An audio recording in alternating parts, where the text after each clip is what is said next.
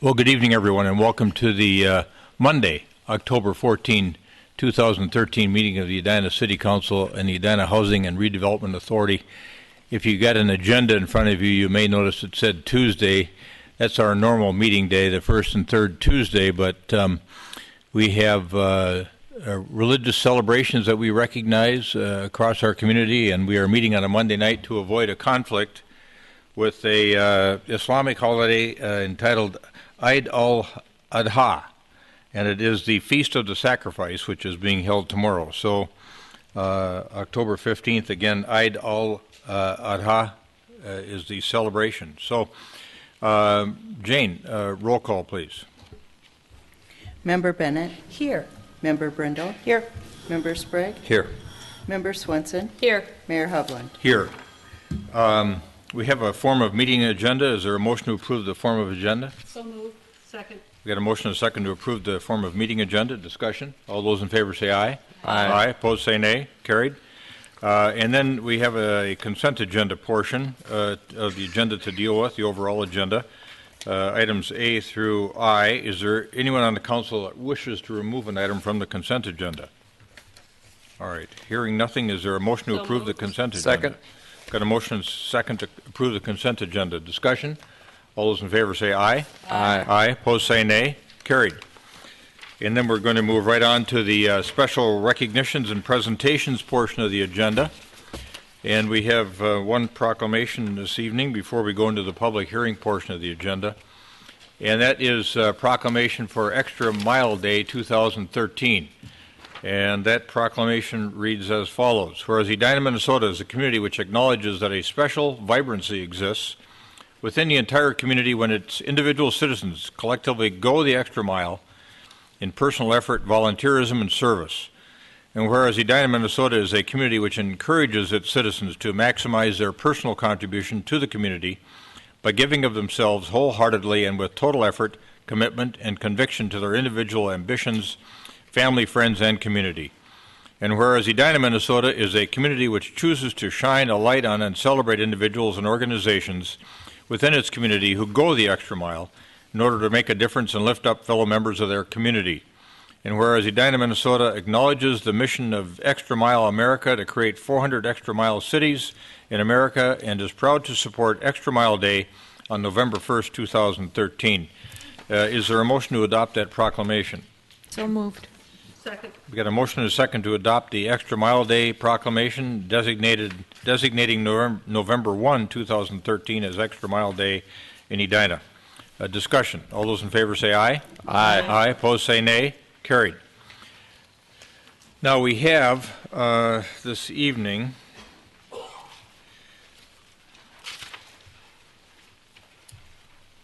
in the public hearing portion of the agenda under Roman numeral 6A, there are 14 matters that we're going to try to handle with a single public hearing, and we've got the presentations ordered, and we've organized the 14 items so that we can do them as one single action after we've had the public hearing. So that will need to be opened once and closed once, and our staff has prepared brief informational presentations on each of these items.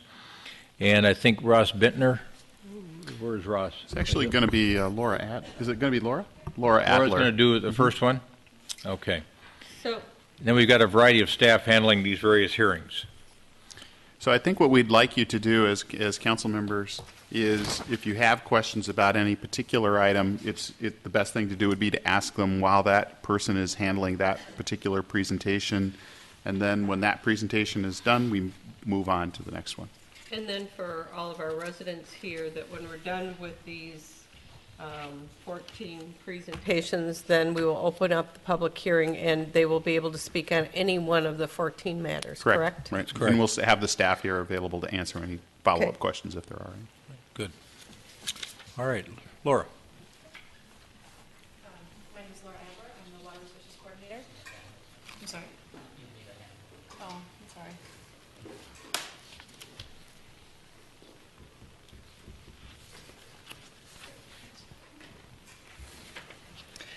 I'm Laura Adler. I'm the Water Resources Coordinator in the Engineering Department. And I'm going to make this go. Sorry.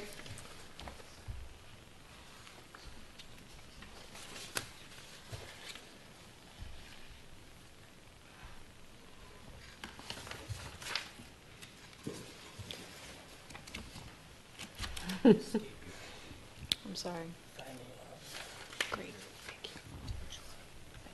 Yep. You had it there the first time.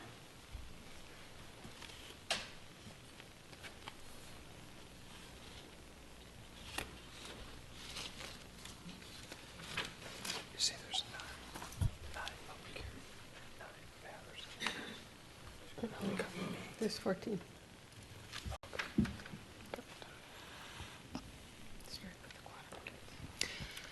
Sorry about that. So this is a public hearing for special assessments for the aquatic weeds improvement number AQ13, resolution number 2013-88.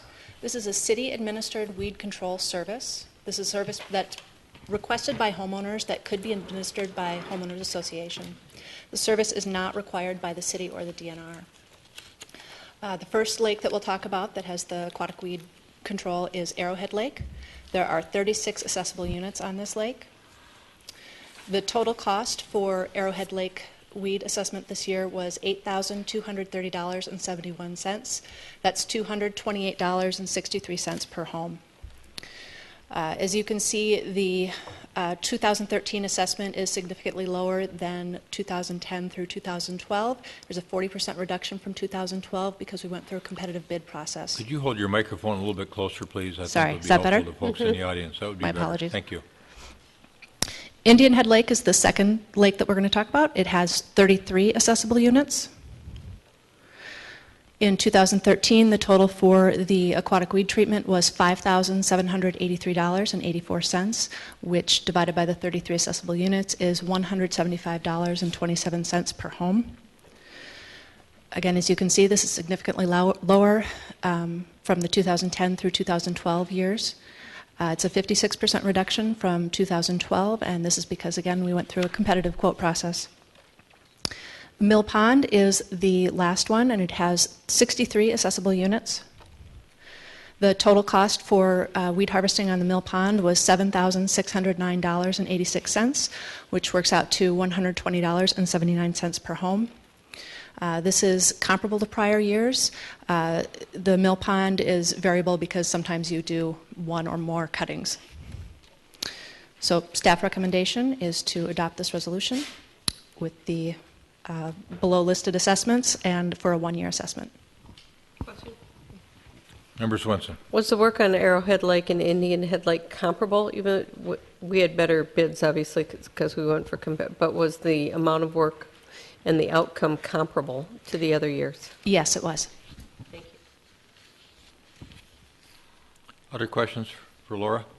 I think one thing you should probably make clear for the folks in the audience, we know this from working on this from year to year, but these are requests made by those residents of the city to help work on weed containment and improve water quality. So we are doing this at their behest, and then they agree to this assessment at the end. Is that correct? Correct, yes. All right. Okay, thank you.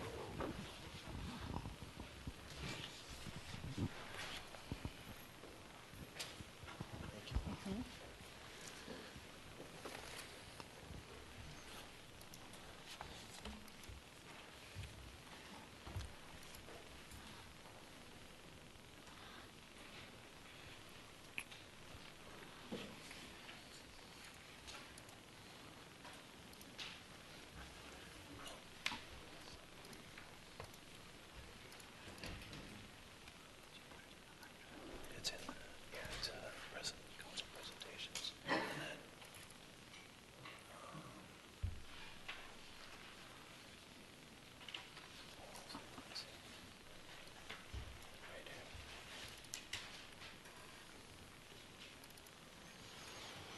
Mr. Mayor, members of the City Council, I'm Brian Olson. I'm Public Works Director for the City of Edina, and I'll be handling the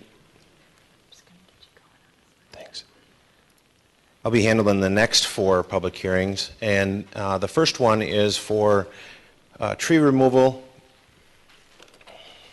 As you know, Section 1055 allows us to, through complaints and/or identification by the city forester, we look at diseased trees and give people the opportunity to take care of those trees so that they don't impact adjacent property owners. We give them 21 days to comply. This year, we only had 2 property owners that the city forester responded to that opted to have the city contract out those individual tree removals. And they are at these 2 addresses, 4018 West 44th Street and 3316 West 56th Street. As you obviously are aware, every tree removal has a much different cost depending on the size and the location of the tree, and in this case, both of these have been competitively bid, and we are recommending assessment for a 3-year period, and that's what our staff recommendation is at this point. All right. Any questions? Questions for Mr. Olson on this matter? All right, why don't you go ahead and move on to the weed mowing improvement. Since the retirement of the park superintendent, I've been honored with ability to become the assistant weed inspector for the city, and we, with that charge, look at any complaints and/or inspected properties that have weeds that are in excess of 10 inches. This year, we not only tried to approach people in person, but by phone, and lastly, a certified letter. We give 10 days notice to comply. After that 10 days is over with, we go out and cut the weeds and keep track of our cost of the time and the labor and equipment. We had 16 different properties that chose to allow us to continue to mow them, some more than once. We had one that chose to go up to 5 times this year, and we are recommending all these to be 1-year assessments, and there are 16 properties total. Member Bennett. Thank you. Director Olson, how does the number of properties that relied on services of the weed inspector compare to the numbers in past years? More or less about the same? Last year there was only 8 or 9, so just a little bit more this year, and I don't exactly have a reason why. Thank you. Member Sprague? Same question. Okay. Member Brindle. Hi, Brian. Hi. What are the circumstances that caused the city to need to go out and do this? Generally, it is based on a complaint basis. When somebody calls in on a neighbor or as they're passing by and see weeds that are higher than 10 inches, when they call and complain, we have a part-time staff member that goes out and inspects them, actually measures them, and then, as I mentioned, try to contact the property owner in person, by phone, and ultimately by certified mail. Okay. I'm just wondering if they're elderly or just absent, or what causes this? There are a few that were foreclosed homes that decided to go for a longer period of time. Okay. Makes sense. Thank you. As the chief weed inspector, I thank you for being the assistant weed inspector. So, all right. Now we've got a couple of business areas in town that where the businesses pay for the improvements or the maintenance of those areas. 50th and France is one, and the Grandview Business District is another. And I think you've got the 50th and France matter first.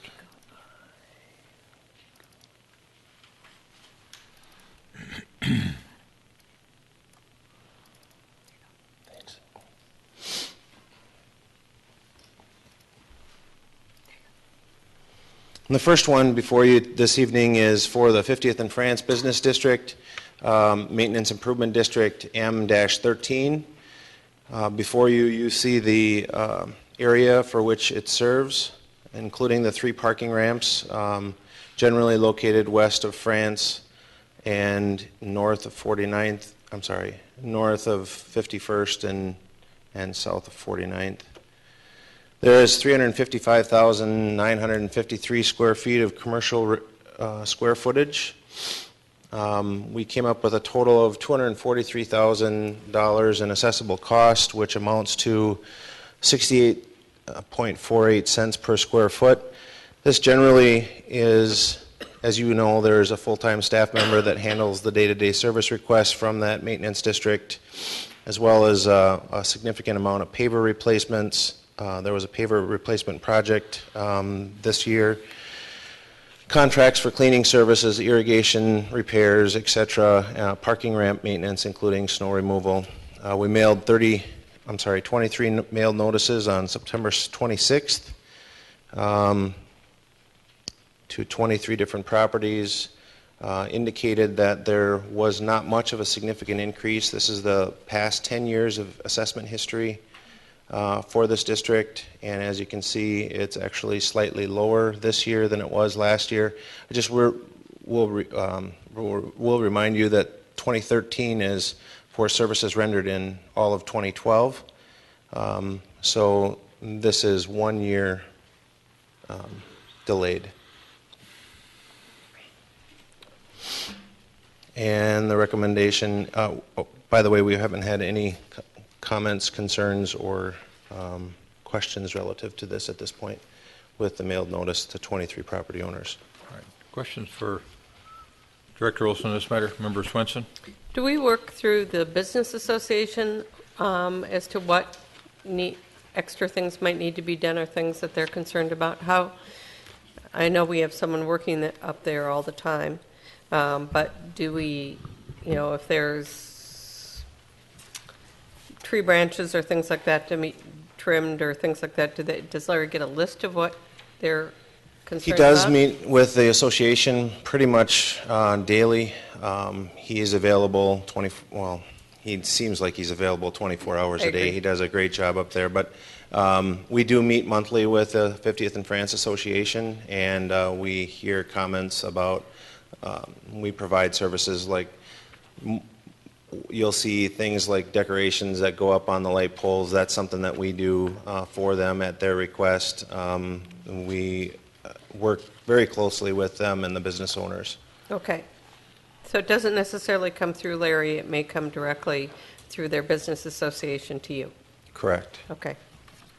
And Larry really doesn't have a whole lot to do with the snow removal activities and ice control on the parking ramps. Yeah. I wouldn't think so. Thank you.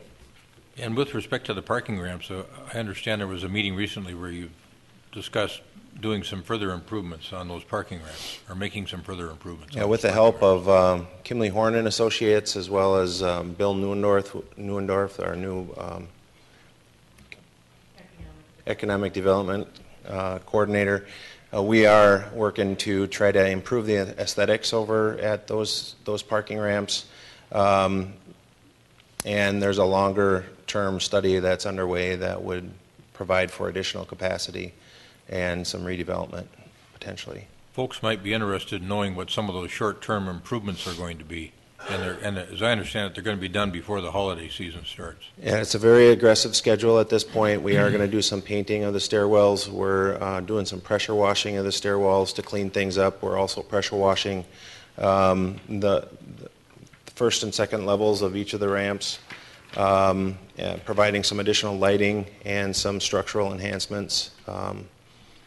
So that's pretty much the lion's share. Some drain replacement. Some of the drains look pretty tough, so some of that too. Other questions for Director Olson on this matter?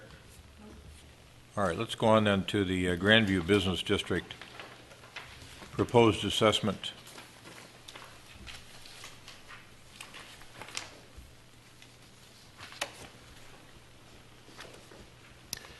The Grandview Maintenance District is quite a bit bigger than the 50th and France area.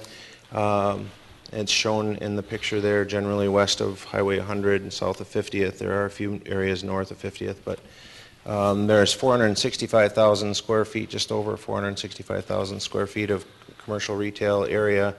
And the total assessable cost, this does not include any work on the parking ramp. This is primarily work on the sprinkler system, and we have a part-time individual that does some weeding of the landscape areas. Is just under $7,000. Our proposed assessment is 1.48 cents per square feet. That compares very closely to what was done in 2012. As you can see, there's been a significant drop-off in the amount of maintenance that has been assessed to this property, to these properties, over the course of the last few years. And our recommendation is to approve the special assessment for this district. There were Questions on this matter? 24 mailed notices on September 26th, and we have not received any comments or concerns relative to those assessments. Questions? All right, very good. I think that concludes your portion of the presentation. Mr. Milner, you're going to take us from item 6 through item 14, I believe. That is correct.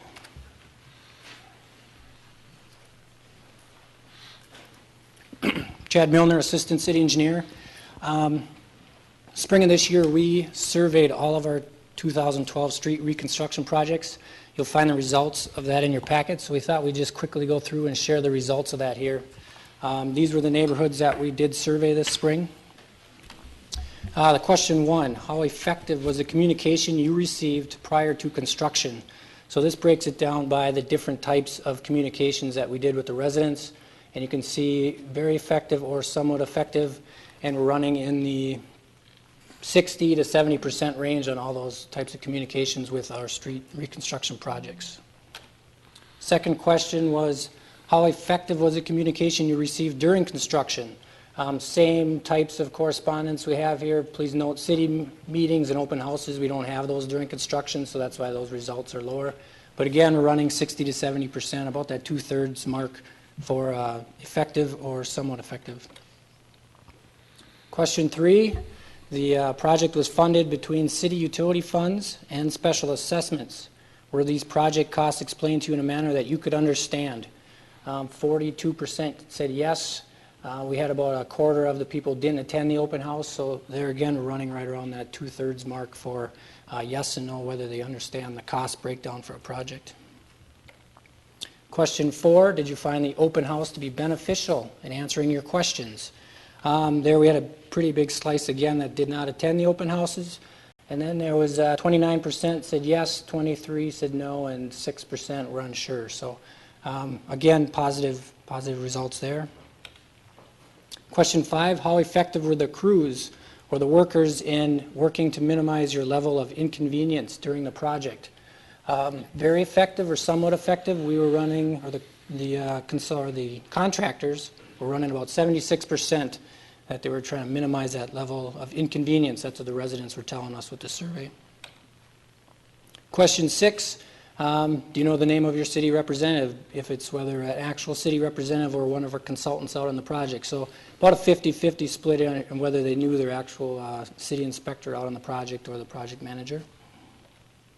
7, during construction, aside from weather-related delays, did the crew provide you with ample notices of water shutoffs, driveway access, etc.? 70% said yes. So there again, it looks pretty like we're doing a pretty good job of trying to communicate in advance of those water shutoffs and driveway access issues. And there's about 13 questions, so just to give you an idea how long we're going. Question 8, did any phase of the project, did you experience any conflicts? 50% said no, 41 said yes, and then there was that 8 to 9% said unsure. Many of the comments we got are listed on the side. Again, it's construction, so there was the concerns or conflicts they had were noise, driveway issues, restoration is always a big thing, parking and irrigation. What aspects of the project process did you like? We heard none was a comment. Communication was one. Friendly, courteous, professional project team. The new infrastructure and city representative. What aspects of the process would you recommend to be improved? There again, we heard none. We heard cost, communication, sod, and then the inconvenience factor. And we took these kind of themes out of all the comments that you'll notice in the results that you guys have. There's anywhere from 20 to 50 comments per question in there. Well, and you gave us all the comments. We gave you all those, directly. yes, correct. We just tried to pull the themes out of those. Were you satisfied with the end result and final design? 56% said yes, 34% no. The no's were better grass, not the expected value. We had a lot of comments about they would still like sidewalks and lighting in these projects. And then here's where the responses came from. So a pretty good split between the projects. We got Countryside, Gallagher Drive, Richmond Hills, Tracy Avenue, Valley Estates neighborhood, and the Viking Hills neighborhood. So a pretty good selection of all our projects, which is good to see that we had people answering those survey questions from all our neighborhoods. And then final question, do you have any comments, suggestions for city staff or city council? Big thing you always see is the cost or the assessments, the amounts on those going forward, and then words of thanks. So those were kind of some of the general themes on that question. So now we'll get into the public hearing. How do you intend to use the data that you gathered from the surveys to improve the situation on a going forward basis? Yep, we're going to work with our departments with the comments. So communications, definitely, we've been working with them the last few years to see if there's improvements that way. But we'll look for those common themes. As you know, we're trying hydro seeding this year, so that was one of the comments, the restoration or the sod. So that's an item we're addressing already, and we'll look at those themes and go forward with that. Sorry about that. All right, go ahead. Mayor, before you, I had one Sprague. question on the communication too. In terms of the city representative or contact, in our construction management plans, we have on the sign a single person to contact. Did we have that for the projects as well? Some type of signage, maybe near roadblock signs or something that says, when you have a question, contact whoever. We don't do signage, but we do the mailed update is first. When we start construction, it has the list of the person you should contact, so whether it's an inspector or project manager, and they see that same name with every update, every city extra. So weekly that name's coming out, and it's posted on the website. There's a picture of that individual on the website for every construction project. So if they go there, they can see the face and see him walking around out on site. So between the updates, the website, and the city extra, those names and faces are out there. And we invite them to the open houses too, so we can point them out and say this may be your inspector and stuff like that. You might want to consider signage. I think if it works for construction management, it'll work, and residential, it'll work for street projects as well. Some people aren't paying attention, and I see that the website information scores are low, so they might not be getting what they need there. If it's a single phone number, and they're upset about something or they see something that needs to be attended to, they can just call. So. Sure. Thank you. Good thought. Even if they, sorry. Go ahead. Even if they didn't remember Aaron's name, they always described him very accurately by the big guy. You could pick it out, yes. Which you immediately knew it was Aaron. Yep. One of the themes that I noticed in the answers was a request for a survey that comes closer to the time that the work is completed. Yep. And it's really helpful to see the answers, but I think we saw that answer often enough that I hope that is considered. I'm actually doing it at the time the work is completed, as well as follow-up before this is held. I did a count, though, and we had an equal number of people tell us that we should have done the survey after tonight, and we had assessed it. So it's a little confusing from the responses when the best time is. Yeah, we thought it better to hit them closer to construction because we're kind of looking at construction-related items. So we plan on doing that yet this year for our 2013 project. We're still finishing those up as we speak. So we're looking before the end of the year to send out the survey again and tweak some of those questions a little bit. And I also support the concern that Member Sprague raised about electronic communications. That was something else, a theme that I noticed in some of the responses. People saying that they missed getting signed up for City Extra, or people saying, my neighbors, I knew about this, but my neighbors didn't. So I think we know as a city that we look for multiple ways to connect with people, and I think the idea of a signage and central phone number is great. And even that central phone number then can be used to connect people to City Extra if they have the ability to be connected online. Thanks. All right, let's start to these individual proposed final assessments. Okay, the final assessment hearing for roadway improvement number BA368 is the Tracy Avenue project.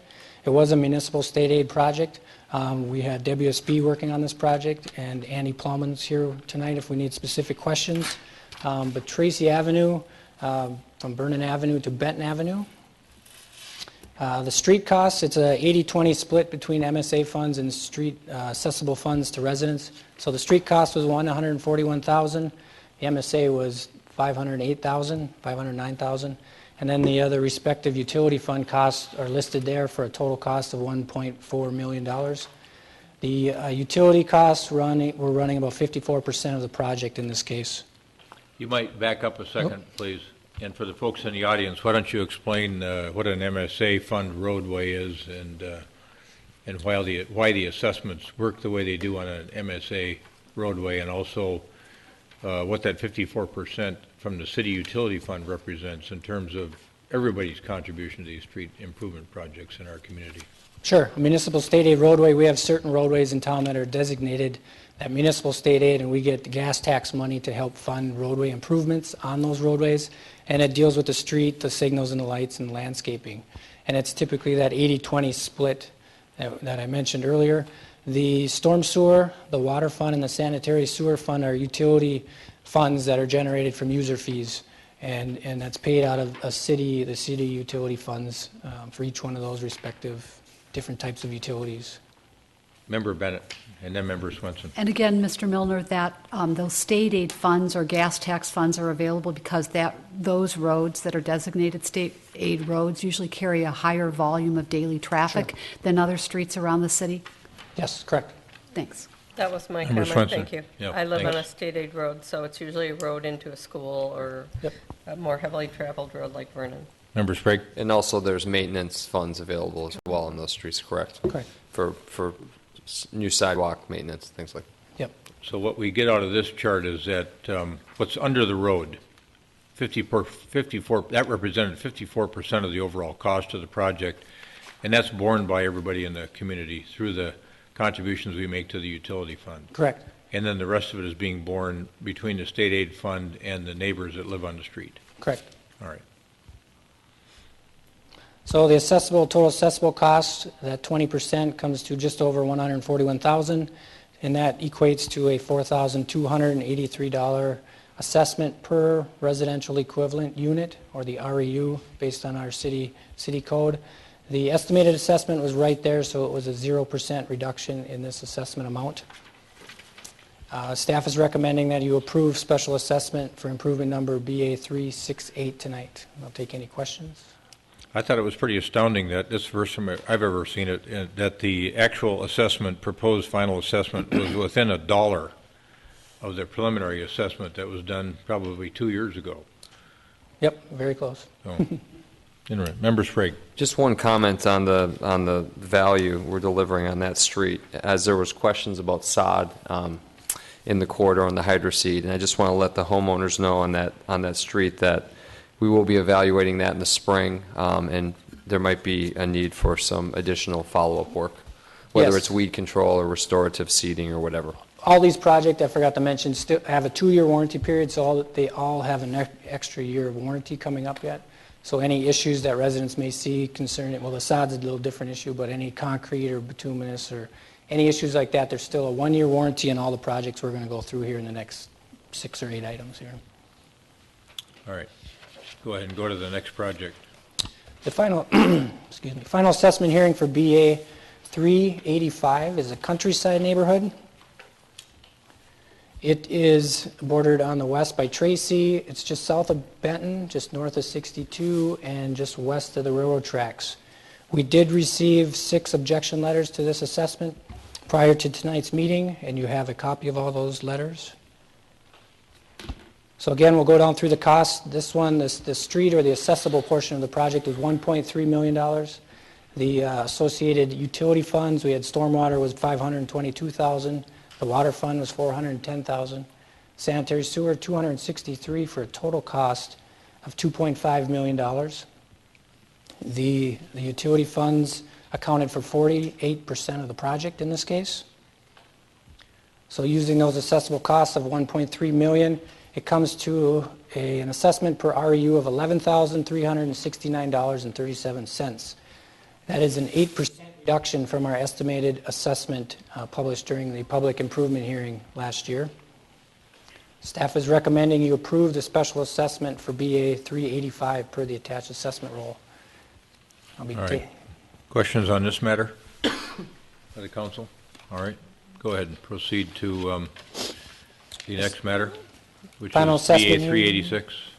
Final assessment hearing for the Viking Hills neighborhood.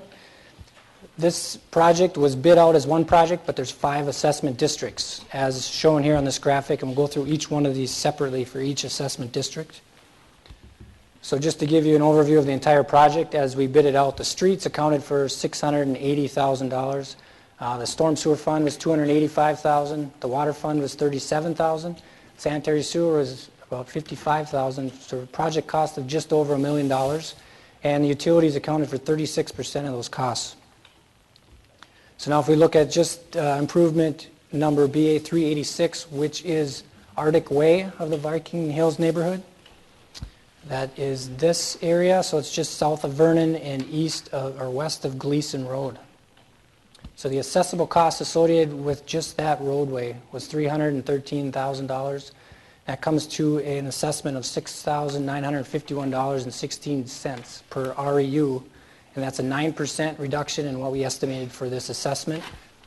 Staff is recommending that you approve this special assessment, improvement number BA 386.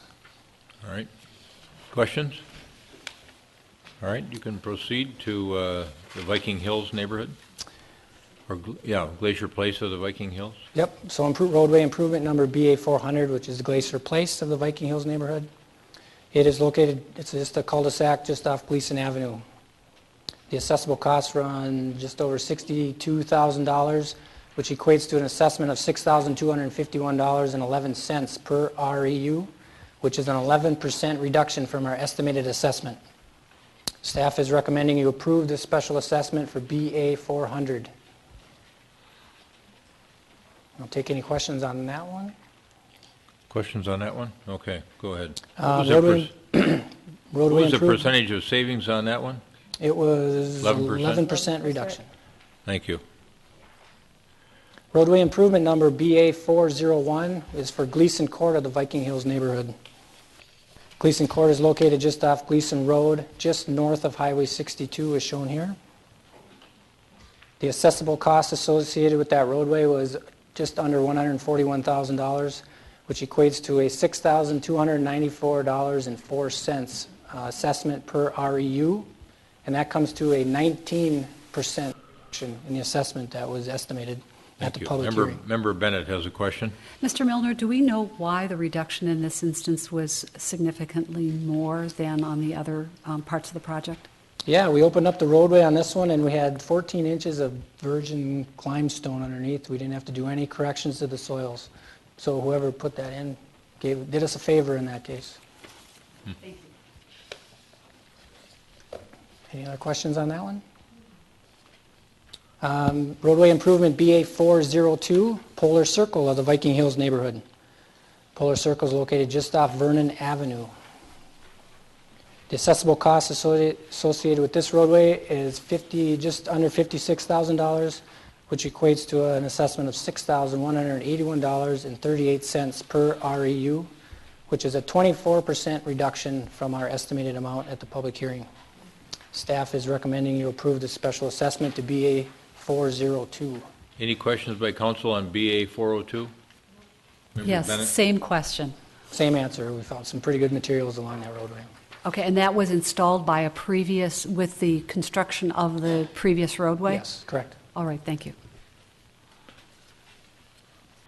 The final assessment hearing for roadway improvement number BA 403. This is Vernon Court and Vernon Hills Road of the Viking Hills neighborhood. This is located just east of Vernon Avenue and just north of Highway 62. The assessable costs come to just under $108,000 for an assessment of $6,624.12 per REU. That comes to a 31% reduction in the estimated assessment. Staff is recommending you approve this special assessment for improvement number BA 403 per the attached assessment roll. Member Bennett? I have the same question. We're watching that number Yep. climb, and what is the answer for this one? It was kitty corner right across from the other one. So again, it was better materials than we had thought when we went in there. So Were Thank all you. Member those Swenson. roads put in by the developer at the time they developed it, or were they put in by the city? Wayne, do you know? I believe the majority of them, except for the last one, was put in by developers. I believe Okay. the last one was actually a city constructed roadway that was put in. I believe it sat there for quite a few years. Okay, thank you. Member Brindle. This last one, 403, Is this the area where it's the townhomes? Yes. This is the high-density area? Yep, there's some Okay. townhomes to start, and then as you go along that Vernon Hills Court Road, it goes back to duplexes, I believe. Okay. Yep. The assessment amount really doesn't differ whether you are on a piece of property that is your own or whether you're in a townhome then? No, there's a different policy for double bungalows, so you get a .8 value for townhomes with 2 people in them. Oh, So that's right. Yeah, Okay. you still add up all the Okay. REUs and divide it by the total street cost, but there is, and apartments have a little different number too. Okay, thank you, I forgot about that, thanks. All right, on to BA 387.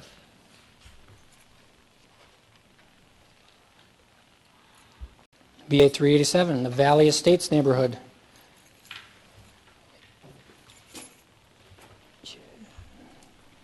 Just stepping back to the Viking Hills Polar Circle, there was a $1 misprint in the assessment roll, so we're sending out new notices tomorrow to adjust that, but it was off by $1. So I just wanted to make sure I stated that before we moved on. So BA 387, the Valley Estates neighborhood. This one's located right by the Creek Valley Elementary School. The high school is in the southeast quadrant. Please note that there was a sidewalk installed along Creek Valley Road that we funded out of the PAX fund, and we'll show you that here. So the street costs accounted for $618,000. The sidewalk along the Creek Valley School was not funded at all by special assessments. It was paid out of the pedestrian and cyclist safety fund, and that came to just over $10,000 for that sidewalk. Storm sewer fund was $408,000. Water fund was $95,000. Sanitary sewer was just under $80,000. So total project cost was $1.2 million. And then the city utility fund costs were running about 48% of the project in this case. So the assessable cost was $618,000, which equates to an assessment of $7,274.62 per REU. That's a 19% reduction from our estimated assessment at the public hearing. Staff is recommending you approve the special assessment improvement number BA 387 per the attached assessment roll. Thank you. Questions on BA 387? Member Bennett. Yes, Mr. Milner, what accounted for the reduction, the savings from the estimate in this instance?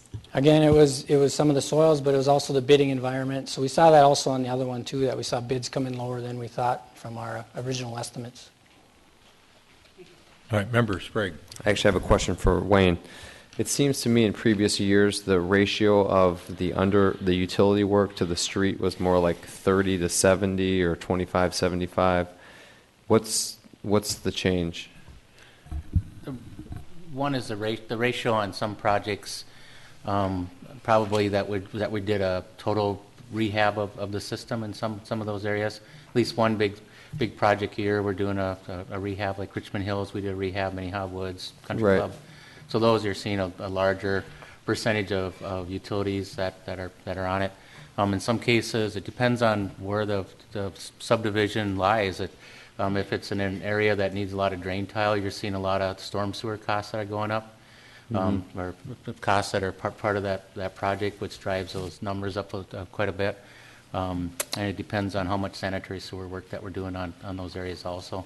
The other thing that depends on too, and we've been watching this, is that since these projects are unit price bids, is that the contractors, what they get paid first is the utilities. So they're not quite to their what we would consider an unbalanced bid, but they're putting more dollars on their utilities, so they get paid first in the project versus what's coming as a special assess part of it is coming later. So there's some, if you have a lot of utility work, you might have a little bit of benefit, but not a whole lot. But like I say, we've been watching that over the years, and we're trying to figure out, okay, how do you make that so these are real fair bids? So over the years that it's not draining your utility fund to pay for the projects, and the assessments would come down. Are you saying that in general they're overbidding the utility portion and underbidding the street because they're going to get paid first on the? That's right. Yeah. Okay. Yeah. That's what we've been observing the last couple of years. Thanks. Thank you. Anyone else on this project? All right. On to B 388, which is the Richmond Hills project that Director Yes. Houle mentioned. Yes, BA 388, the Richmond Hills Park neighborhood. This was done by SEH, and Toby Muse is here tonight in case we got specific questions. We did receive one objection letter to this one from an address on Normandale Court. This project is to the west of Highway 100 and just south of Our Lady of Grace Church. The street accounted for just under $1.8 million. The storm sewer fund was just over $1 million. The water fund was $1.1 million. Sanitary sewer fund was just under $800,000. And in this case, the utility funds were running about 63%. And this is an example of where we did full water main and sanitary sewer work, so those utility costs are running higher than the other projects. So the assessable cost is just under $1.8 million, which equates to an assessment of $10,337.37 per REU. That's a 23% reduction from the estimated assessment. Staff is recommending that you approve improvement number BA 388 here tonight. All right, Member Bennett has a question for you on this matter, and then I have one as well. Mr. Milner, for the record, what was the reduction attributed to in this instance? We had a reduction of about $3,000, and again, that was the bidding environment we felt was the majority of that reduction in cost. The bids came in quite favorably on this project. Member Sprague. What was the utility to street percentage approximately on this one? 63% utilities. 63 Because utilities. this was a full water Okay. main and a full sanitary sewer rehab project. Two things from me. You had mentioned that you had one objection letter here in terms of the assessment, but you didn't mention anything with regard to the other proposed assessments in the other neighborhoods, I don't think, did you? I mentioned Countryside had 6 objection letters Okay. that were in your packet tonight. Yep. All right, thank you. Those are the only 2 neighborhoods Yeah, with we may objections. have some of those Yep. folks here with us tonight. And then it seems like this is the project amongst the array that are in front of us this evening that had people the most concerned, folks after the project was completed, complaining about not complaining, but commenting on the quality of the work. Curb cuts that didn't match up, and the snow plows already catching those new curbs and chipping them up, cracks in the surface, sinking Yep. of the roadway. In fact, I think we've been out there looking at some of that.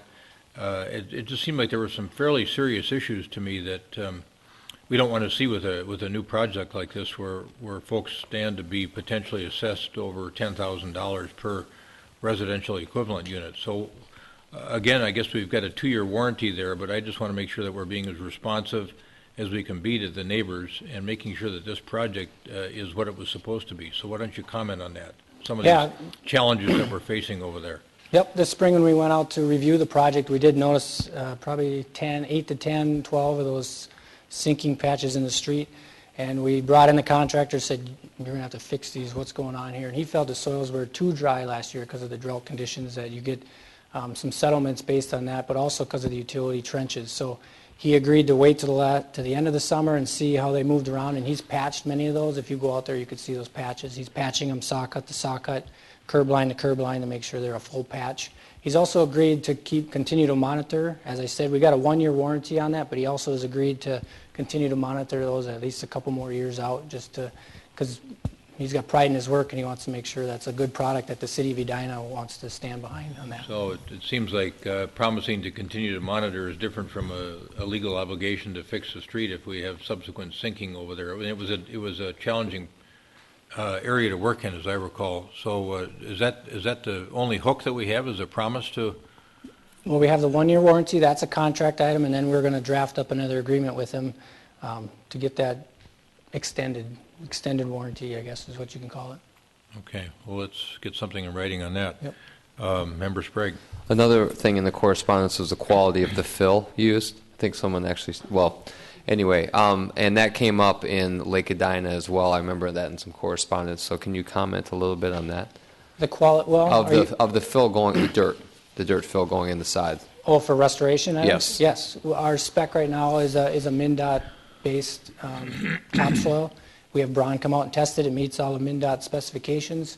With our new hydro seeding, we've learned that Minnetonka has a little little different specification that we're going to change that specification for the topsoil. But the topsoil used in this project it met typical construction practices for topsoil. Some of the comments were that there was glass mixed in, and they're on the Lake Edina. I can't remember the exact correspondence, but they were talking about some type of adulterated topsoil. So it needs to be on the radar at some point to be evaluated. We have it tested, we monitor it as it comes out, and if we see that kind of stuff, we'll have them take it off-site and bring in new stuff. All right, Member Bennett.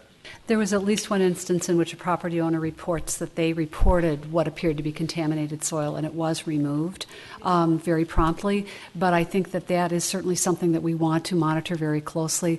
I also did walk the area on yesterday afternoon, and did observe that many of the problems that have been reported to us still exist. Some of them appear to be within our power and probably responsibility to correct if there has been plow damage, and some of it did appear to be plow damage to curb and gutter. There were other instances in which the curb and gutter was cracked from the top of the curb to the edge of the gutter, so a crack running through. And I'd like some comment on what will be done to fix that, because of course drainage was one of the issues in the area, and we want that unimpeded good flow of stormwater toward the drains that were installed. Yep, we do inspection, we have our consultant, and we walk every project when we're done. We look for those cracks. If it's a hairline crack and the piece is structurally sound, we don't replace all those. Concrete cracks, that's what it does. We hope it does it in the joints, but sometimes you get it mid-block, so if it's just a hairline crack and structurally sound, we leave it in place. The comment on the snowplow damage, we're making notes of those, and that wouldn't be a contractor replacement. That would be something we would forward on to Public Works, and they would take a look at it to see how the damage is, because we can't hold our contractors as something that our operations staff is causing to the curb. So as we walk that again next spring, we'll make notes of those and review that with our Public Works staff to see if it's... How are you defining a hairline crack? How is a resident or property owner supposed to differentiate? And what happens if it's more than a hairline crack? If it's more than a hairline crack, we take it out and replace it. So if you go out there today, you'll see some panels that were replaced, and every project has replacement. Has it the first year and the second year, so we get those replaced. A hairline crack is typically just like it sounds. There's no gap in it, and it's a tight little crack. So if there is no gap in year one, but there's a gap in year two, then that will be replaced? Yep. As long as it's within the warranty period, we'll replace it. Okay. There also are some chunks sort of triangular on the edge of the gutter pan that are missing. I would say roughly the size of the palm of my hand. So I would appreciate some attention to those as well. And then my final question on quality is there appears to have been an issue with the lake in this neighborhood that I understand from correspondence with Director Houle has occurred elsewhere, which is that before the project there were chunks of asphalt, before and I think at the beginning of the project, chunks of asphalt that washed off into the lake in the area. What are we going to be able to do about that? That may be a question for our... I actually can answer that one.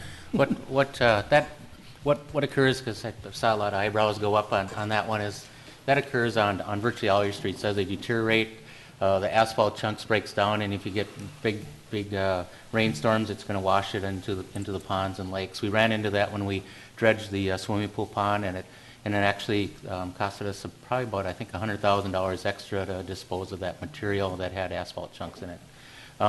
So what we need to do is go through those areas, inventory them, find out what type of materials are, and then come up with a plan to take care of those inlets or into the lakes, and how we come up with a plan on how to dispose of that material. So we do it legally. So those, like I say, those are areas that are pretty typical, that you do have some different asphalt chunks, different even in the ponds and stuff. You're going to have heavy metals, everything else that goes and settles into the bodies of water. So work with Ross Bittner in our environmental area to come up with that plan and put it in the future CIPs. Sure. Sources can't always be identified as directly or as easily as in this instance. What are we looking at for approximate timeline on that? For instance, in this neighborhood with this recent project, what would be the timeline where people in the neighborhood could expect some kind of evaluation and recommendation and fix? Yep. I think on that one I might have Ross come up, and maybe if you recall on that lake is when that's scheduled. I don't believe it's with the rounds that were approved tonight. for review. So it's probably, I think it's a year to 2 years out for studying those lakes and then coming up with a plan to remove or to take care of those issues. Is that right? We have a 5-year rotating basis where we're continually inspecting all of the inlets and outlets and catch basins in the system. We've just been through 20% of the city this year. I'm not sure what year it's scheduled out for. I'd have to reference my map back at the office, but I can know that tomorrow when it'll be. I think it's Melody Lake, right? Yes. We'll get back to you on that information and get back to the residents. If you could forward that on, because I don't believe I have that resident's email, but we can get back to you on that and share that information. Yeah. Member Brindle. Some of these jobs are handled by the City Public Works Department, and some of them are contracted out, right? Well, some are designed by our engineering staff and inspected by our engineering staff, and some are designed, usually it's the specialty projects. If it's a huge water and ground trenchless technology like this one was, we hand those off to a consultant, usually one neighborhood a year, because we don't have the capacity to do all these neighborhoods. And we're hearing about a project that we previously took care of a year ago, and we're still hearing about some challenges with that project that was actually done by the same contractor.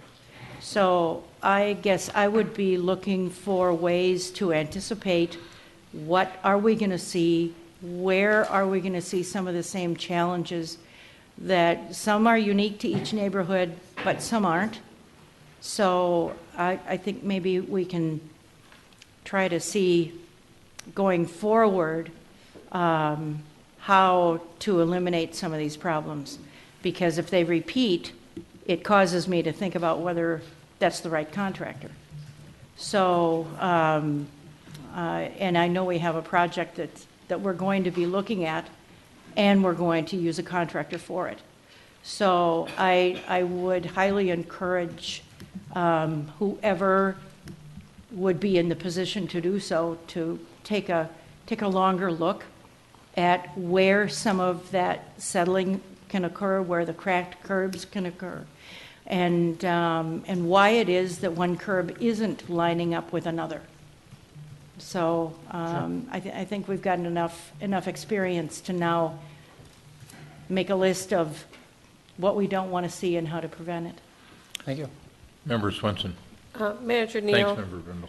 can you talk about that idea of that Mary has that's good about trying to avoid conflicts, but what the competitive bid laws are for us as to how we can control or not control who works on a project? Certainly, Councilmember Swenson and members of the council. It depends on what kind of contractors we're talking about. So we have a great degree of flexibility when we talk about professional services. So engineering, legal, accounting, financial advising, et cetera. Those are the kind of contractors that we have a great degree of discretion on how we use them and how we select them.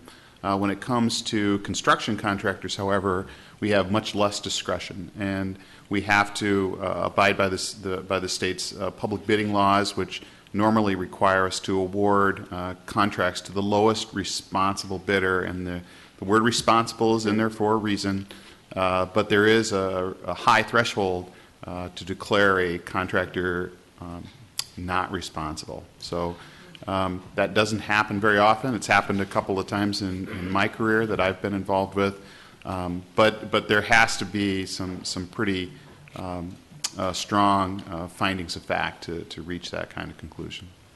Thank you. Member Sprague. Past performance, though, is one of the criteria, Certainly, as I recall. yes. Mm-hmm. Okay. Thanks. One of the issues that lingers a bit with me on this project is based on an email that we got from one of the neighbors over there. And it relates to what Mr. Bittner just talked about in terms of when are we going to go through these lakes and look at improving water quality.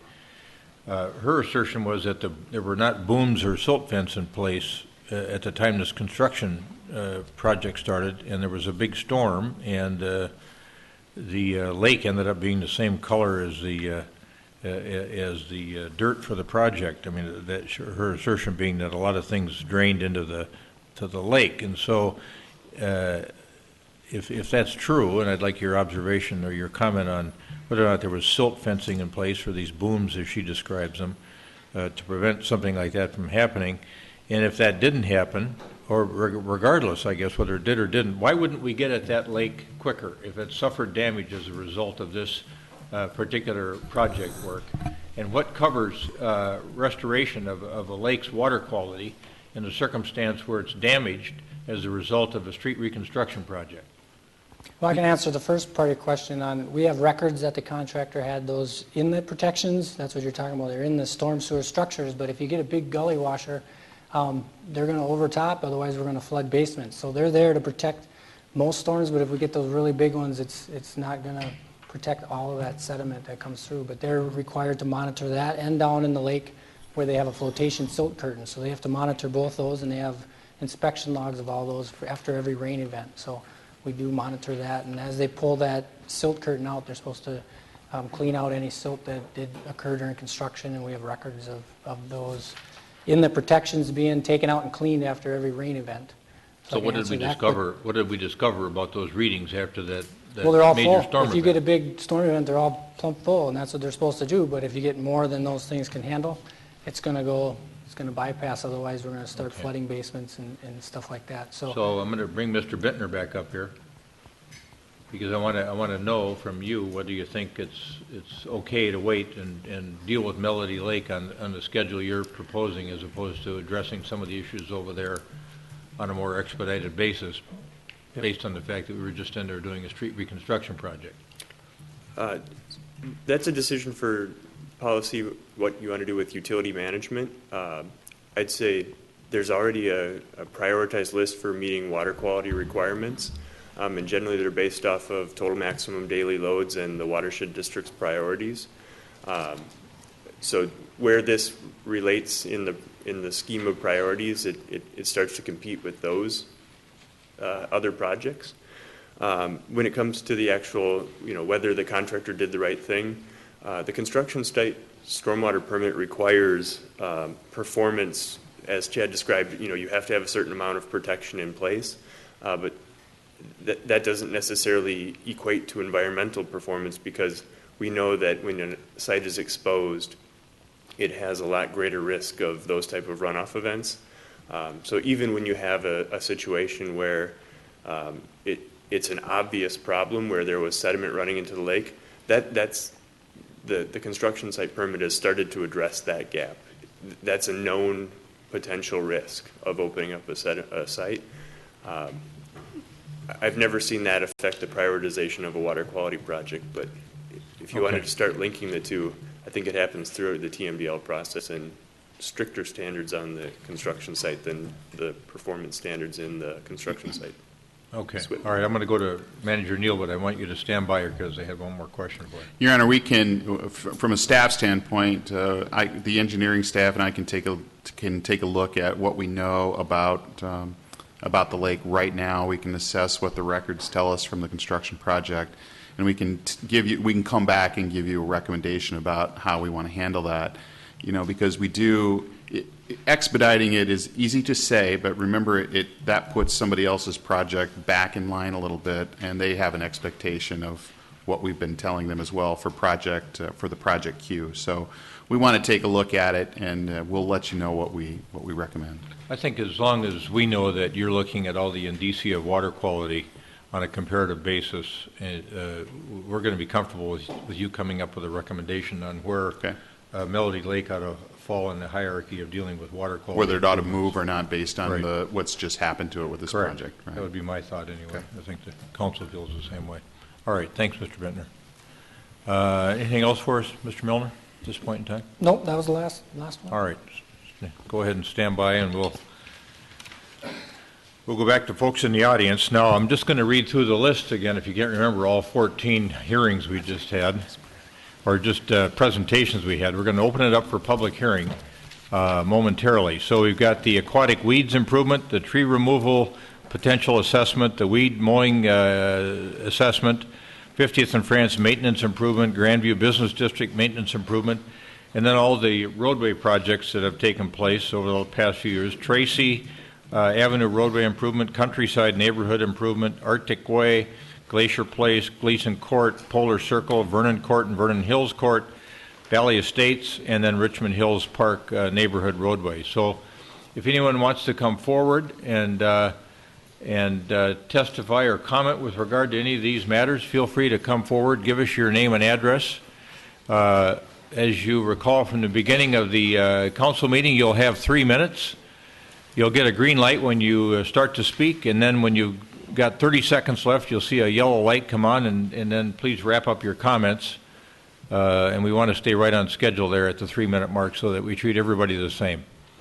Anyone want to come forward and comment with regard to any of these particular matters? Yes, sir. We have somebody coming forward. And my name is Richard Borland. I live at 5004 Yvonne Terrace in the Richmond Hills area.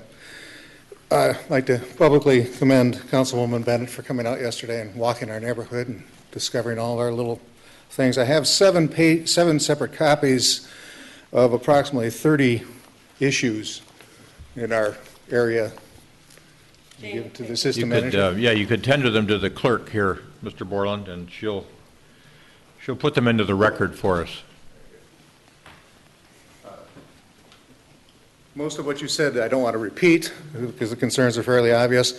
One thing that did occur to me, though, that appeared during the construction, there was a major mistake along Kent by the construction people where they put some lines in wrong and had to tear them out and basically redo the whole street, which I understand delayed things quite a bit.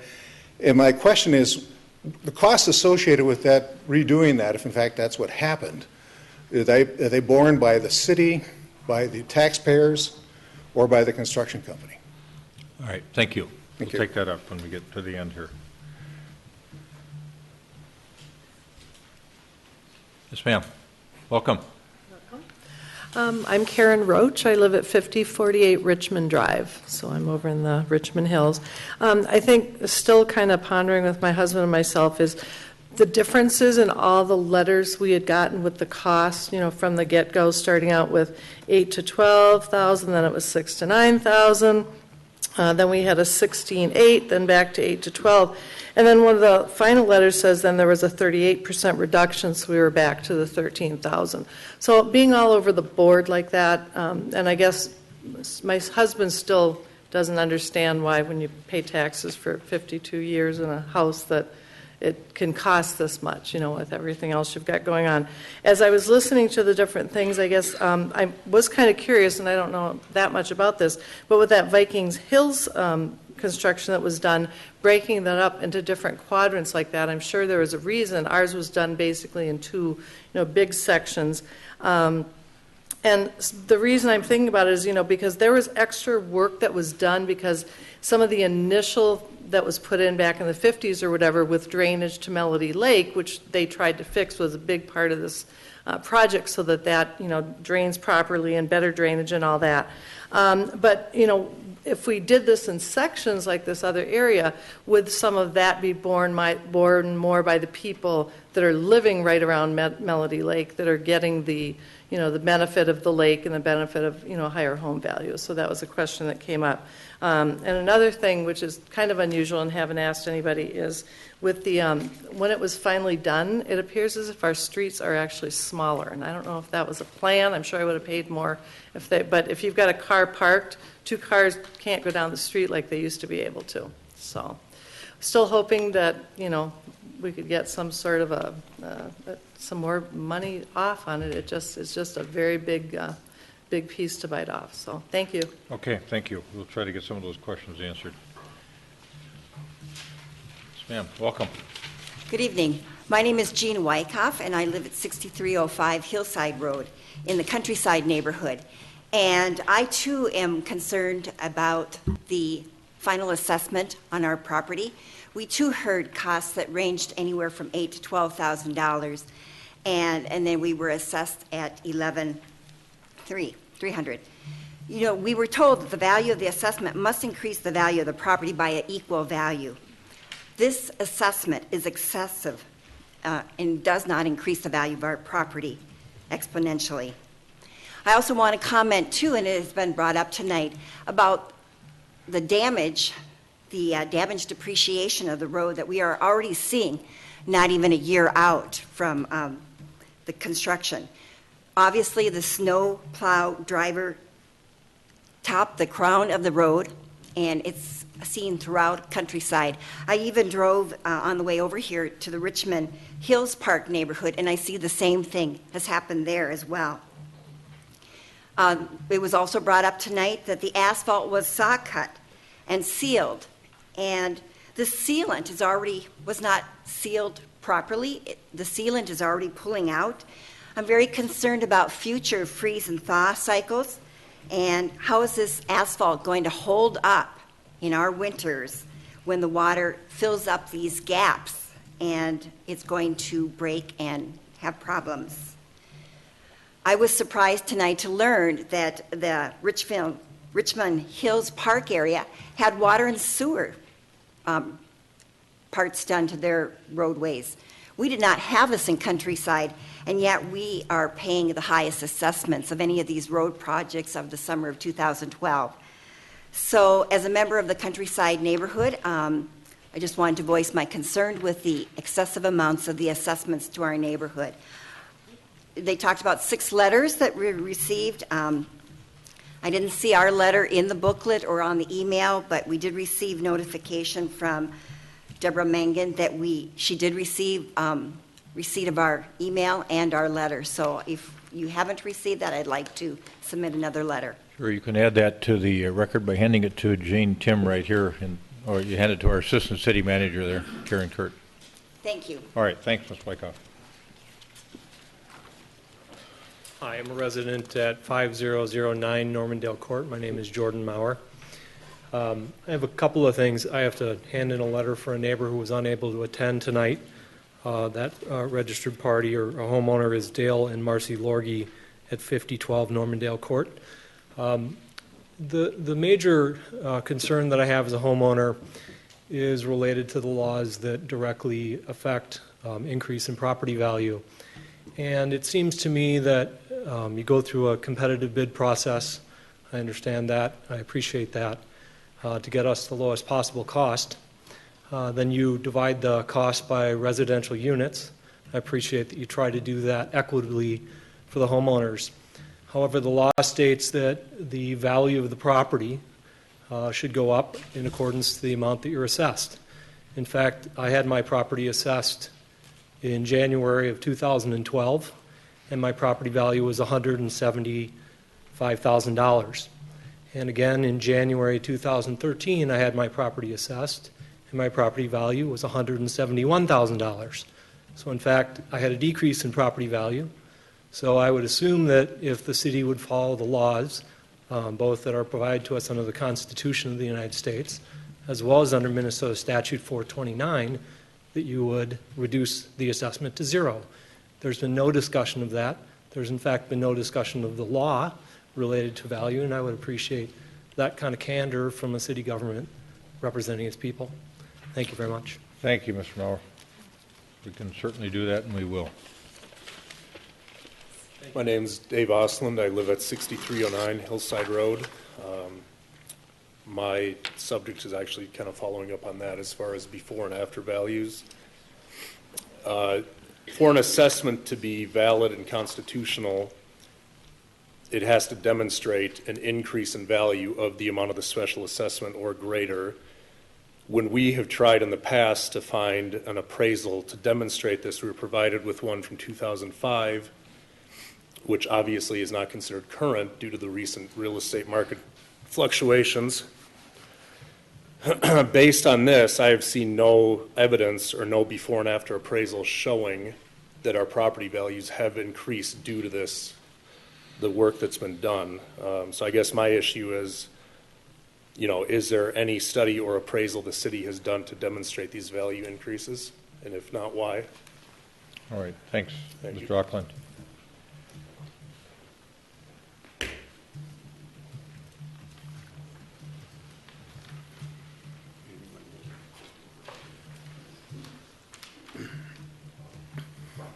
My name is Grant Johnson.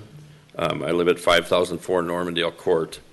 And when we purchased that home in 2008, I called the city to find out if there were any projects like this that were going to take place, and was told that this was going to take place. I asked what the costs were, and I was told at that time that they ran somewhere between $5,000 and $7,000. I was a little shocked when I got the notices of what as one of the other people said, it was just kind of all over the map, estimates of what this the special assessment would be. I don't believe that there has been an increase in my property value. I do believe that the roadway is about 3 feet narrower now, providing a bigger parking problem. The city plows don't plow all the way to the curb. They used to plow all the way to the edge of the road. So last winter, parking on Normandale Court, at least the part where I live, was a bigger issue than it has been in any of the other years since I've lived there. So I just delivered our objection letter as well. Thank you. Thank you, Mr. Johnson.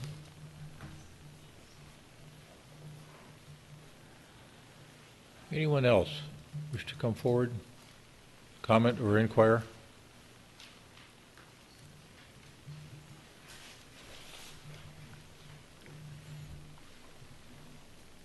John Crabtree, resident at 5408 Oak Lawn Avenue, and also a taxpayer.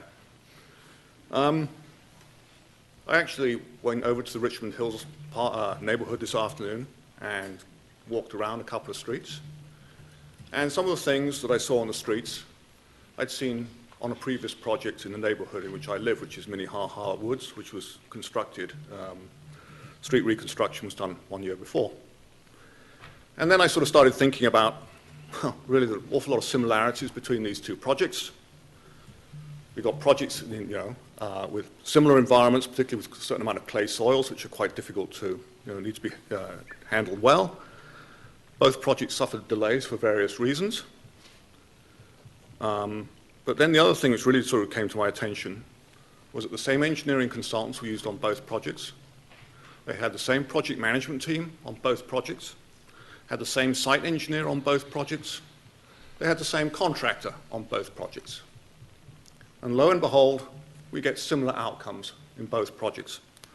Roadway settlement, curbside cracks, curbside settling, and over in Minnehaha Woods, we also got roadway cracking as well. The similarities there are quite remarkable, and they need to be made abundantly clear that this is going on. I've also seen emails regarding rectification of some of these things, suggesting that specifications have been complied with.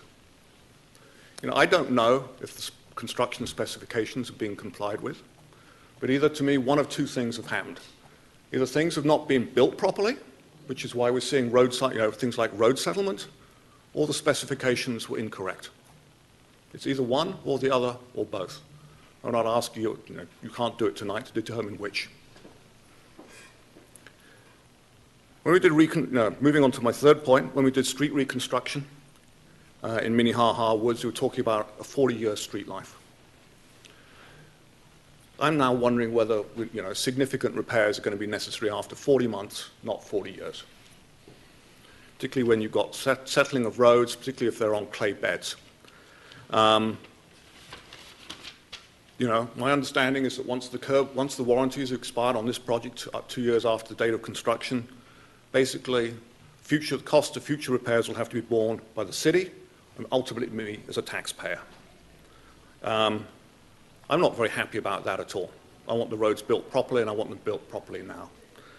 So then moving on to where we are with this particular project, I don't think that any assessment should be made for the people in Richmond Hills until it is known that the work has been properly done. Thank you very much. Thank you, Mr. Crabtree.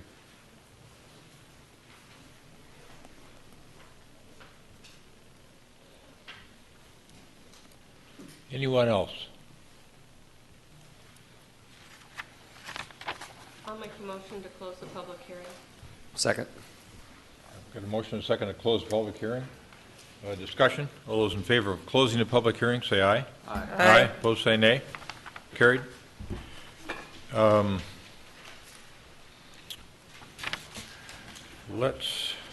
think we should just go back through questions first. They all dealt with roadway improvements. One of the questions I think that was common to Mr. Wyckoff or Ms. Wyckoff, Jordan Maurer.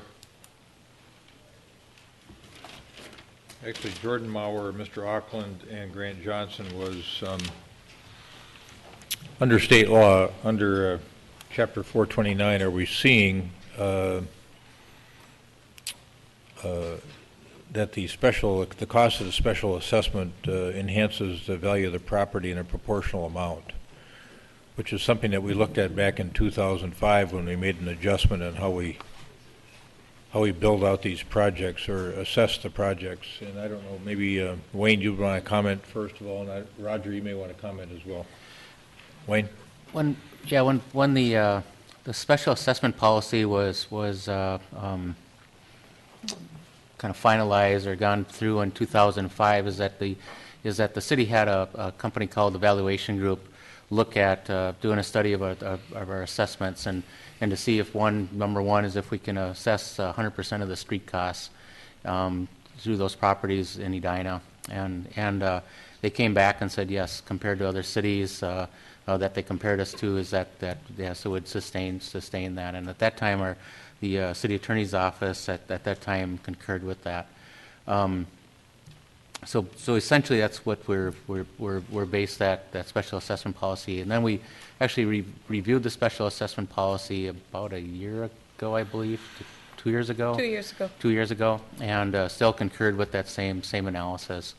As far as the 429, I'd like to defer that to our city attorney to cover what it states in the 429 special assessment.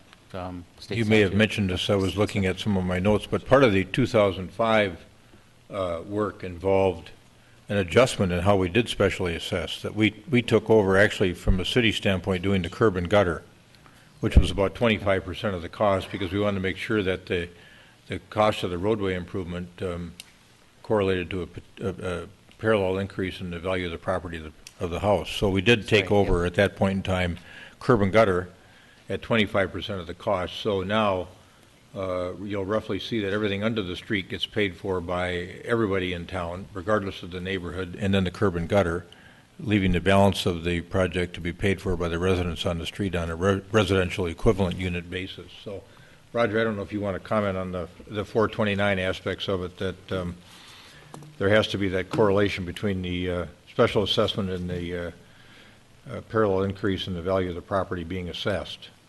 Mayor, I think you said it very well. For this type of an assessment, you have to show that the challenge that the value of the property goes up at least by the amount of the assessment. Just a couple comments. You can't just look at a property.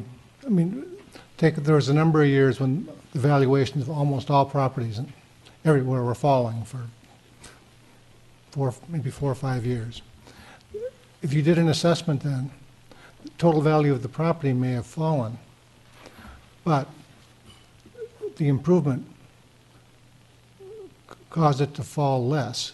The value was there, even though the total value of the property had fallen, if that makes sense. And the notion, so what we do is rely upon our general knowledge and that study that Wayne mentioned. It's really not feasible to get individual appraisals of each of these parcels before you do a project. If you were to do that, you certainly could. That would add tremendously to the cost of the project. And then that'd be a project cost that would be added in, and you'd be assessing that cost back. So we rely upon our general knowledge that generally they do rise, the values do appreciate based upon the improvements. All right. Manager Neal.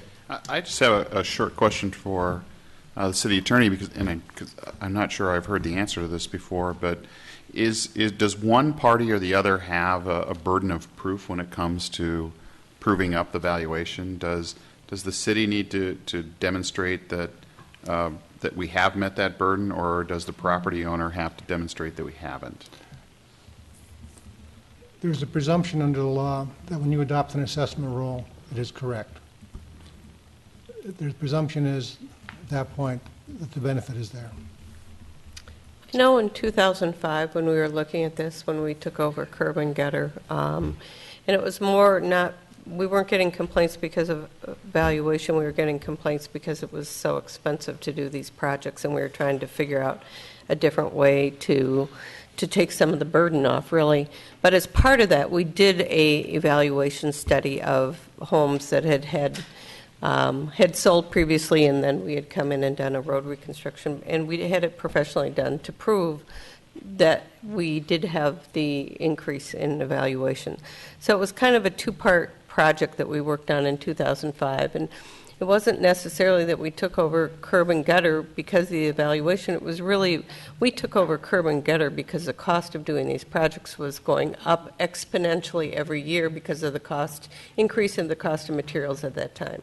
It was before the recession. It was when, you know, material costs were just escalating, and we would bid out these projects and hope that they would come in within 10%.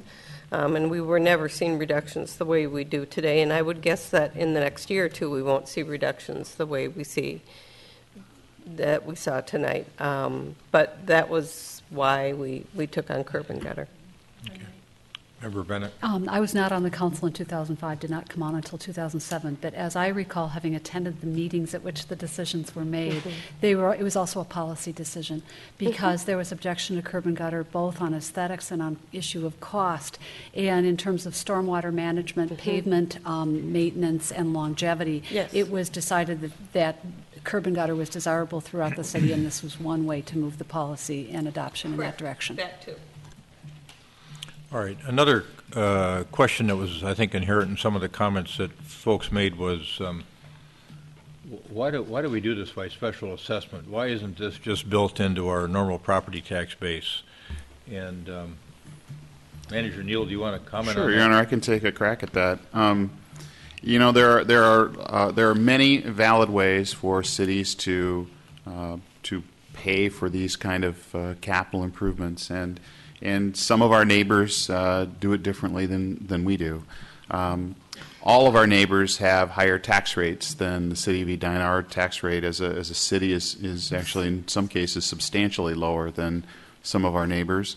And part of that has been a philosophical approach to these capital improvements that we will not charge everyone in town for some of these for street assessment capital improvements. Instead, we'll use the act of not charging that out to everyone. We will lower our tax rate for a long period of time, and we will charge individual property owners for the base charge in a capital improvement project. Some cities, as I said, do it differently. Minnetonka is one that has incorporated in its general tax rate a tax levy that it uses to fund these projects and has lower assessments than we do. But that means that all residents in the community are paying for some special projects in particular neighborhoods. Right. Member Bennett, and I'll make a comment as well. And it's my understanding that when road reconstruction costs are borne through property taxes, that entities in the city that are not property tax paying, but that generate use of the roadways, for instance, some nonprofits, hospitals, clinics, schools, and other nonprofit entities, that if it's property tax funded, they will not share in that cost. Whereas if it is assessment based, there is a shared cost to a shared borne for a shared system that is benefiting those entities within the community as well as taxpayers. That is correct. So while a city government in Minnesota cannot assess a property tax to a nonprofit organization like a church or a school or a hospital or a federal or state government property, you can, by state law, special assess those entities. So they generate traffic just like a private property owner does. They have value like private properties do, and this is a way that, that properties of that nature can participate in the cost. I can tell you that when I was out looking at this project last fall, anecdotally, I ran into a woman who lived in Richmond Hills who used to live in Minnetonka. And she said, you know, I like this this way of doing it a lot better than in Minnetonka, where the taxes were substantially higher, where you're spreading that cost over the entire community year after year after year. She said, I'd better pay for this on a one-off basis and keep my taxes lower. So, as Manager Neal says, there are different sorts of philosophies on this. Another thing during the time I've been on the council that we've worried about is, and in fact we've looked at it 2 years ago, we looked at should we change our methodology, and we decided no, because I don't think I'd want to be on the council when we make that bright line decision to go from a special assessment methodology to a tax everybody in town. And last year somebody in Richmond Hills paid $11,000 for their street improvement. Now they get to help everybody else in town that hasn't had theirs done yet. So there's no good way to deal with this. That's the way we deal with it, and we think it's a solid way to approach it, and that's why we do what we do. So one of the other questions was, Wayne, preliminary to final. There seems like there's a lot of variability in those numbers from the preliminary estimate to the final estimate, even though we've seen tonight, for the most part, there were significant reductions, double-digit reductions. Can you explain that variability issue? What we see on the variability between the bids and what the estimate is actually that it's an estimate. It's based on past history of the unit prices and such. And as contractors, like I said earlier, is that if they start playing around with some of these numbers, that your utility costs might be starting to climb up. And we saw that in the rate studies, is that our utility costs are starting to climb up a little bit. So the special assessment costs are, even though these are still large numbers, don't get me wrong on that, but those the special assessed costs are starting to go down a little bit as far percentage-wise compared to the utility. The other thing that happens on the coming out of the recession is that we were fortunate that you supported all the projects through the recession, and that we did have some really good prices, some really good great competition. You know, it's early on, 2008, 2009, we had. Or 2009 or so, we had some, where we had 12 contractors on a job, general bidding on projects, and what we've seen in the last year is only probably about 3 or 4 the contractors that are bidding on projects. So we're going to see these decreases, the variability start closing the gap here, and I also am throwing in there what the North Dakota effect is on our construction here. Is that what we're seeing is a lot of the contractors have gone out west with their people during the recession and aren't returning because that the work is still happening out there. So we anticipate in the future years here that we're not going to see that big gap that we've seen in previous years. All right. One of the other questions I think Mrs. Roach had was, why was their project handled differently in Richmond Hills than in the segmentation of the project over in the Viking Hills neighborhood? You know, the one thing when we look at projects and we're prioritizing the neighborhoods is that we try to get like-sized lots, because we're based off of their methodology of our assessments are trip generation. So based off of an average trip out of a home. So what we try to have is like-sized lots. So in the Richmond Hills areas, the majority of the lots are pretty like-sized, so that we gathered all those together. If you go back, kind of roll back a few years when we did the Country Club project, the original public hearing had it all as one project. And on the Country Club, the east side and the west side were different sized lots. So when we came back with the second hearing, we broke that up so so we had more equitable amongst the lots on those. So when we look at the projects, if there's a lot of cul-de-sacs, and the lot sizes are different, we'll break them up into individual improvement numbers so it's spread equally amongst their neighbors. Member Bennett and Member Swenson. I understand there are 2 other factors that may weigh when there is not a common entrance It's my understanding that part of what we look at for a project being all one together or separated is whether or not there's a common entrance or set of entrances into that area. If there is none, and there was none in Viking Hills, each of those areas was entered and exited separately, and there was no way to move from one area to another. It's my understanding that that is one criterion that is considered.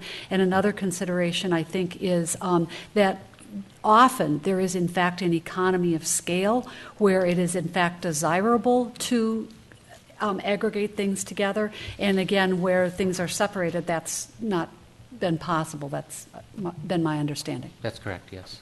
Member Swenson. The other follow-up part of her question about not going into sections like Vikings Hill was the cost of trying to change what goes into Melody Lake. And if I'm not mistaken, wouldn't that cost have been borne as a city cost, not as a street cost? That's correct. What was put into the improvements into Melody Lake were some storm scepters or grit chambers to help catch that grit that we talked about earlier off the roadways, and that's borne by the storm sewer costs that spread out through the city and our utility Member Sprague. rates. Just a couple things on the communications. As I recall, during Minnehaha Woods and Richmond Hills, we had examples of this mixed message correspondence on the amount.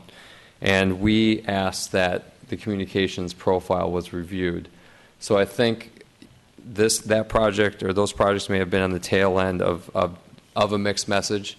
And I think the city needs to do a better job of setting an expectation on price when it varies wildly 4 times. That's not setting a clear expectation.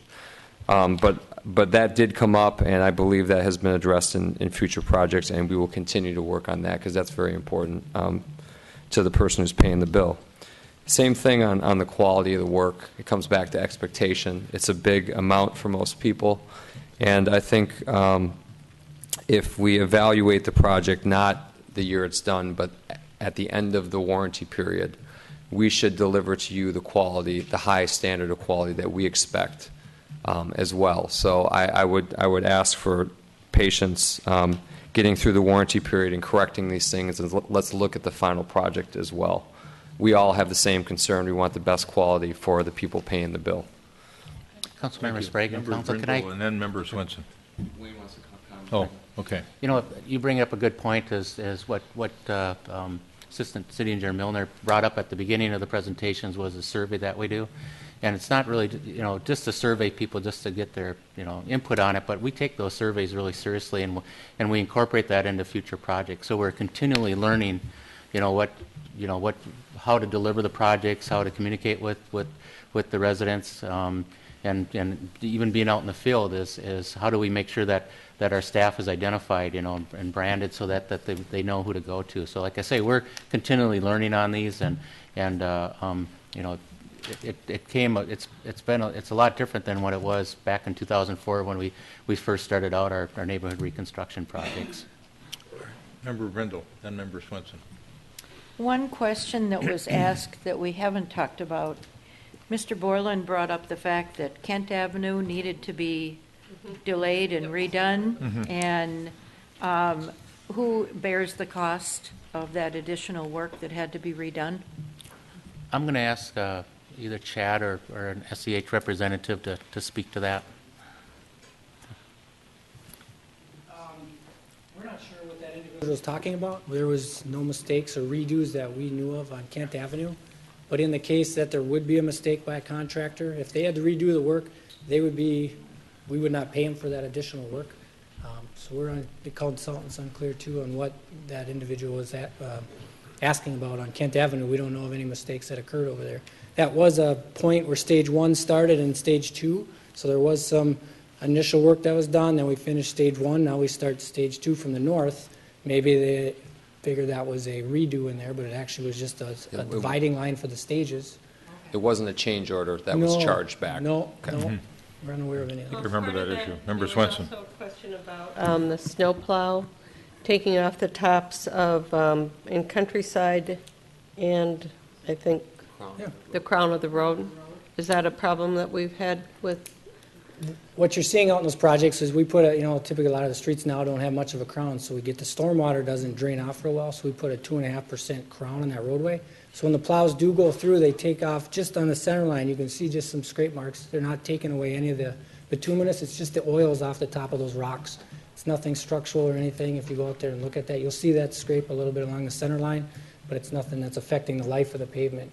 So we build roads like that so that they'll drain to the curbs and then Better drainage. to where we want them to. Get the ice off in the wintertime and stuff like that. All right, one of the, Member Bennett, and then I'll go through some of the other questions I think were asked here. Go ahead, Member Thank you. Bennett. The same situation was explained to me on Kent as well, and something about the relative position of gas line and another utility under the road. Can you explain, please, for the record, how the utility work is handled by exterior companies?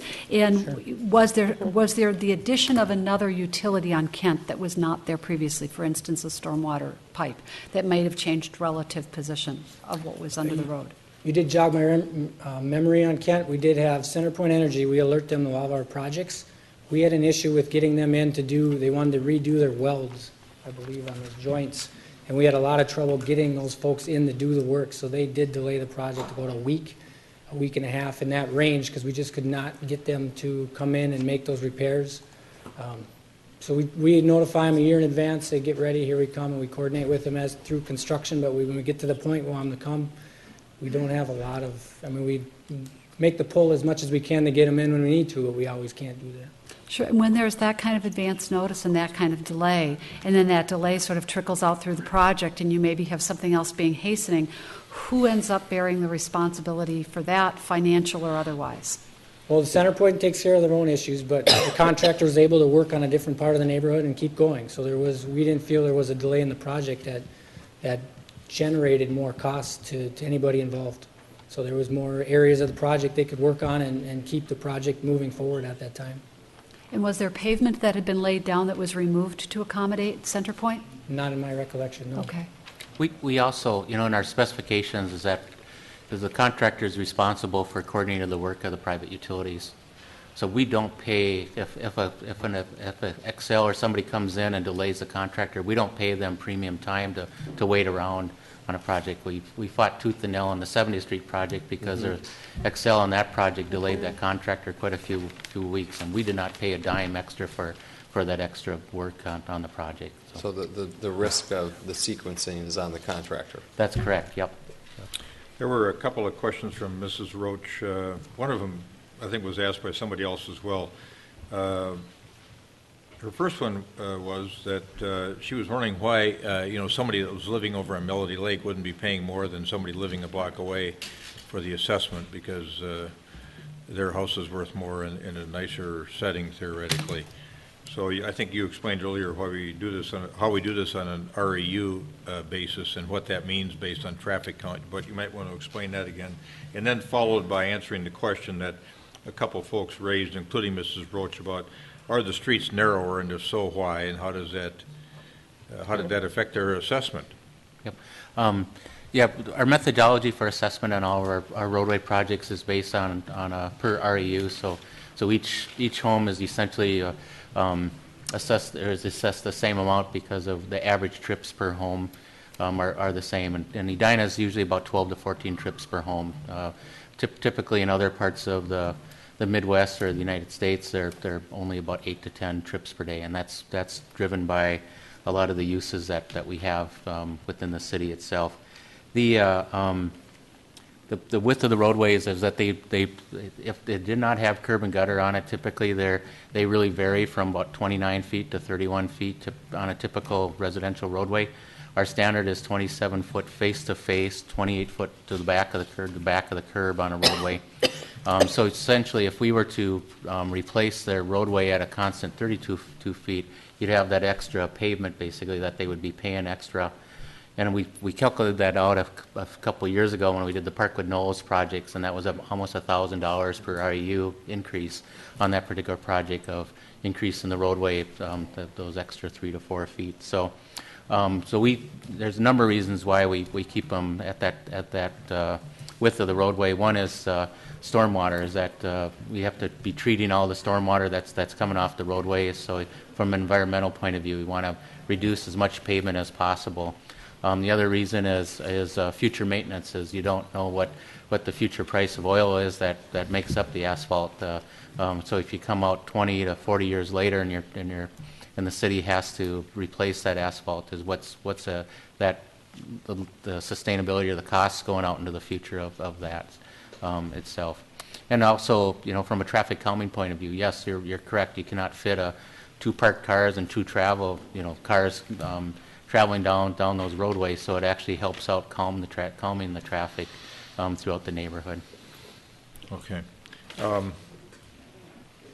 One of the things Mrs. Wyckoff worried about was that there'd been some repairs, some saw cuts from curb to curb, and she's worried that might affect the overall longevity of the road because it would be easier for moisture to get in there in the future. Would you comment on that, or one of the engineers comment on that? We went to a saw and seal a number of years ago on our roadways, and what that is that real similar to concrete roadways where you have the joints so you can control the cracking of the roadway itself. It's been a very successful program, and so what they do is after, reason being why I say it's a successful program is because after they pave the roadways, they come back and saw cut about every 30 feet. And what we found is if you don't do that on roadways, if you look at projects prior to us adopting that saw and seal method, is that you'll get cracking that goes where it wants to crack, essentially. And so you after a while you have a roadway that has a bunch of meandering cracks on it. So this really controls the cracking. As far as the sealant goes, we'll take a look at that to make sure that sealant stays within those cracks. They typically do. A lot of times if you have home reconstruction and you have the skid steers or the bobcats, the tracks will actually kind of rip up that sealant on hot days, and so we'll have to go back and make sure that sealant is in place, so we don't get the chlorides into those cracks. Okay, good. I think those were the questions that I caught. Is it anybody else got anything that we think? Yes, Mayor. Someone also was curious about on the Countryside project. They said that why didn't we do, or that in Richmond Hills there was utility work done and there was none done in Countryside. Yeah, good point. That's the other thing that we look at is when we prioritize the neighborhoods and such, is that we look at the condition of the streets, we look at the condition of the sanitary sewer system, we look at the condition of the water system, and we look at the age of those systems, and figure out when's the next time that we're going to be into those areas, because as we're doing the roadway reconstruction program, is that we're not doing wholesale change out of the utilities. Our utility rates would be astronomical if we did that. So, reason being is that the Richmond Hills had a number of more water main breaks on that system, and a lot more sewer blockages than the Countryside neighborhood had on theirs, and the age of it was a lot older than the Countryside overall. So soil conditions and age of the infrastructure itself. The soil conditions really go back to the condition indexes that you have of the infrastructure. I mean, if you're in really nice sandy conditions on a water system, you could have a water system in there for 50, 80 years, and you wouldn't have to do any upgrades to that water system. If they're in a real clay, hot soils with a lot of organics, peat type things that eat away at that iron, you might have to replace it or quicker than that. If you go back to like 9 Mile Village, that was only in there about 25 years, 30 years, I think, on that one, and we've ended up replacing their whole water system on that one. So it really depends upon the soils and the conditions of where you're at. I think the question on that one, however, wasn't really the work. It's why without a sewer, without replacing the sewer in Countryside, it was an expensive assessment. 48% of the cost was utilities.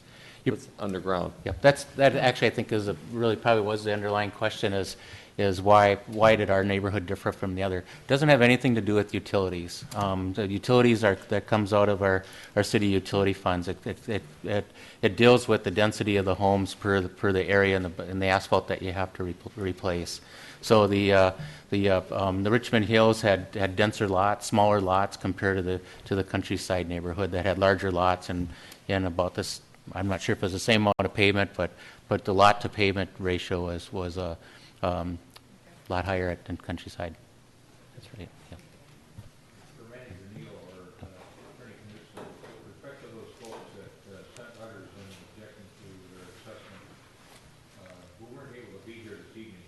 Handle those pieces of correspondence in terms of making them part of the record? All right. Good. And they have to do it by tonight. All right. We've got, we can certainly have more discussion about this, but I would entertain a motion with respect to Romans 6A, items 1 through 14, which we've covered in a single public hearing. I would entertain a motion on those matters. So moved. Second. We got a motion and a second that we approve for special assessment all 14 of the items encompassed within Romans 6A under public hearings. Now, discussion? Anybody Yes, have a comment? I have Member discussion. Brindle. I would like to remove number 14 because there are issues that need to be resolved there. So I'd like to remove number 14 and give our staff and the contractors an opportunity to look at addressing the issues that exist in the Richmond Hills neighborhood and act on that at a later time. You are not comfortable with the fact that we have a warranty period here that we're working within? Is that Well, the I'm nature of- hoping the warranty period can be delayed to the point where we consider that job finished. Scott. Yeah, I'm looking at Director Houle because I think that we have a time frame issue, do we not, on how these assessments get processed by Hennepin County? We do. We do have a time frame that you really have to approve them tonight, or actually, I mean, you could approve them the first meeting in November, but we are addressing those issues. When we discovered the settlement last spring, last winter, is that we did have a meeting, multiple meetings with the contractor on that of what went wrong with that, and they were out there fixing those right away to make them safe, and they're constantly monitoring them. There's 2 patches out there that have settled that we're going to have fixed before Winterfly. So we're on it. We're on it with the contractor.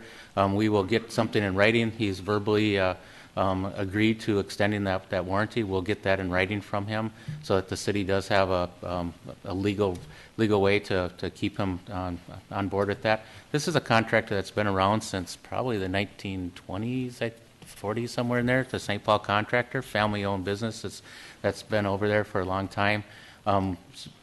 Has done great work. I disagree with the Minnehaha Woods, the assessment that the one resident came up and said on that one. But I believe on this right here, when we did have settlements on that one, and very concerned with those settlements. I have not, in my career, I've not seen that type of settlement occur. So it's with the soil conditions, the drought that we had. So we're, like I say, we're constantly monitoring that one, and I'd still recommend that you would approve this assessment tonight, and we stay from a staff level and consultant level that we stay on that. Director Houle, so or maybe city attorney, what's the consequence then of not certifying the assessment tonight? What happens if the council doesn't do that? Does it roll over to, do we miss an entire year in terms of? What would happen is if you don't, you still have on the next meeting in November, I believe you could. November 4th? Okay. Yep, you could certify that. Now there is, Attorney Knutson has maybe helped me out here on the appeal, the 30-day appeal period, and how that plays into this. The basic issue is if you don't do it in time, and I don't know the exact date in November, it has to be there. then there'll be no payments received or due in 2014. It'll start in 2015. And then you will have to decide what you want to do with interest, capitalize it, which you traditionally do. So it could end up costing more by the delay. Member Sprague, did you have a? Yeah, just to the attorney as well. I mean, even if we decided not to assess, that wouldn't remove our obligation under the contract to pay. No, I mean, so this is just about how we pay ourselves back Right. for the obligation in the contract. So Yes, it really that's has no consequence on the contract itself. No, that's correct. We still have to perform, they still have to perform, and they have the warranty period in which to bring it up to spec. That's correct. But it does have a consequence on how we cash flow. How do we cash flow the How we project pay ourselves financing. back. Because we borrowed this money to advance these projects. Right. And we'll have to figure out how to carry that portion of the borrowing. Right. The net result of a year delay could be cost of tax. The people are being assessed additional funds for that interest. All right, Member Bennett. Thank you. I think we are all trying to be both responsible and responsive. And to Director Hoole's point, I'm not an engineer, but in a Honda minivan, I felt what the resident is describing in Minnehaha Woods, and there is vertical movement. The road dips, and that it would be found to be within normal tolerances doesn't seem right to me for a reconstructed roadway. It would seem that some of those underlying conditions could have been addressed. So to the responsible part, which Member Sprague raised so succinctly, yes, I think there, and also Attorney Knutson, we have an ongoing cost issue. It benefits residents to have it be assessed sooner rather than later in terms of not delaying it to 2015 with additional interest. But there also is the responsive part, and I was able to walk, not just in the van, in Richmond Hills, and there are some elements that I would hope could be corrected yet this year, where some of the missing pieces of concrete, those divots of concrete, so we've got a discussion about the cracks. There are also these pieces, fairly substantial, can easily see them, pieces missing at the edge of the roadway. And I would hope that those could be repaired right now and not wait for another year to go by. I don't know where we are in the concrete setting weather. But that's the kind of thing I think that residents have been talking about, and that also we have been talking about, is actually making sure that this stuff actually gets addressed, not just monitored.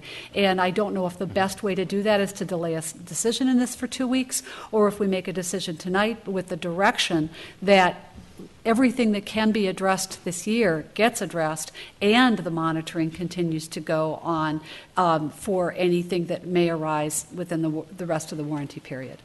Member Sprague, then Member Swenson. I guess I disagree on the Minnehaha Woods. And I'm not an engineer. That's the first thing I recognize. I have to trust my engineering staff and the consultants to go through the checklist that residents send about the defects. I mean, visually looking at the list, I did not see all of the issues raised. To me, they looked, the terminology is within standard deviation. To me, a lot of those looked within standard deviation. Some of them probably weren't and have to be addressed under the contract. But I'm not going to rely on my own judgment to make that call. I have to rely on my staff and the engineering team to make those technical decisions and then go back to our contractors. I think the issues are clear to our staff what they need to be doing with respect to the quality on these projects and managing the projects. So with that notice being given, I'm still comfortable moving forward on the motion. Member Swenson. I would prefer to move forward on the motion because I don't want to take at risk that these homeowners are going to get a year's worth more of interest because we've delayed. So my expectation is that we will sign an extension with our contractor, that they will go through and look at issues that Member Bennett has raised, and so I support the motion as I made it. Thank you. I appreciate the discussion, and I will support it. All right. But thank you for bringing it up. I think the sentiment of the council is uniform. We've all been approached by residents who live in the Richmond Hills neighborhood. We knew this was going to be a difficult project over there, and we're experiencing some post-reconstruction difficulties that we all expect will be addressed within the warranty period. so that our residents over there are getting full value for the special assessments that are being made. So, Member Brindle, I did not take your request to remove item 14 as a motion. I took it just as something you wanted to discuss amongst council members. That's correct. Okay. All right. All right. So any other comment, general comment on any of these matters by any member of the council?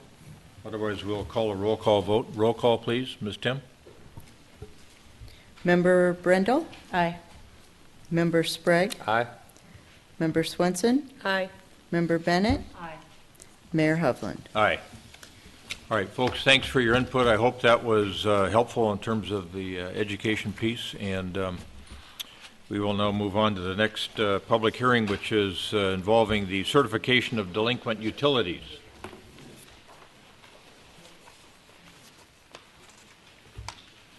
And Director Wallen has this matter.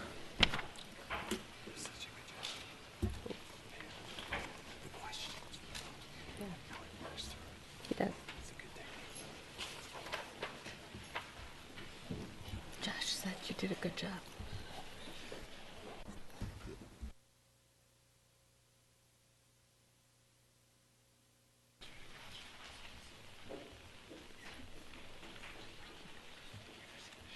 All right, Director Wallen, this, I know you're getting your PowerPoint up on the screen, but we've got some properties that are delinquent in the payment of their utilities bills.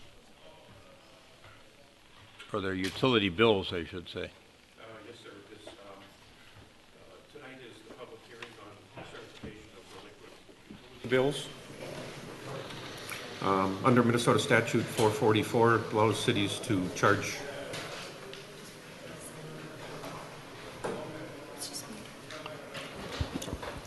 allows cities to charge against the owner, lessee, occupant, or all of them. May provide covenant for certifying unpaid charges to the county auditor with taxes against the property served for collection as other taxes are collected. The city sections 1100, 1110, 716 allow certification of delinquent accounts if payment is not received within the time period provided in the notice, or if a resolution of the delinquent bill is not reached. The city may certify the delinquent balance to the county auditor. Utility accounts with balances over $50 and delinquent 30 days or longer were notified in writing of the pending certification in the hearing and the date of this hearing. Customers will continue to have up until November 15th to pay the balances. The reason November 15th is it gives us an extra week to determine NSF checks. $30 administrative fee will be added to delinquent accounts. Certified amounts will pay an interest rate of 6.5%, all or 1 year assessments or certifications. This year, pursuant to agreements between both Richfield and St. Louis Park and the city of Edina, the delinquent list includes 6 properties that receive St. Louis Park utility services, 1 property that receives Richfield utility services, and this year Richfield will assess or certify 2 properties that are Richfield addresses but Edina customers. Final delinquent list will be attached to Resolution 2013-102 and sent to the county for certification. In September of this year, 688 properties were notified of their delinquent balances totaling $435, $558. In comparison, 2012, 952 properties were notified totaling $382,971, with a final certification 318 properties of $203,679. Again, comparing 2011, 688 properties received notices, the exact same amount of that this year, for a total amount of $439,641, with 315 properties and a total of $291,514 being certified to the county. Recommend adoption of 2013-102, certifying this year's delinquent utility bills to the Hennepin County Auditor for collection with 2014 property taxes. And with that, I can answer any questions. And does anyone have any questions? Member Bennett? Yes, thank you. Director Wallen, I note that the now therefore paragraph refers to a $30 administrative penalty. I looked at the statute and didn't find that word. So question for you and for Attorney Knutson, having attended a Metro Cities discussion of whether or not cities can charge admin penalties, is the word fee a better word? Is it truly an administrative penalty, and are we legally authorized to charge it?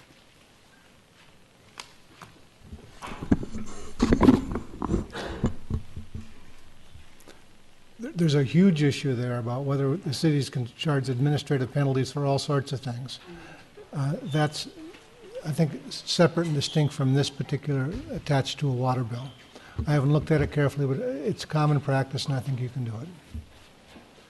That's why I wondered about the use of the word fee rather than penalty, because in fact what it's designed to do, as far as I understand, it's not so much a fine as it is something that covers the processing, the correspondence that's been sent to the utility customer. And so administrative fee is a much better term. Oh, good. All right, I would propose that change then. Okay. And we also do something very similar to the weed. The weed assessments and those types of assessments is we do again add that $30 fee. Okay. It's not a penalty, it's covering our costs for doing this. So in other words, in the now therefore paragraph of the resolution, change the word, the last full line, change the word penalty to fee. All right, Member Brendel? We have one in this list that is a very large delinquent balance of over $100,000. And we have dealt with this in the past, and we now have a process to work with that business owner to give them some options to pay their delinquent balance. Would we be doing that same thing with this business owner? At this point, what had happened with the previous business in question is that several years worth of certifications had built up and were not being paid at Hennepin County, and the fear was that it was taking up more and more of the value of the property. This is a different business than what you had dealt with in the past, and this is the first time that, in my knowledge, that they will be assessed.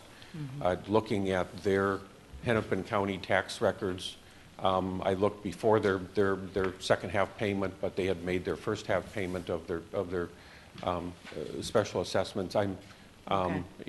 This is again comparing with the other one. There was a number of years. This is a 1-year item. It's up to the city council as to if you wish to go through the same type of shut-off notice and those kinds of things that we did with that first one, or that first property with this one, or to let this go to certification this year and look at it again in a year to see if they do in fact pay. Manager Neal. Yes, as you'll recall,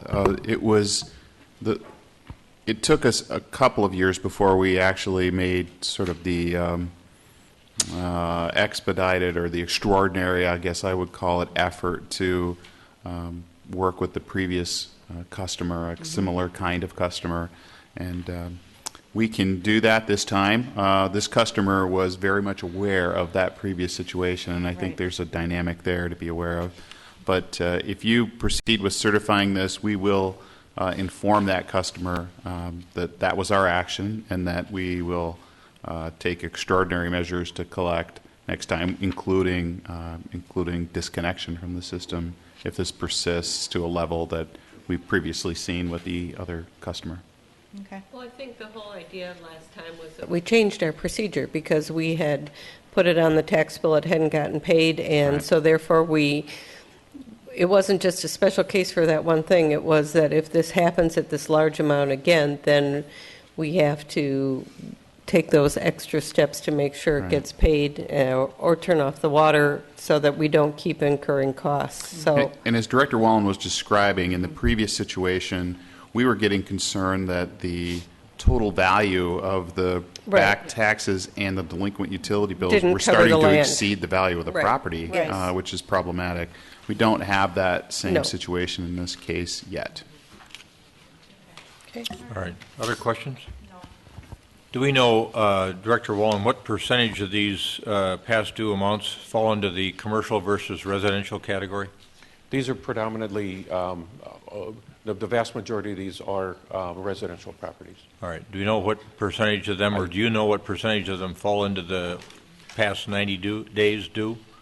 Many of these customers are chronic, I will say. This is their way of paying. As you look at the list, you could probably pick those out as being some of the larger balances. As you look at the list and see the smaller balances, the $100, $200, $300, those are people that may be a quarter or two delinquent. There's very few commercial in there.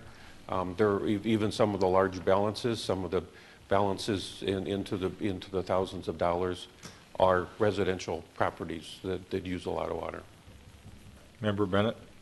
And again, Director Wallen, as indicated in your staff report, with the process that we follow with notice and then an adequate time period between action taken this evening and the date that payments are due, we know last year I think we experienced a 2/3 reduction approximately in the number of properties that actually went to certification from those that were originally noticed. That's correct. Thank you. No. But it seems to be a problem that's getting worse with time. We're up over $50,000 in non-payment over the comparable period last year. The comparable would be that large balance. The large balance. Last year we did not have the large balance. The other property was the 3 years prior, would have been 11, 10, and 9. Good point. Last year in comparison, we did not have the large balance that we do this year. Okay. All right. Thank you. I'm going to open this matter up for public hearing. If anyone wants to come forward and make inquiry or comment, you'll have 3 minutes. See no one coming forward. I don't hear anything from the audience. Is there a motion to close the public hearing? Got a motion and a second to close the public hearing. Discussion. All those in favor say aye. Aye. Aye. Opposed say nay. Carried. Do we have a motion regarding this matter? Second. And I request a friendly amendment, the word change again on the now therefore Yeah. paragraph. Oh. Great. Correct. Yeah. Acceptable. I noticed that Clerk Kim already had made that change, so I was assuming that was part of my motion. Thank you. All right. And now discussion. All right. Roll call. Member Sprague? Aye. Member Swenson? Aye. Member Bennett? Aye. Member Brendel? Aye. Mayor Hovland? Aye. All right. Thank you. All right. Let's do that. Council, also want to take a couple minutes before we start into the next public hearing?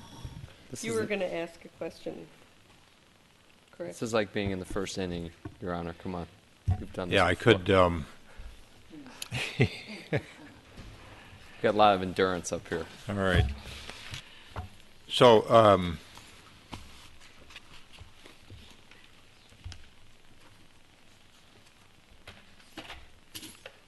I'll wait for Member Bennett.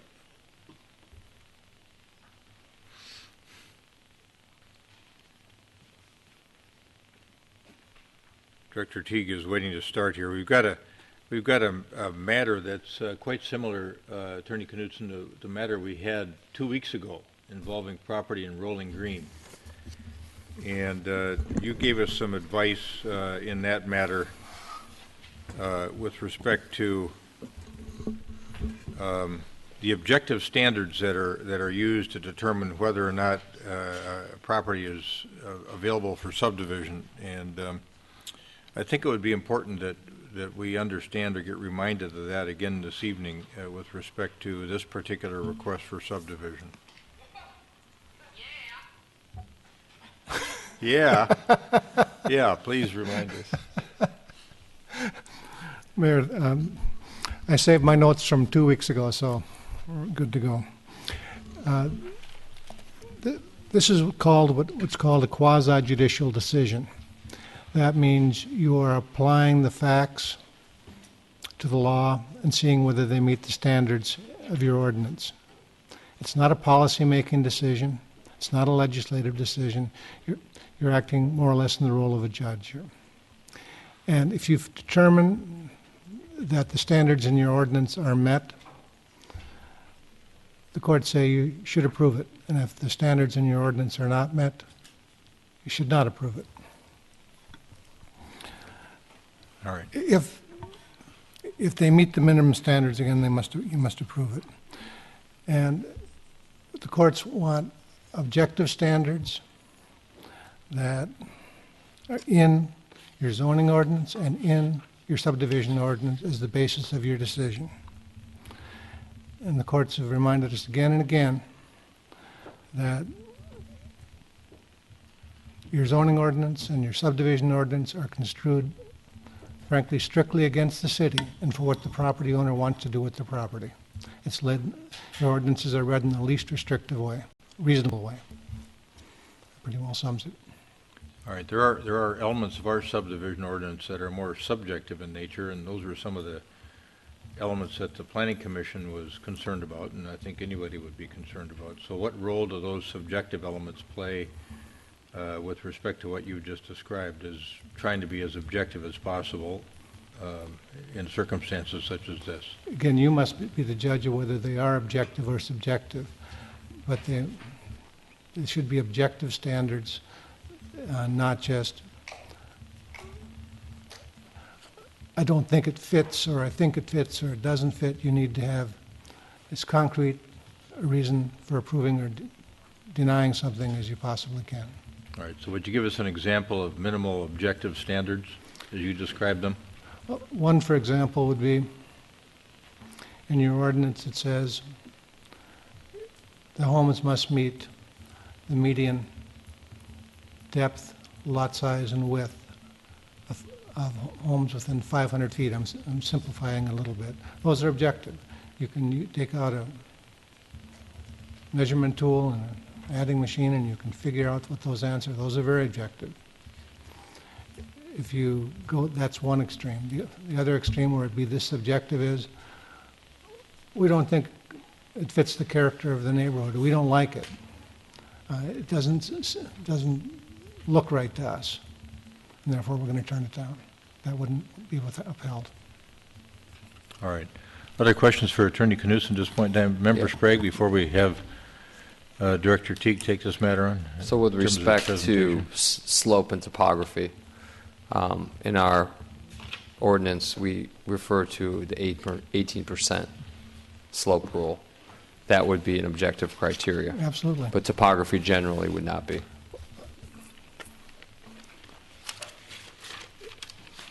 That's your judgment. My judgment would be that I don't know what that means standing alone. You have to put it in some context anyway.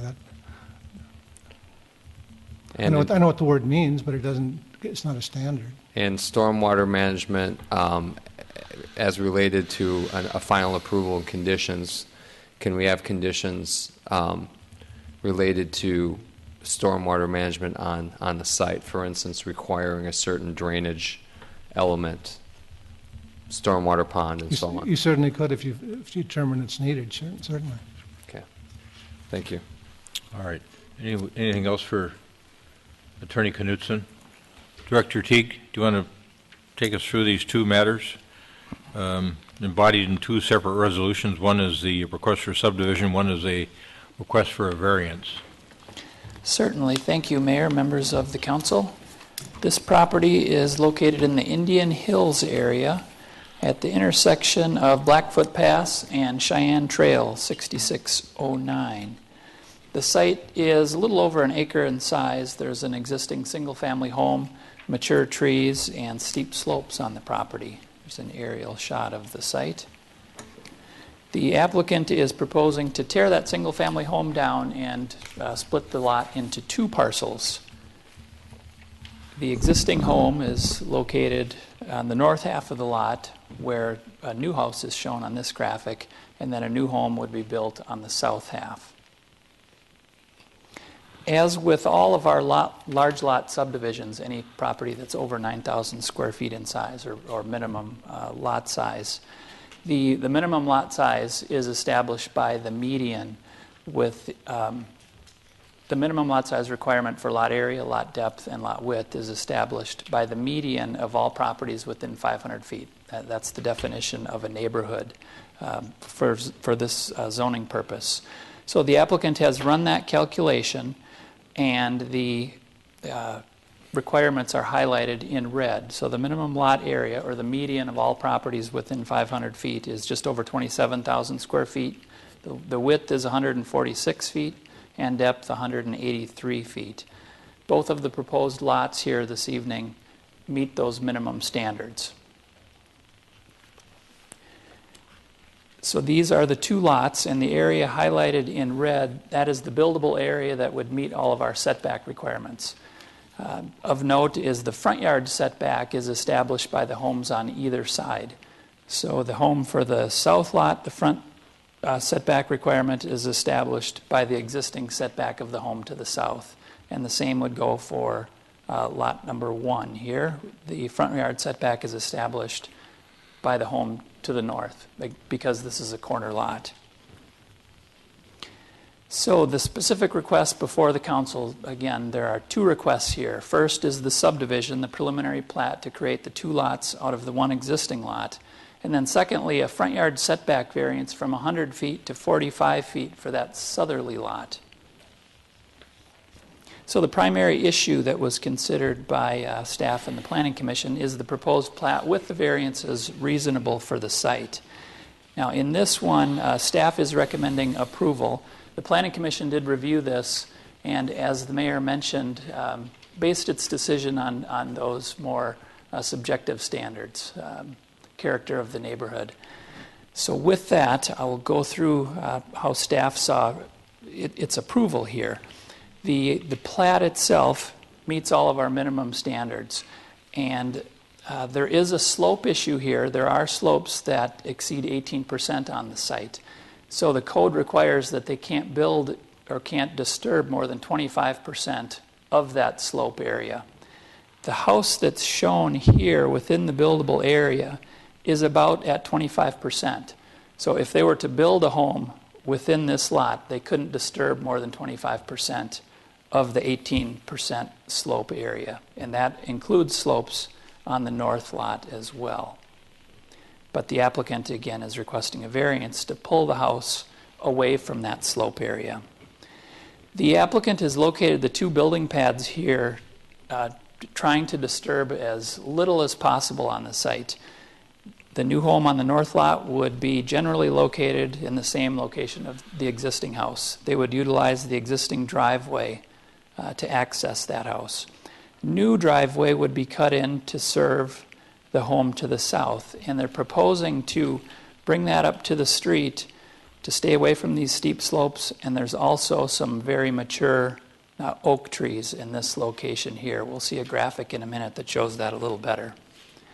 Additionally, the applicant is suggesting a preservation easement that would be established along all lot lines, 10 feet along these lot lines here, to preserve some of that existing vegetation and trees within that area.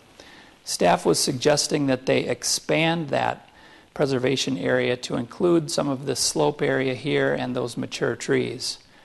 Again, in order to really preserve that area for building the house, for shifting the house out toward the street, we should do what we can to preserve that area permanently.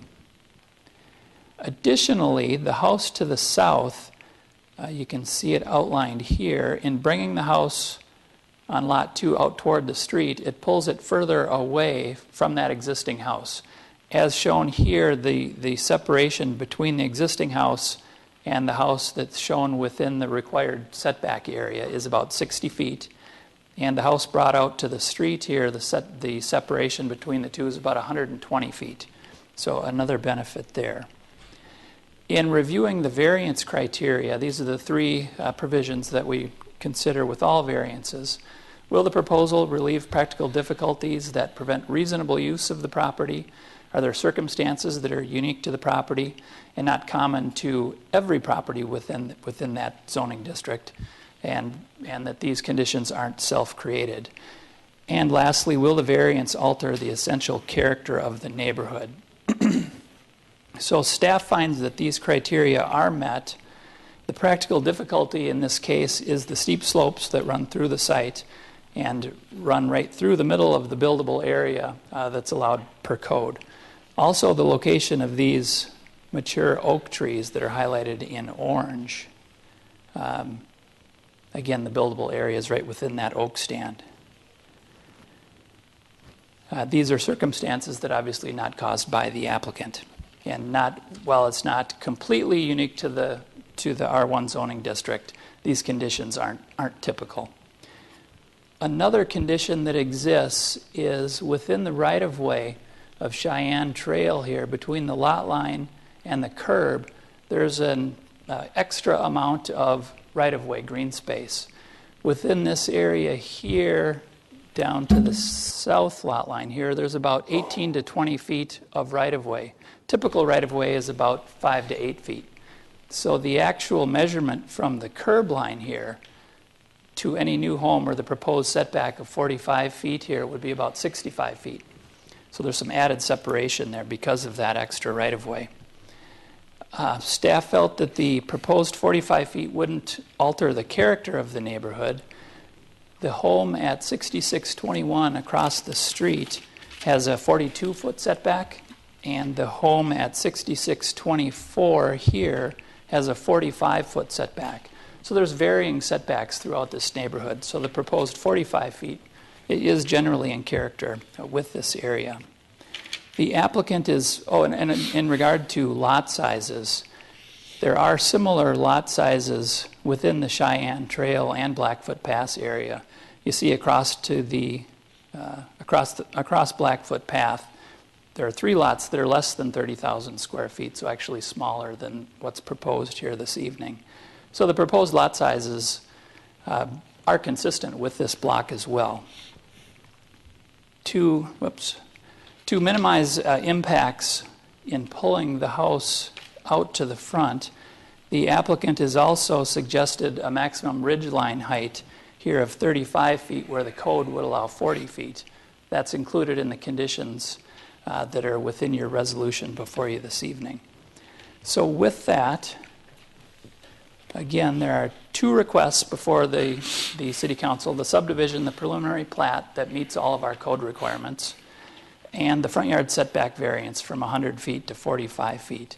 So again, staff is recommending approval subject to the findings and conditions that are outlined in the staff report and within the resolutions. And again, the Planning Commission they are recommending denial of both the variances and the subdivision. Again, finding that the proposal is out of character with the neighborhood and not consistent with the comprehensive plan. So with that, I can stand for questions. Questions for Director Teague at this point in time? Member Bennett, then I have one. Thank you. Director Teague, it's my understanding from testimony before the Planning Commission that the applicant or the builder who proposes to build in this location had done had soil borings done. And I am asking tonight if the results of those borings were shared with staff and if there was some determination focused on the subdivision requiring actual buildable area within both divided lots. Do we know, having staff examined the results of the soil borings, that in fact the soils in Lot 2, the lower of the 2 lots, would in fact permit building of a home? If they weren't shared with staff, so I'm not sure. That would be a question you'd have to ask the applicant. So whatever the results of that, we don't as a city Correct. have independent or verification of that? Correct. Thank you. All right, so we've got a code section covering our variance that allows us to consider the character of the neighborhood, but we can't consider the neighborhood character in the subdivision ordinance. That's so correct. What's the reason for that distinction? Well, we're varying from the code with by pulling the house out to the street. Doesn't meet our setbacks. So there is some discretion in regard to neighborhood character associated with the variance. Okay. All right. You concur with that? Yes. Attorney Knudsen, thank you. Thank you for that succinct answer, I guess. I'm not sure, but thank you. All right. No more questions for Director Teague at this point in time. Do we have a proponent here, Mr. Johnson, or representatives of Mr. Johnson that would want to come forward and give us a presentation that will take no more than 10 or 15 minutes at the most?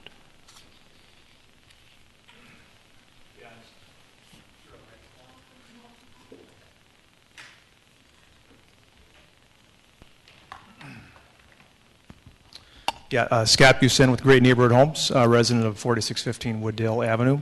I just want to plug in a presentation here. If you just put this one in here. And this just goes right in here.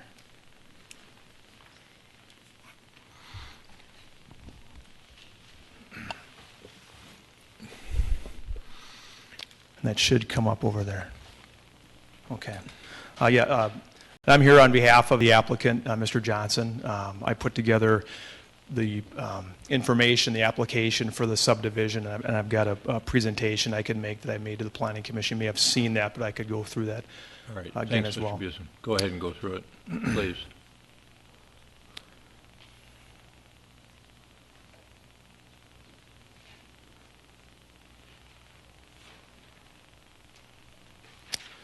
So here tonight talking about the subdivision of 6609 Blackfoot Pass.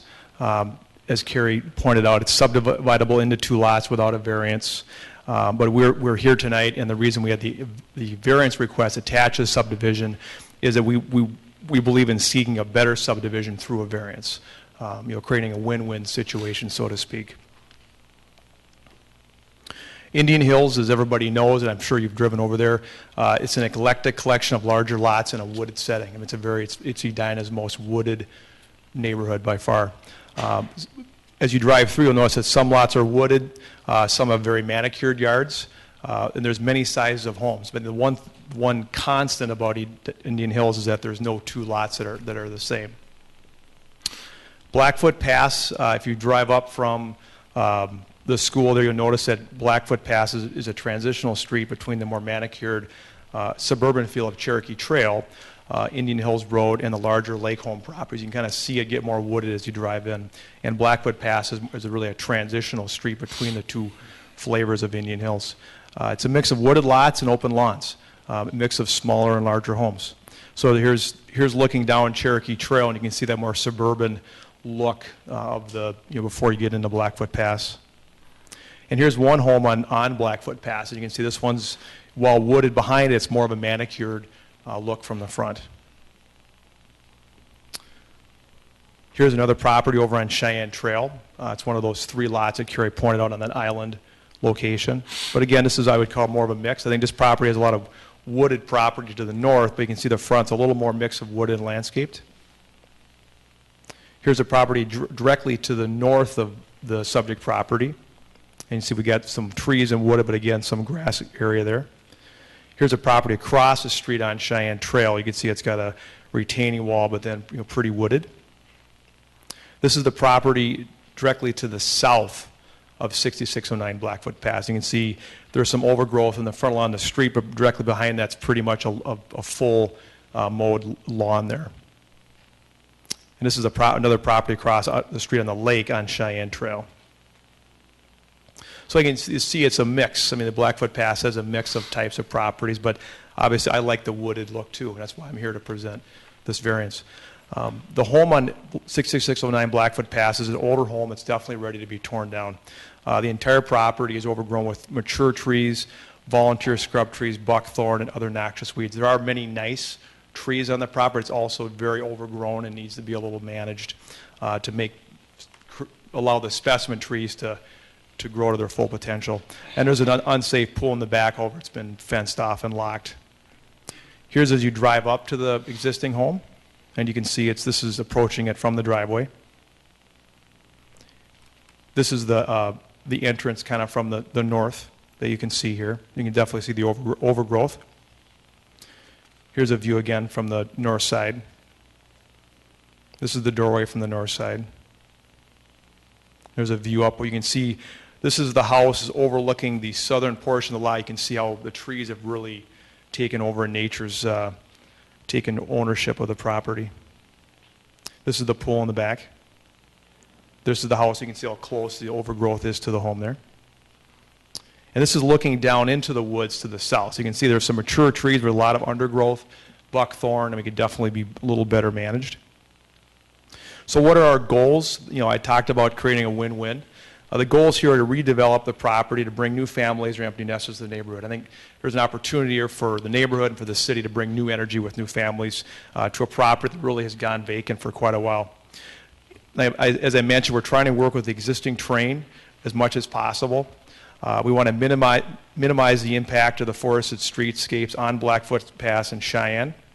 We want to maintain as many mature oak trees as we can. They're mainly in the rear of the property. We also want to maintain the forested look of the side lot views of the neighbors to the north and south. If you stood in those properties, and many of you may have, when you stand in their yards, all you see are trees. And so our goal is to try to maintain that with the preservation easements. Ideally, I think everybody wants the homes to be as far as possible from the neighbors. I think the future owners would appreciate that, as well as the owners on the north and south side. And our goal is to build custom homes using high-quality architecture materials, which is what you do find in that area. So you look at when you drive up to 6609 Blackfield, you'll notice there's a natural opening, kind of just left of the subdivision sign there, and that's where we have an ideal location for the driveway and construction access. So we can get in there and work more surgically without having to plow through the sides. This is a view from Cheyenne Trail, again, towards that natural opening. And you can see we've got a grassy, manicured yard on the Cheyenne Trail Blackfoot intersection, then across the street, the more wooded look, again, speaking to that eclectic look of the neighborhood. This is a view from the south side, looking towards the corner on Cheyenne Trail. This is the neighbor's house to the south, looking at that side lot that I'd mentioned. We want to preserve that wooded look. I showed you that house there already. This is the view to the north. So you're looking up Blackfoot Pass from the corner. Again, you're seeing that wooded area there that starts at the bottom of the slope, which we want to preserve via the easements. And this is the look down from the north property towards the subject property. And you can kind of see where the wooded area starts as transition from the yard. This is the subject property directly to the north. I showed you that already. That's the same. This is the shot of the house on the south side again, looking up towards the driveway. So, the redevelopment, we did have experience redeveloping in Indian Hills. We redeveloped a property at 6808 Cheyenne Circle. It was a custom home we built in 2012 on an existing bare lot. It was completely void of trees. I think some of you have been out there, got tangled up in the variance shutdown in Minnesota. The goal of that was to maintain the wooded look again of Cheyenne Trail, and we actually designed the home around mature oak trees on the site. So really there were no large trees removed from that. So there were basically two large trees, and we worked around them on the site. And then if you drove by today, I think you'd be impressed by the fact that it's wooded. There's a lot of good specimen mature trees that are planted that'll grow into very large trees. So in 20 years, that's going to look much better than it was when we started there. Here's some view. This is the view from the corner of that subject property that we built at 6808. And you can see all the tall trees were kept.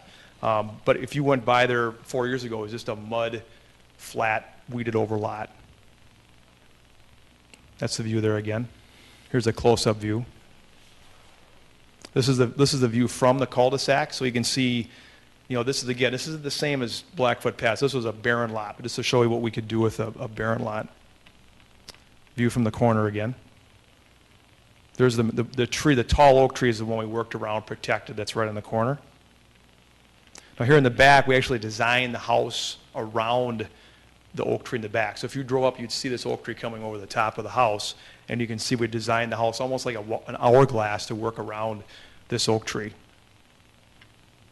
this is the view from Cheyenne Trail, looking directly west at that property. So we kept all that vegetation in place there.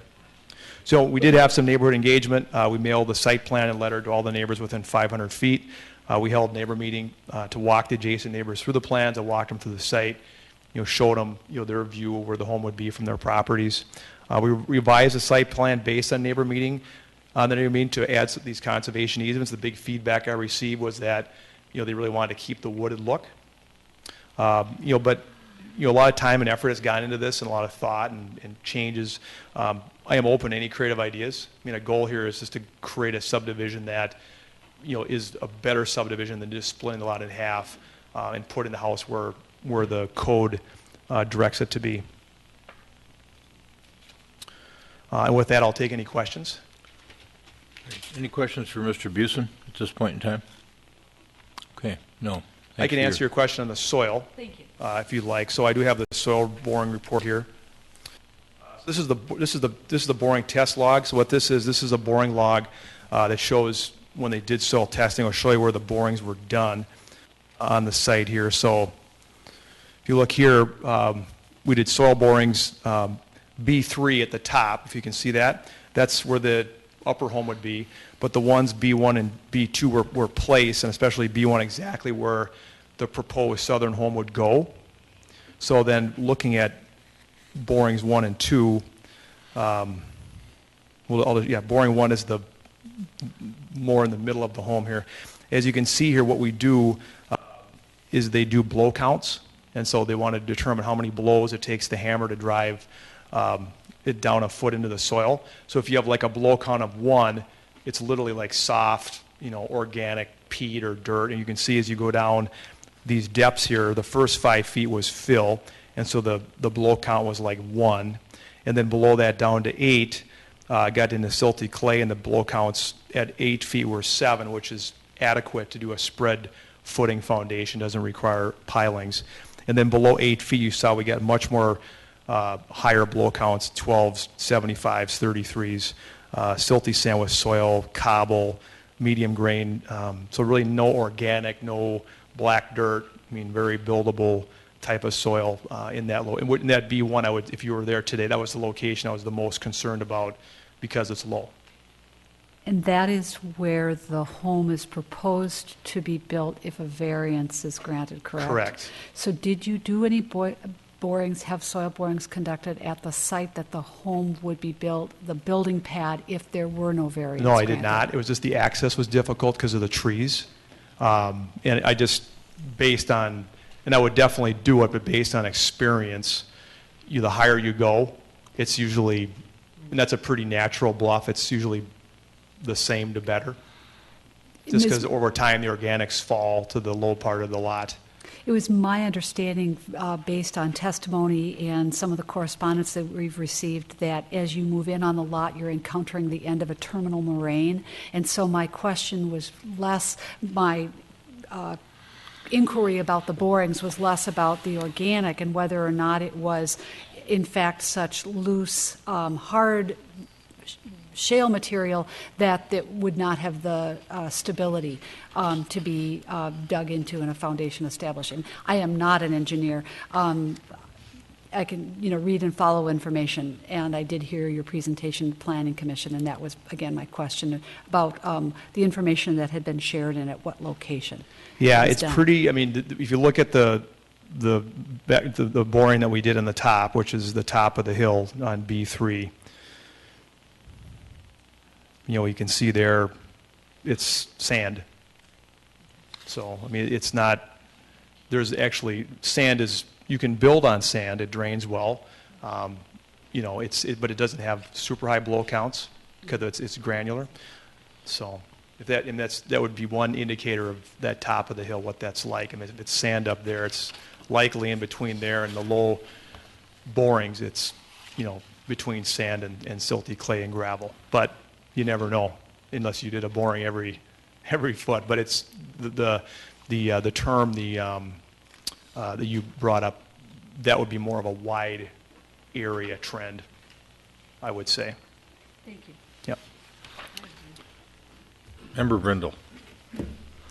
So if I understand you correctly, the blow count, a higher blow count is good. Yes. Okay, very good.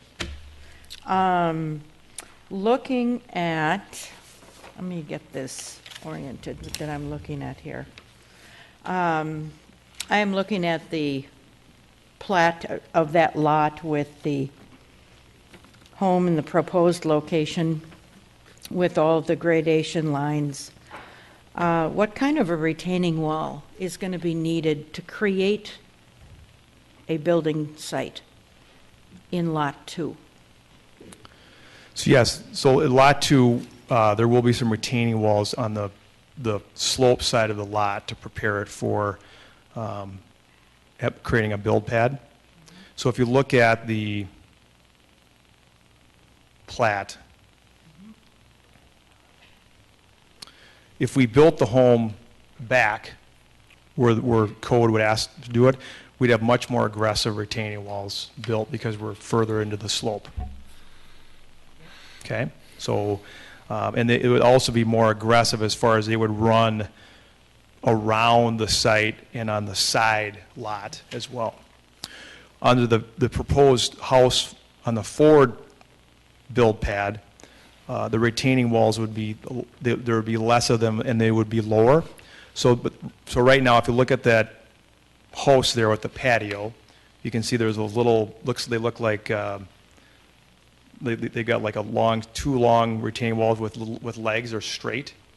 Do you see those? They're kind of shaped like a, versus with the dash lines. One says 910. Right. Yeah. So those, to go from the yard behind the home, is going to be somewhere around like 900 feet above sea level, because the home would be about 901. Yep. So those walls, the first wall would probably be like 906, so like 5 feet, and then it would terrace to that second one that would go up to about another like 5 feet. So I'd say we'd have about 10 feet of retaining wall, a two-tiered, 5 and 10 feet retaining walls behind there. And what the goal of those is to create livability, but also to use as tools to direct stormwater and drainage. Give us a tool to work with the stormwater engineer to create a stormwater management plan to not direct water towards our home or where we don't want it to go. Right. Speaking of stormwater, just an observation that you may already know about, but there is a pipe that goes from the back of 6609 Blackfoot Pass across the back of 6705 Cheyenne, and then comes out underground along the driveway almost to the street and into a drain. So that's going to need to be dealt with the home that's on Lot 1.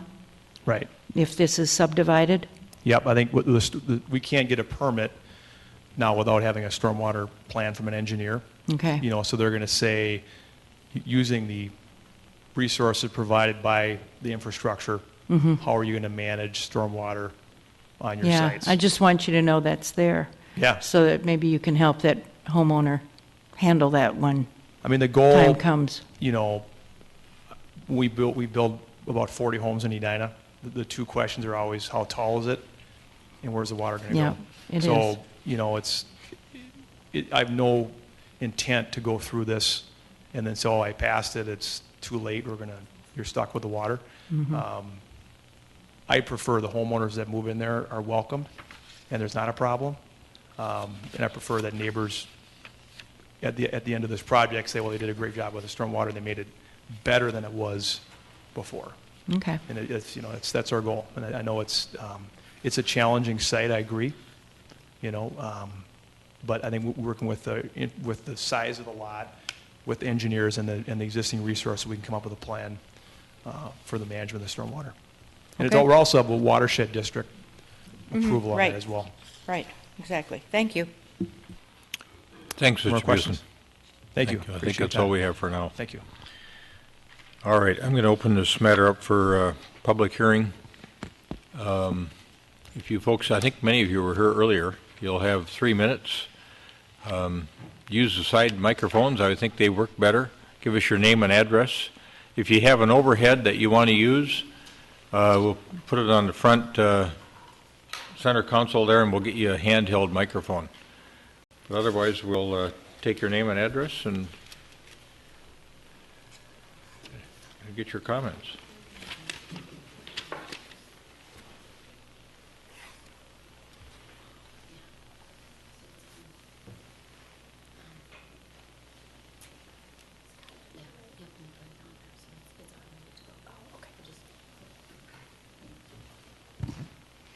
I'm William Lukowski, and I'm looking to preserve the trees and the character of our neighborhood. William, would you give us your address, please? Yeah. I live behind the subdivision 6621 Cheyenne Trail. Thank you. Give me your address one more time, William. 6621 Cheyenne Trail. Thank you.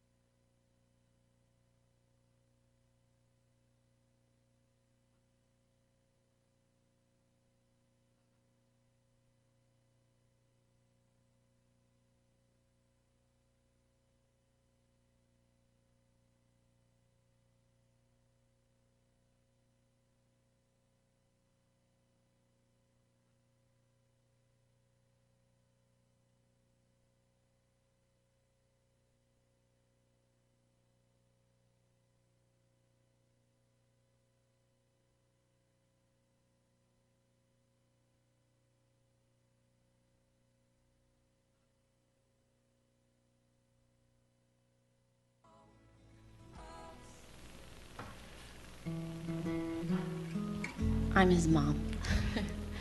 And I just want to say that I'm really proud of him, and we love our neighborhood. And it's not that we're opposing a beautiful house, we just like to have one house. Thank you. William, that was a very nice piece of work. And he wrote that Thank you very poem. much. We don't usually allow applause in here, but I think everybody felt pretty good about that. I wrote the poem at the end also. Very well done. All right. Who else would like to come up and testify? See a familiar face coming?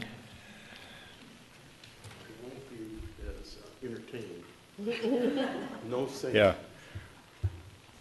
Where's your homemade video for slideshow? If I knew how to make one, it would be an interesting video.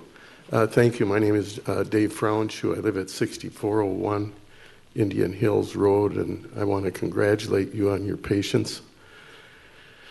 I have staff that does this for a living, and I had forgotten how long you have to sit. And thank you for doing that. I've just got a couple of points.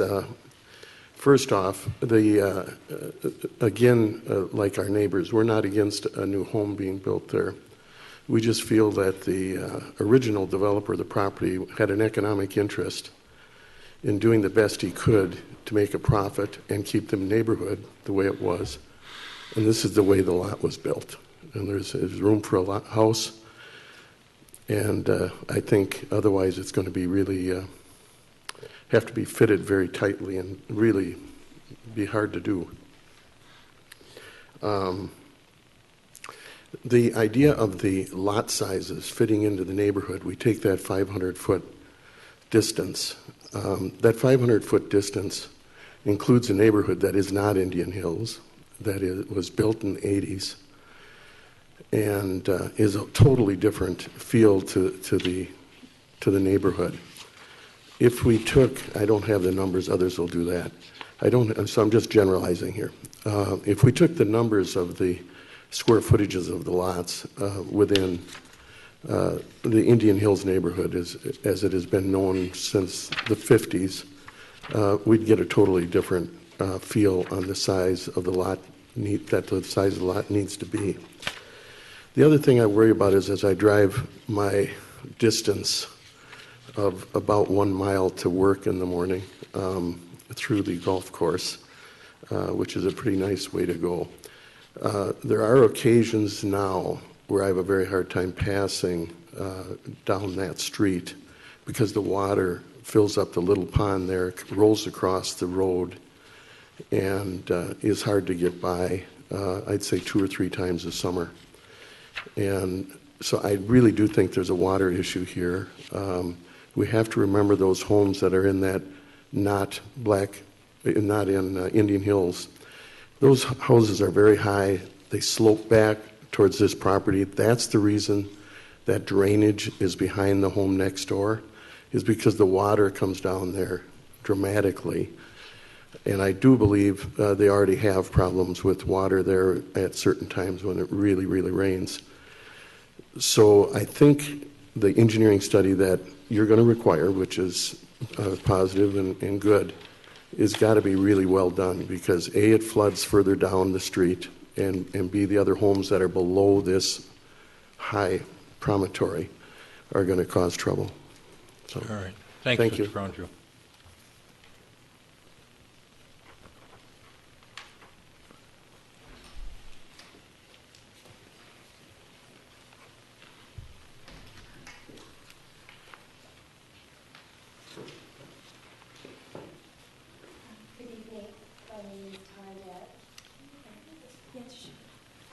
Jennifer, may I ask your help for a moment?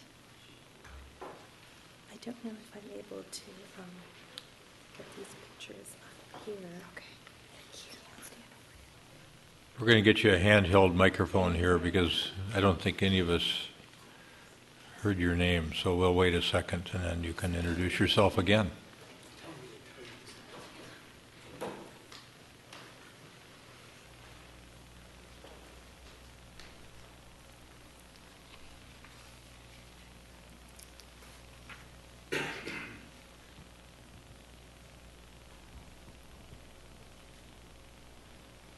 If it's okay with you, I'll start speaking just in essence of time. You've been so patient this evening. My name is Tara Dev, and I am the resident of 6804 Cheyenne Trail. We are actually the property right next door to the property that Mr. Busen built in 2012.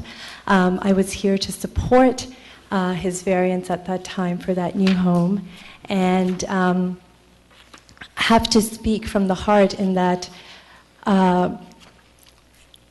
we moved to Indian Hills and chose it out of the different neighborhoods of Edina for the natural beauty, the preserve of the trees and the nature and the privacy. The reason I wanted to bring these photographs is that Mr.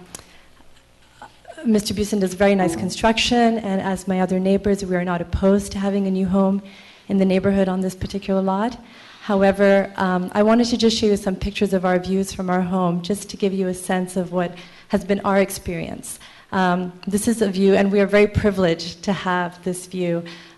This is towards the property on the right of us from our backyard. This is the view directly across from us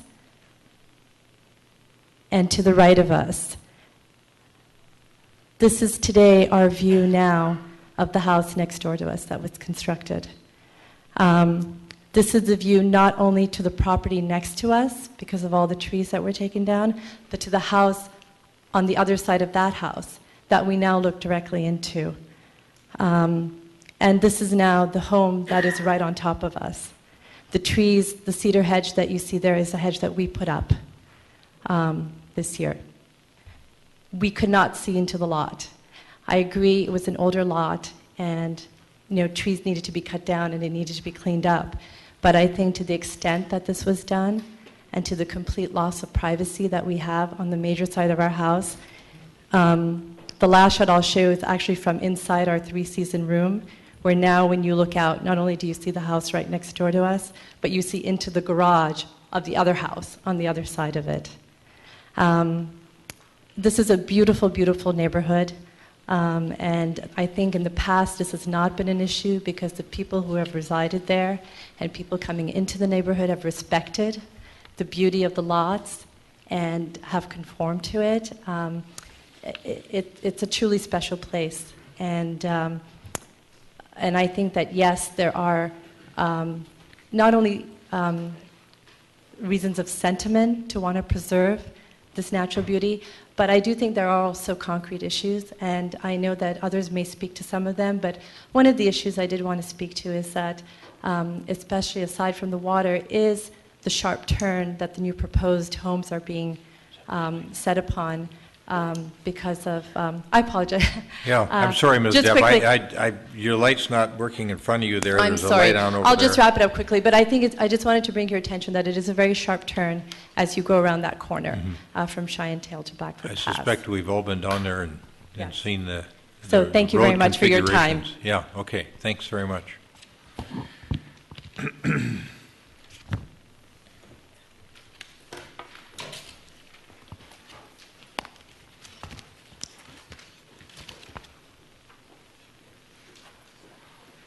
Good evening.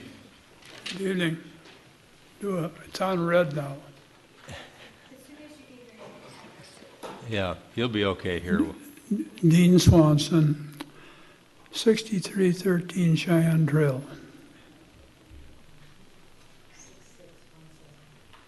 Thanks, Mr. Swanson. Go ahead. And I really only have one comment. I listened to Scott's speech for the second time in the last month. And this time he mentioned the word water once when it pertained to the retaining wall that he's going to put up. But where is the water going to go? Where is it going to run? Is it going to run into a street that already is overloaded with water? And sometimes, as Dave Strauenshoe mentioned, you can't even drive down it because there's so much water on it. So I think there's a real issue as to what you do with all that water after you've taken down a lot of oak trees. You put up 2 houses which have got concrete bases so they're not permeable. I think the problem is going to be much worse with his plan than it is right this minute. That's all I have to say. Okay. Thanks, Mr. Swanson.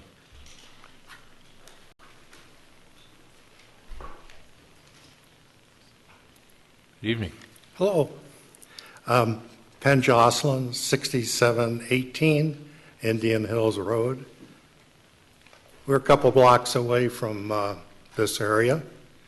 When I moved into 6718 Indian Hills Road, our area looked like Blackfoot. It doesn't now because of this 500-foot whatever y'all came up with. It's been subdivided.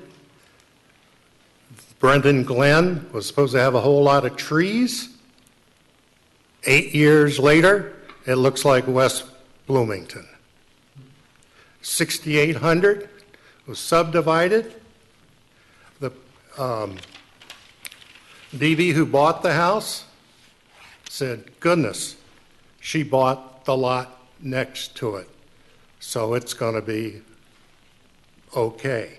But what's happened is that this 500-foot, whatever you call it, has been detrimental to some of the more mature areas. And I know you realize that. We've had a couple people move out. One family was established with Walgreens. They moved to Florida. They didn't want to, but they moved because the house built next to them. I like it too much here to move, and I do appreciate the work that y'all are doing. But boy, we have this Indian Hills, I'll tell you, is a diamond in the rough, and let's keep things as natural as we can. Thank you. Thank you.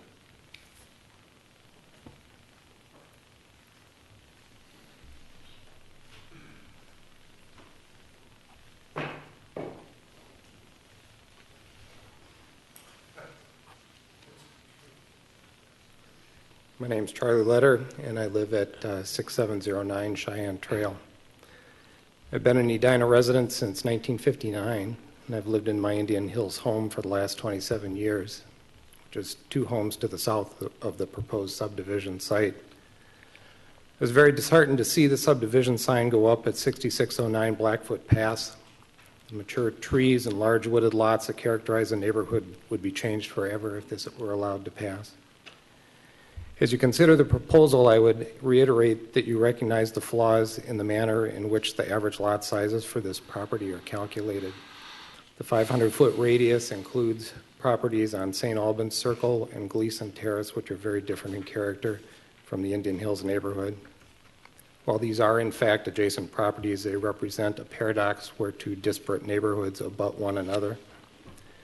By virtue of their elevation in the wooded backyards of the Indian Hills streets of Cheyenne Trail and Blackfoot Pass, they are not visible or even accessible to the Indian Hills neighborhood. They're truly part of a different neighborhood development, yet are used to calculate average lot sizes for Indian Hills. I would note nonetheless that residents of these homes also signed a petition against subdivision. Also, for the purpose of the calculation, the homes on Indian Head Lake do not include the lake area that they actually own. Only the land mass is used for the calculation, while the portion of the lake property they own is excluded, decreasing the apparent lot size by approximately a third. For example, these lots on the waterfront side of Cheyenne Trail range from 1.49 to 1.69 acres, but are diminished by 20 to 30,000 square feet for the calculation. This is especially counter to the true purpose for lot size calculations, as visually the decreased density provided by the lake is even greater than the actual lot size in total. Regarding the setback variance, what matters is the line of vision on the same side of the street. Properties on the opposite side of the street or other blocks are irrelevant. To have a line of sight that is suddenly broken by a house 55 feet out of line is startling. This is not a matter of a few feet.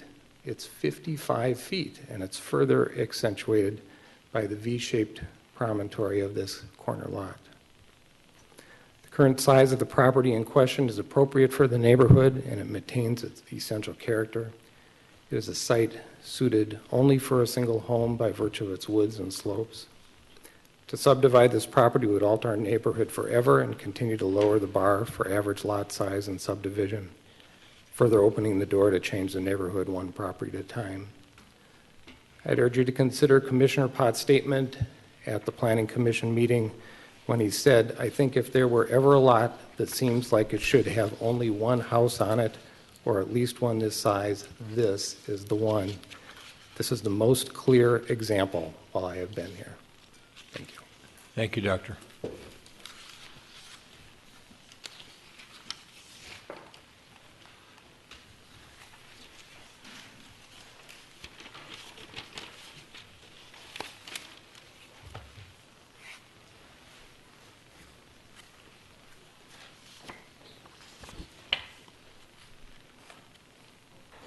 Good evening. My name is Susan Brunn, and I am privileged to have been a 20-year resident of the property at 6601 Blackfoot Pass, 2 properties to the north of the proposed subdivision. I'm opposed to the subdivision being proposed tonight. 6609 Blackfoot Pass is a unique and beautiful property and is particularly ill-suited to subdivision. William's slideshow demonstrated the unique beauty and character of our neighborhood. If we begin to carve it up one lot at a time, the standards will continue to be lowered and we will wind up looking like every other neighborhood. There is no doubt that the existing home there needs to be torn down and a beautiful new home needs to be built. One beautiful new home needs to be built there, and we look forward to that. Thank you very much for your time. Thanks, Ms. Brunn.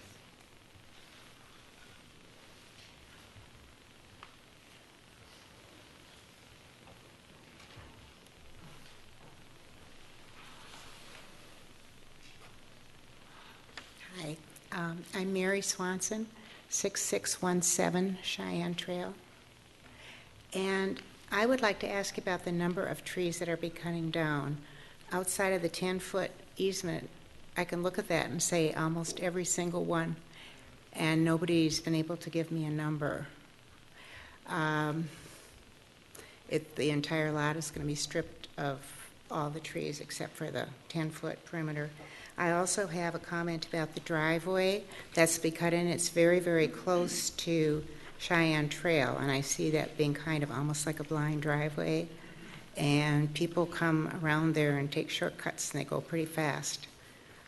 So those were my concerns. And the houses across the street with the 45-foot setback, they have like natural burns with great big oak trees, so you can't even see the house. So even though it might not have the setback as such, it has a lot of major trees in front of it and kind of a hill, so that you can't really see the houses. Okay. Thank you. Thanks, Ms. Swanson.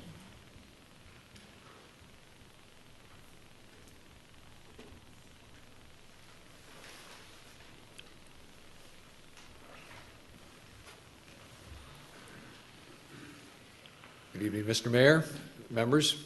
My name is Paul Shoemaker. I live at 6820 Cheyenne Trail. I'm probably not quite a half a mile from the proposed subdivision. I live just on the edge of Indian Hills on a half-acre lot. And frankly, I'm here tonight because I didn't take an interest in the property that was developed right across the circle from my home. And I want to echo the remarks by the neighbor who came here and described how she has lost her privacy.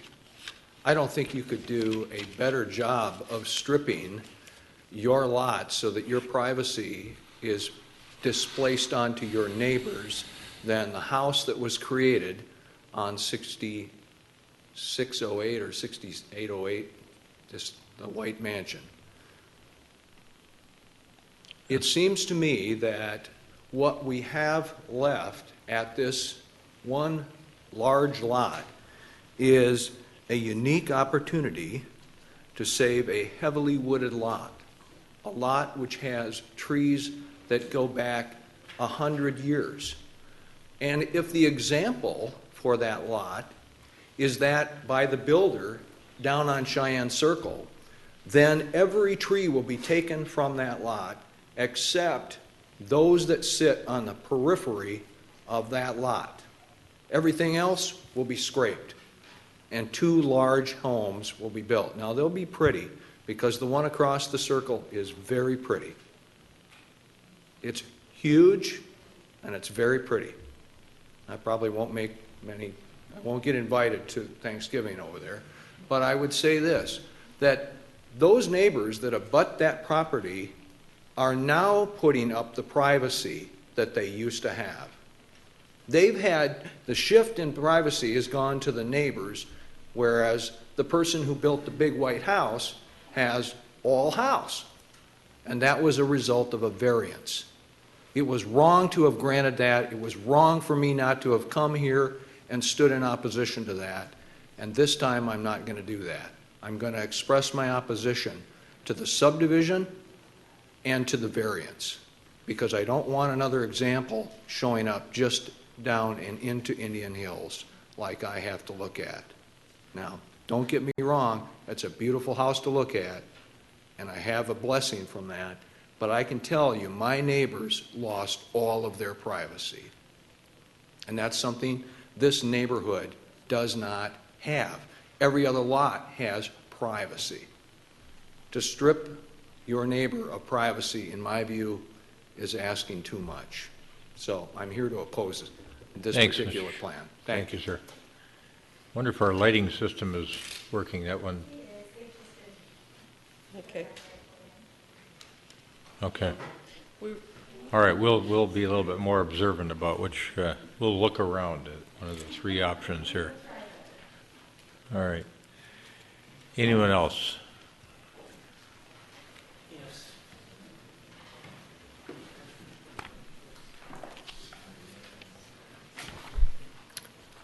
Mayor Hovland, members of the City Council. My name is Chris Johnson. My address is 5308 Highwood Drive West in Edina. I'm speaking in support of the subdivision and the variance applications. My father is Douglas Johnson, the current owner of the property. I'd like to highlight a few points I made in the letter I submitted last week. This letter appears near the end of the 141 pages of general correspondence for tonight's meeting, so I don't know if you've seen it. It has been acknowledged subdivision is to be decided based on the dimensional requirements specified in ordinance, and as this application meets those requirements, it should be approved. Further, the variance improves the subdivision, and so it should be approved. Addressing objections and concerns expressed by neighbors. Regarding removal of trees, this property is notably more forested than the average in the neighborhood, and even with some trees removed, the two new lots will likely be as forested as one sees on nearby lots. The neighbor's best way to influence vegetation on this property is with the current proposal, as opposed to maintaining it as one lot. Regarding building on the slope, the variance will allow the second house to be off the slope. The plans show some use of retaining walls, but this would not be unusual in the neighborhood.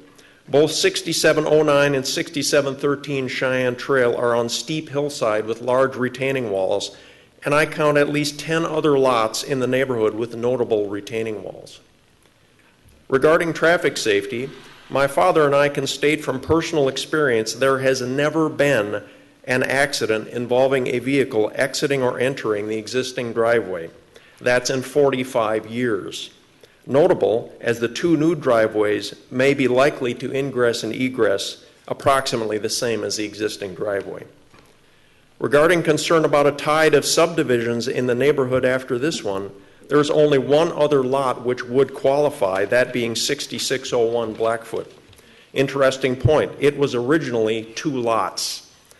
The attorney, Mr. Keene, in his letter, is incorrect in asserting more lots will qualify if this one is approved. Regarding neighborhood character in general, subjective as it is, the character of this neighborhood is not static. I've observed it evolve substantially in the last 45 years. Many of the houses have been remodeled, enlarged, or torn down for larger houses, along with a significant increase in high-end landscaping. It can easily be stated this property is currently out of character with the neighborhood and will be more in character with the current proposal. It's unreasonable to expect this property to be the designated neighborhood wilderness park. To the extent some change will occur with this proposal, it won't by itself change neighborhood character any more than have all the previous and undoubtedly yet to come construction projects in the area. Please approve the applications. Thank you. Thank you, Mr. Johnson. Yes, sir. Good evening. Good evening. My name is Kay Laxonen. I live at 6404 Indian Hills Road. And I stand in opposition to the subdivision. However, I'm in a quandary because legally it can stand.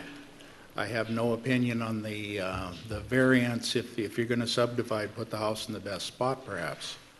But I plead with the council to perhaps look at the ordinance and the way the square footage of these lots is measured, the 500-foot radius. A lot of lots on that Indian Hills area back onto smaller, later developed subdivisions. So I would request, if there is a way to isolate a neighborhood and measure within it, that we pursue that as a city issue. Thank you, sir. Thanks, Mr. Lexonen.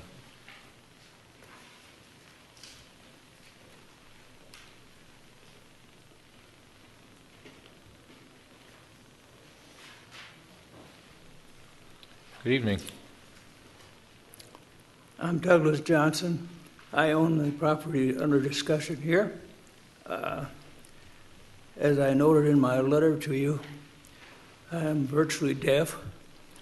I've been in the next room following on my CapTel as best I can. I still have a great deal of difficulty to understand what's been said tonight. So all I have to say is, please read my letter.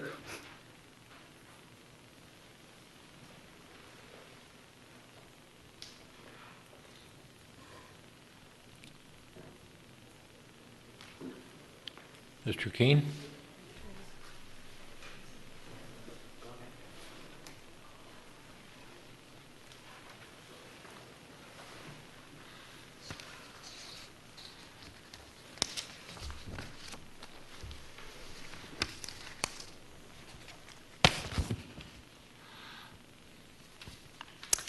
Hi. Good evening. My name's Bert Letter. Honorable Mayor, council members, friends, staff, neighbors. I live at 6709 Cheyenne Trail, one house from the proposed subdivision home. I have been a resident of Edina for over 31 years and a resident in this home for over 27 years. On July 23rd, 1987, the Indian Hills neighborhood experienced a storm of epic proportion. We received rain in the amount of 1 inch per hour, causing massive floods and destruction. It was during this storm that my husband and I realized just what our terminal moraine property was made of, and how that storm, and how to live with the land. Our backyard abuts St. Albans Church, a 3-acre property, and it's modest and is moderately steep hill, which levels off in about 100 to 120 feet from the back of our home to a blacktop parking lot. That night, as our young family huddled in the basement, the water began to build on the basement windows to about 6 inches before it started shooting through the basement windows. When the water turned brown, we knew something had changed. And here's a picture of our home when we built it, when we bought it.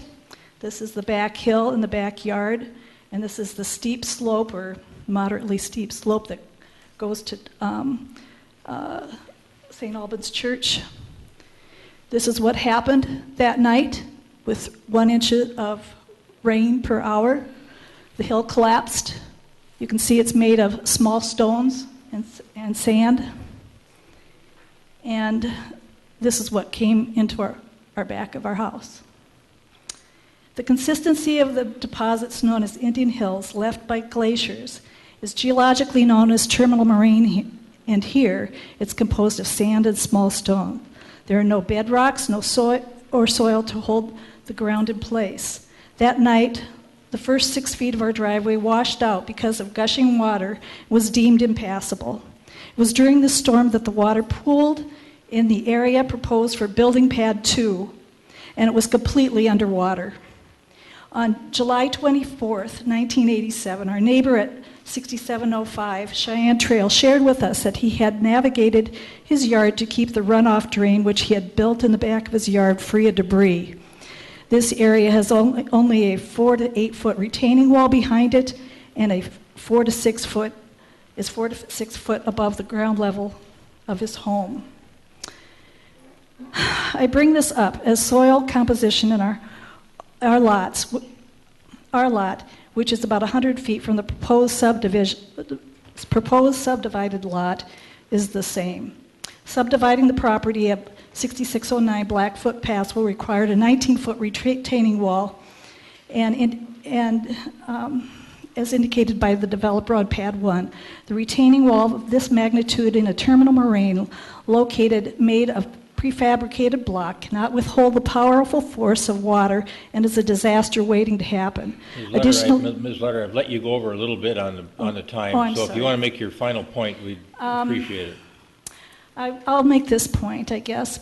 As Edina Commissioner Fisher stated in his remarks in the Planning Commission, if you think about the original developer who created Indian Hills had a profit motive, and even with that motive, decided to keep it one lot. I am an architect, and I look at lots a lot.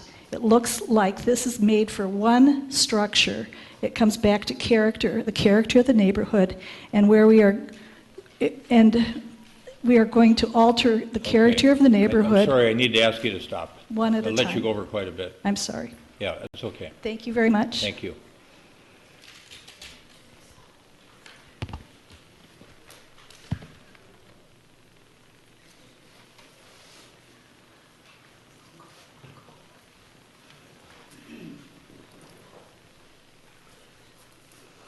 Good evening. I'm Pat Kreisiger. I live at 6705 Cheyenne Trail, and I am right next to this property that is proposed for subdivision. Before I forget, I noticed Mr. Chris Johnson said that there were no accidents in the neighborhood. I just want to perhaps use this as evidence that, yes, there have been accidents in the neighborhood. We can't see what you're showing. Pardon?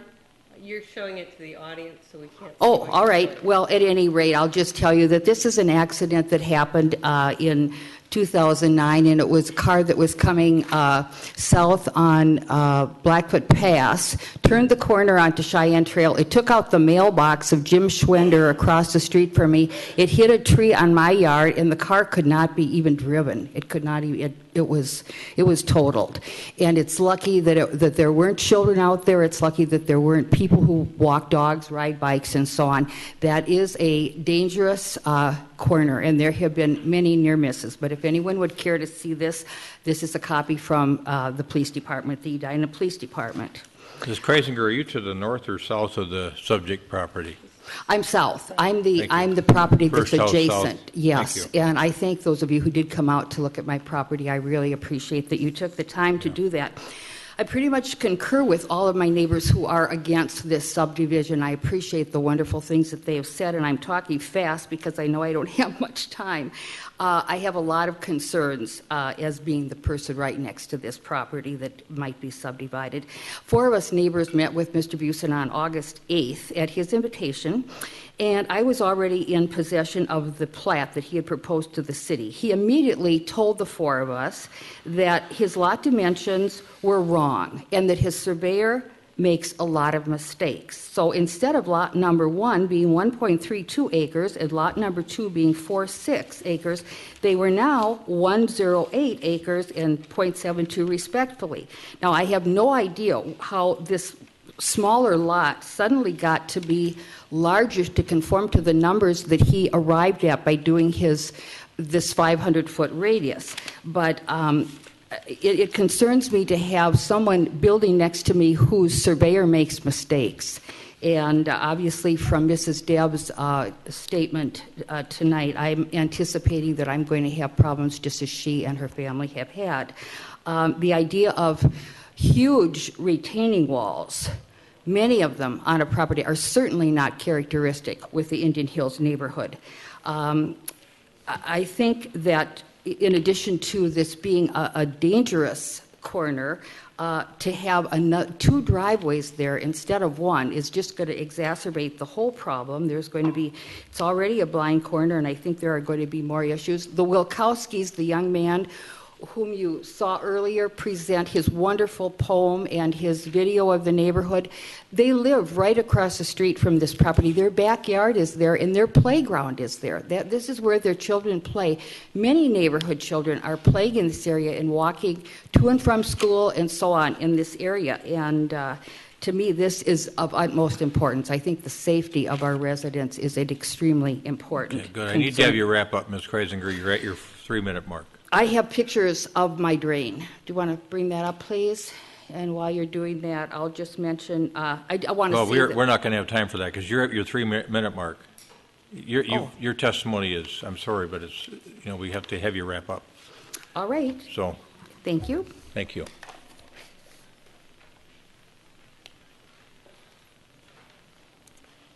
Mr. Keene, have some of your clients been here and testified?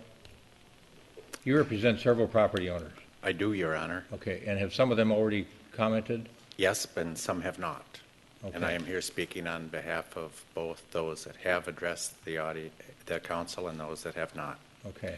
So I ask for a little bit of latitude, not more than a minute or two. I will be brief. My name is Tim Keene. I'll give you 4 minutes.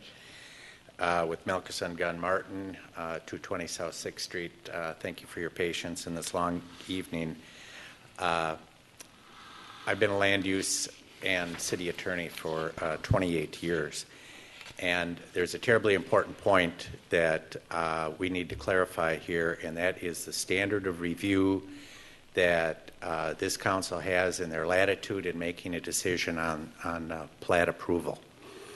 It's been suggested that if the dimensional requirements of the application are satisfied, you are obligated to approve the plat. That is not the case. Your own ordinance answers that question. Your own ordinance at Section 8, 10, 11 provides the criteria by which you shall evaluate an application for plat approval. And there are several considerations I listed, enumerated, and highlighted some in my letter, which I asked be made a part of this record. But a couple critical that are essential to your consideration are well beyond dimensional requirements. 810.11a, the impact of the proposed subdivision on the character and symmetry of the neighborhood, as evidenced and indicated by suitability, size, and shape of the lot, compatibility, so on and so on. Item C, the consistency of the proposed plat or subdivision and proposed development with the policies, objectives, and goals of your comprehensive plan. And I would direct your attention to the comprehensive plan, section 4.4 in your goals and policies, which set forth this fundamental goal as it relates to your residential section of your comp plan. Protect and preserve the essential character of existing residential neighborhoods. That's the cornerstone. That is, we have a quasi-judicial decision here, that is correct, but it's grounded in a legislative decision that you made. You made two key legislative decisions. You adopted a comprehensive plan, and you adopted a subdivision ordinance. Those were legislative decisions. Your implementation of those is correct. It is a quasi-judicial decision with a narrower scope of review. But you are still afforded latitude well beyond the strict dimensional application of this subdivision.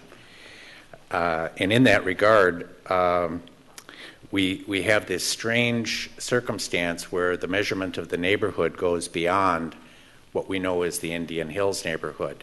It reaches into the St. Albans, Gleason Court subdivisions from the 80s. And the median in those two subdivisions is 19,800 square feet. The median, the 500-foot median in Indian Hills, is 40,380 square feet, more than twice. So we have this application for a lot with a residual lot. The smaller lot is going to be 27,000 square feet. As measured by the Indian Hills neighborhood, it wouldn't even be close.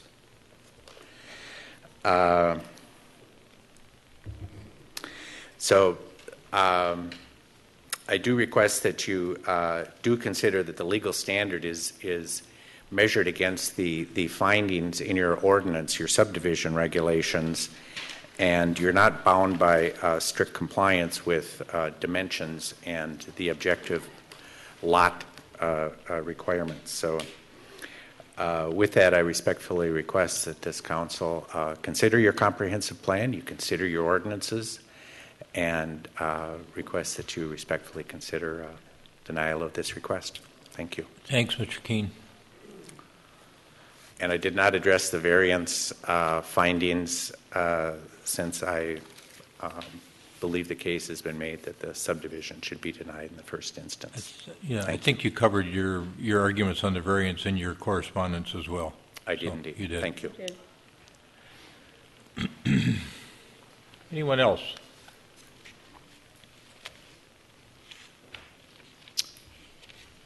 All right. We've got a motion to close the public hearing. Wait a minute. Can I ask Pat Kreisig that was up here? I had one question I wanted to ask her. Would you prefer Sure. that I ask her that before we close? Ms. Kreisinger, could you come back up, please? Member Swenson has a question for you. I know this is an odd question, and if you're not comfortable answering it, that's fine. But should this subdivision get passed, do you have a preference as to where the building pad of the house is? I do. And what is your preference? It would be closer to the street. Okay. It would take up, maybe that's all you want to hear. Well, no, that's fine. But thank you for coming up and answering Surely. that. I appreciate that. Thank you. Then I would move to close the public hearing. Second. Thank you. Got a motion and a second to close the public hearing. Discussion. All those in favor of closing the public hearing, say aye. Aye. Aye. Aye. Opposed, say nay. Carried. Now, do council members have questions for staff? Well, I have a point that I wanted to bring up. Sure. Member that, Swenson.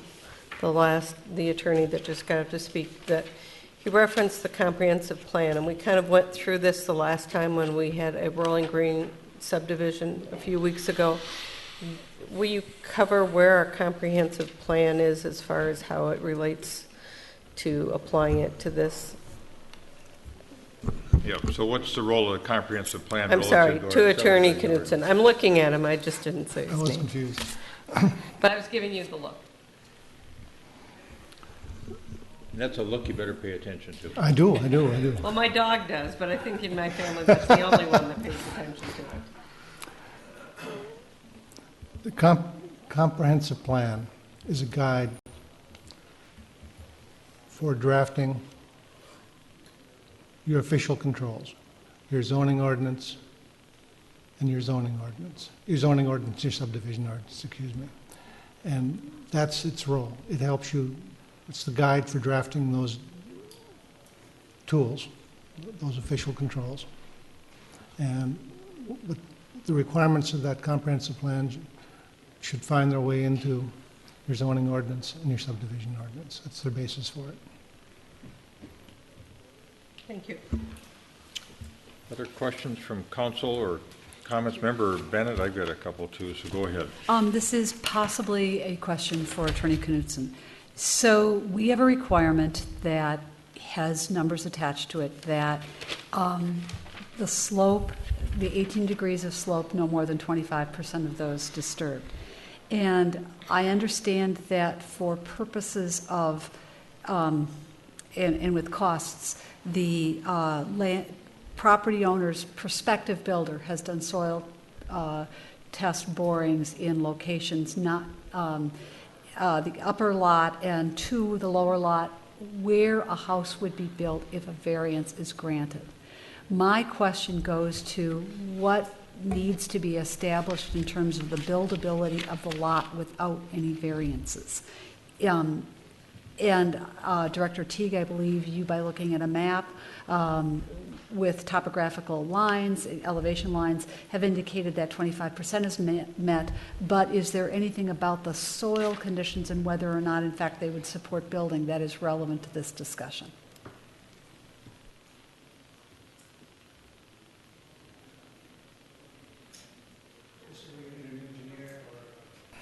Building inspector or something. So I would assume you can build on anything if the pilings go deep enough. I don't know that for a fact, but that's common sense to me that it could. But I defer to an engineer.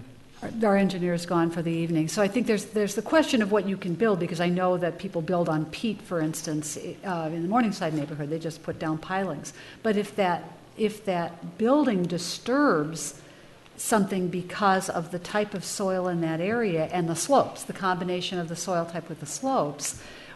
I mean, you certainly could put as a condition, for example, I mean, you're talking about you want a stormwater analysis, what is needed.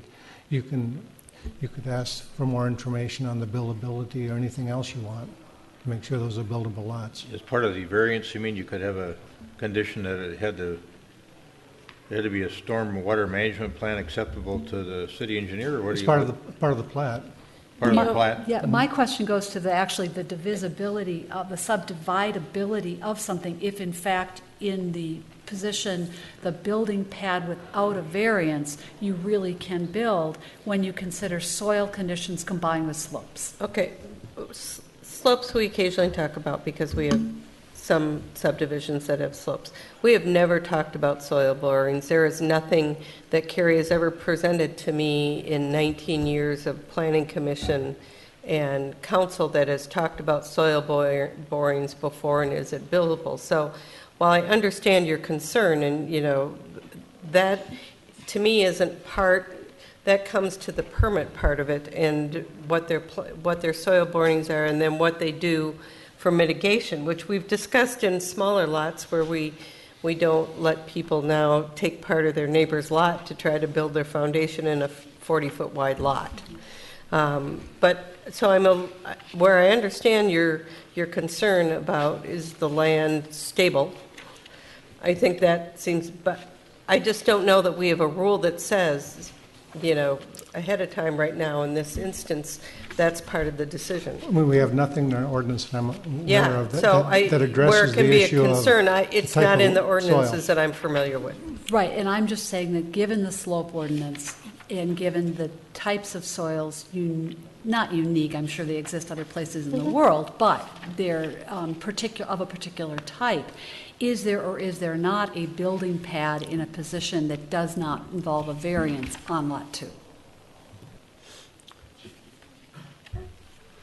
Member Sprague. I have a few questions about drainage. So Engineer Hoole's gone.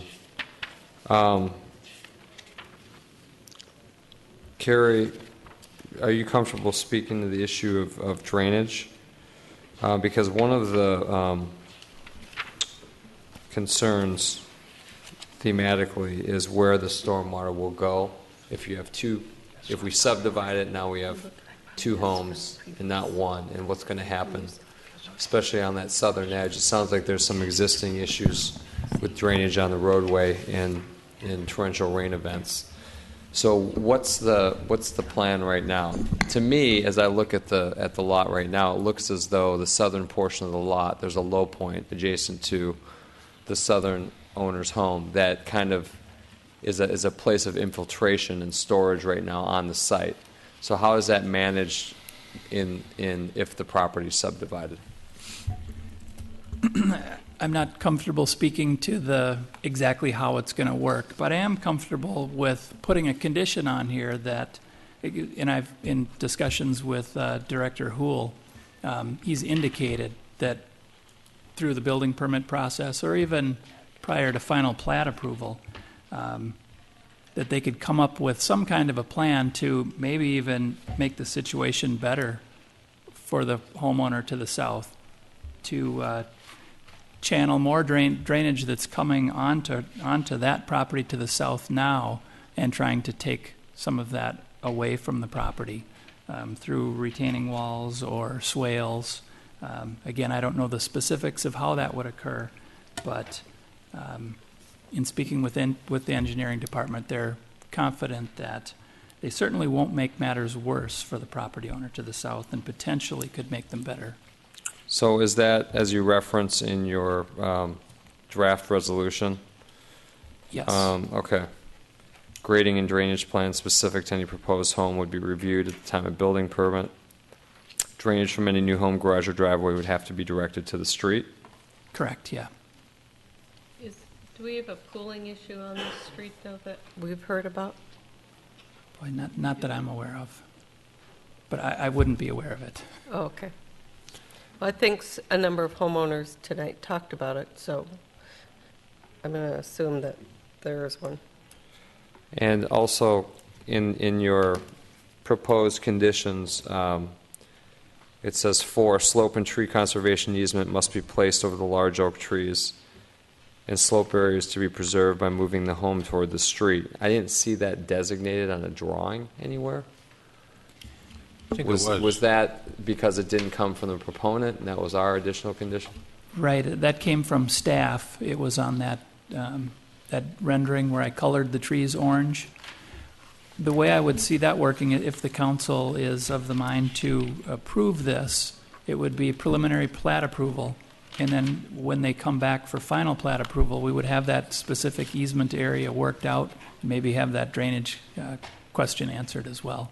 And they'd specify the covenants associated with the conservation easement as they're doing in Rolling Green. Yes, you would have that before you at the time of final plat. Okay. What about, so drainage plans, review and approval. Okay, so if Director Houle wanted to attach certain drainage conditions, stormwater management, he could do so through that condition. He could. He was comfortable with the condition as it's written in the report today. We won't have a specific plan until a house is proposed for that lot. So he was comfortable with the condition as it's written. And what about, did he, in your meeting, did he mention anything about concerns over street safety? He did mention specifically that the driveway locations as proposed, he was comfortable with them. Okay.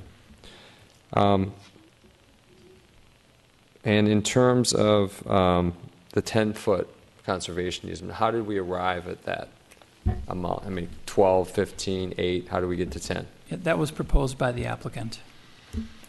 If we're of the mind to want to expand that, we could do that. How does it affect the building pad if we, under the variance condition, if we extended that? The building corner pad of the corner of the building pad comes to the 10-foot mark. Okay, so that's... And it wouldn't necessarily have to be 10 feet all around. It can move in and out. That's all I have for right now. Other questions? We've got a couple of questions here I can ask. Director Teague, this came up in the Rolling Green situation as well, and that is the calculations made by the surveyor hired by the proponent that served as the basis for establishing median lot area, median lot depth, and median lot width. And one of the testifiers mentioned that Mr. Busen didn't have a great deal of confidence in his surveyor. I don't know if Mr. Busen may say something else. He builds a lot of homes. I'm sure he's used a variety of different surveyors. But how comfortable are we that the calculations are correct as made by the surveyor for Mr. Busen in Great Neighborhood Homes relative to those three specific objective criteria? Yeah, we are comfortable with the median calculations as they're presented to the council. The initial submittal, there was an error that was caught. The property at 6601, it was originally platted as 2 lots, but they have been combined. The original calculation had those 2 lots split out when it should have been just 1 lot as it exists today. So the surveyor corrected that, and that's the submittal that's before you. Member Swenson. Another comment that came up was that this would end up changing and that smaller lots could be made throughout the neighborhood. And the one thing we use is not average, it's median. And can you speak to the difference of that, please? Certainly. The average would be you would total up the square footage of all the property and then divide by the number of properties. With the median calculation, it's It's the lot that falls in the middle. So there may be, let's say there's 31 lots here total. It's the lot that comes in right in the middle, so it would be that 15 or 16 establishes the median. Equal number above, equal number below. So these two lots are still bigger than that median number, so it is not bringing it down in any way. Correct. Thank you. One of the issues Mr. Keene raised was if we used a different definition of neighborhood other than what's in our code, we would find that the average in Indian Hills, now I'm talking about the average, not the median, would have been 40,380 square feet. This lot in its form right now is over 77,000 square feet, as I recall. And the larger lot would be about 46,000 square feet, and the second one, I think you had an illustration on the screen that it would be slightly over 30,000 square feet. As I recall from the rendering you had on the screen, there were 5 houses within probably a quarter of a mile or a few hundred yards of this property that were smaller in median size than this particular piece of property is proposed for subdivision as the second lot, as Lot 2. Is that correct? That is correct. There are 3 lots directly across the street on Blackfoot Pass. I believe Mr. Busen referred to them as the island. Those 3 lots there are all less than 30,000 square feet. And there are 2 lots to the south, if I remember correctly. Correct. There are 2 of the subject lots. property that are also smaller. Correct. Than this property. All right. Is neighborhood character defined anywhere in our ordinance? It's not defined anywhere. The only definition that we have of neighborhood is the 500-foot calculation. Okay. One of the questions I thought, which was a good question from Mary Swanson, was how many trees would or could come down if this were approved? And I think your proposed preservation or conservation easement deals with one of those issues, and that's that oak savanna grouping towards the back of the lot, which would be the location for a house if this subdivision were approved without the ordinance.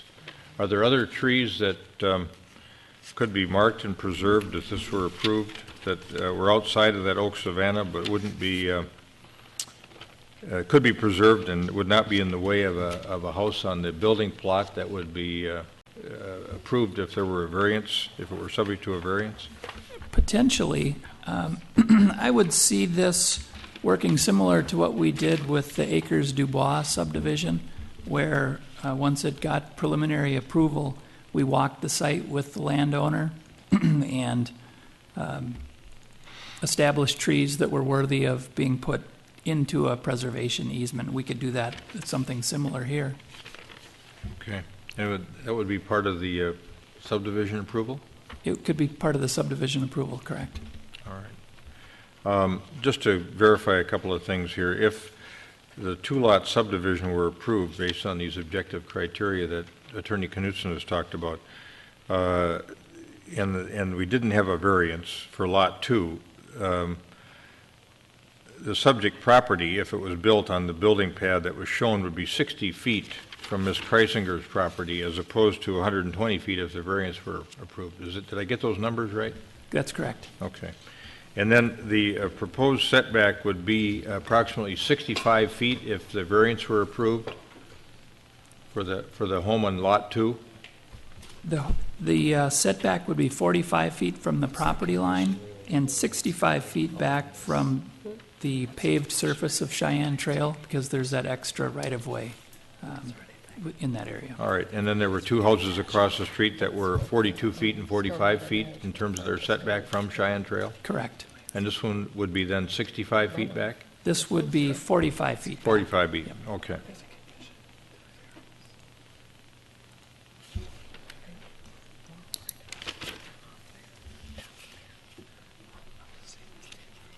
Member Brindle, if I'm looking here, go ahead. Okay. I think this question could go to Carrie. couple of people talked about water pooling when a heavy rain. Lot 2 appears to be where water pools. What could be done to prevent that without causing stormwater to go on somebody else's property? That would be something that would be looked at the time of, as Mr. Busen mentioned, with our new regulations now, an engineer has to define it to create a stormwater management plan for the site. And that would be reviewed by our city engineer at the time of a building permit. So those specific issues would be looked at that time. There's a condition, Member Brindle, on the resolution under section 2.01. D, and I think we could probably think about adding language to that D section that would preclude any discharge of water onto the property to the south, Ms. Kreisinger's property. Is that correct? I mean, we wouldn't want to see that happen regardless of how big the lots were. Any additional runoff. Any additional runoff, Right. Yeah. I guess I'd like to talk about the easement for a minute, to take a look. I've actually looked at the oak savanna that is, 15 trees or whatever. And then there's a distance behind the second retaining wall, if that's a second retaining wall. There's 2 black lines. A distance between that line and the property line that separates lots 1 and 2. And I would like to suggest that should this subdivision go through, that the preservation easement include the space between those lots and therefore protect the trees that are between what would be these 2 new houses. Along the lot line. Along the lot line that separates lots 1 and 2. And then on the pad, in lot 2, are you with me? I'm sorry. I didn't catch that last part. Okay. Well, she just started this. She cut the first part. I got the first part, yep. Yeah. Okay. So basically, it would, the easement would almost surround, it would surround 2 sides of the house on lot 2 to preserve as much of the slope and as many trees as possible between the houses. And then looking at the trees that are in that area of lot 2 that could be considered the building site, where that house is right now, 1, 2, 3, 4, 5, 6, 7, 8, 9, 10, 11, 12. It's about a dozen trees, minimum a dozen trees that would go.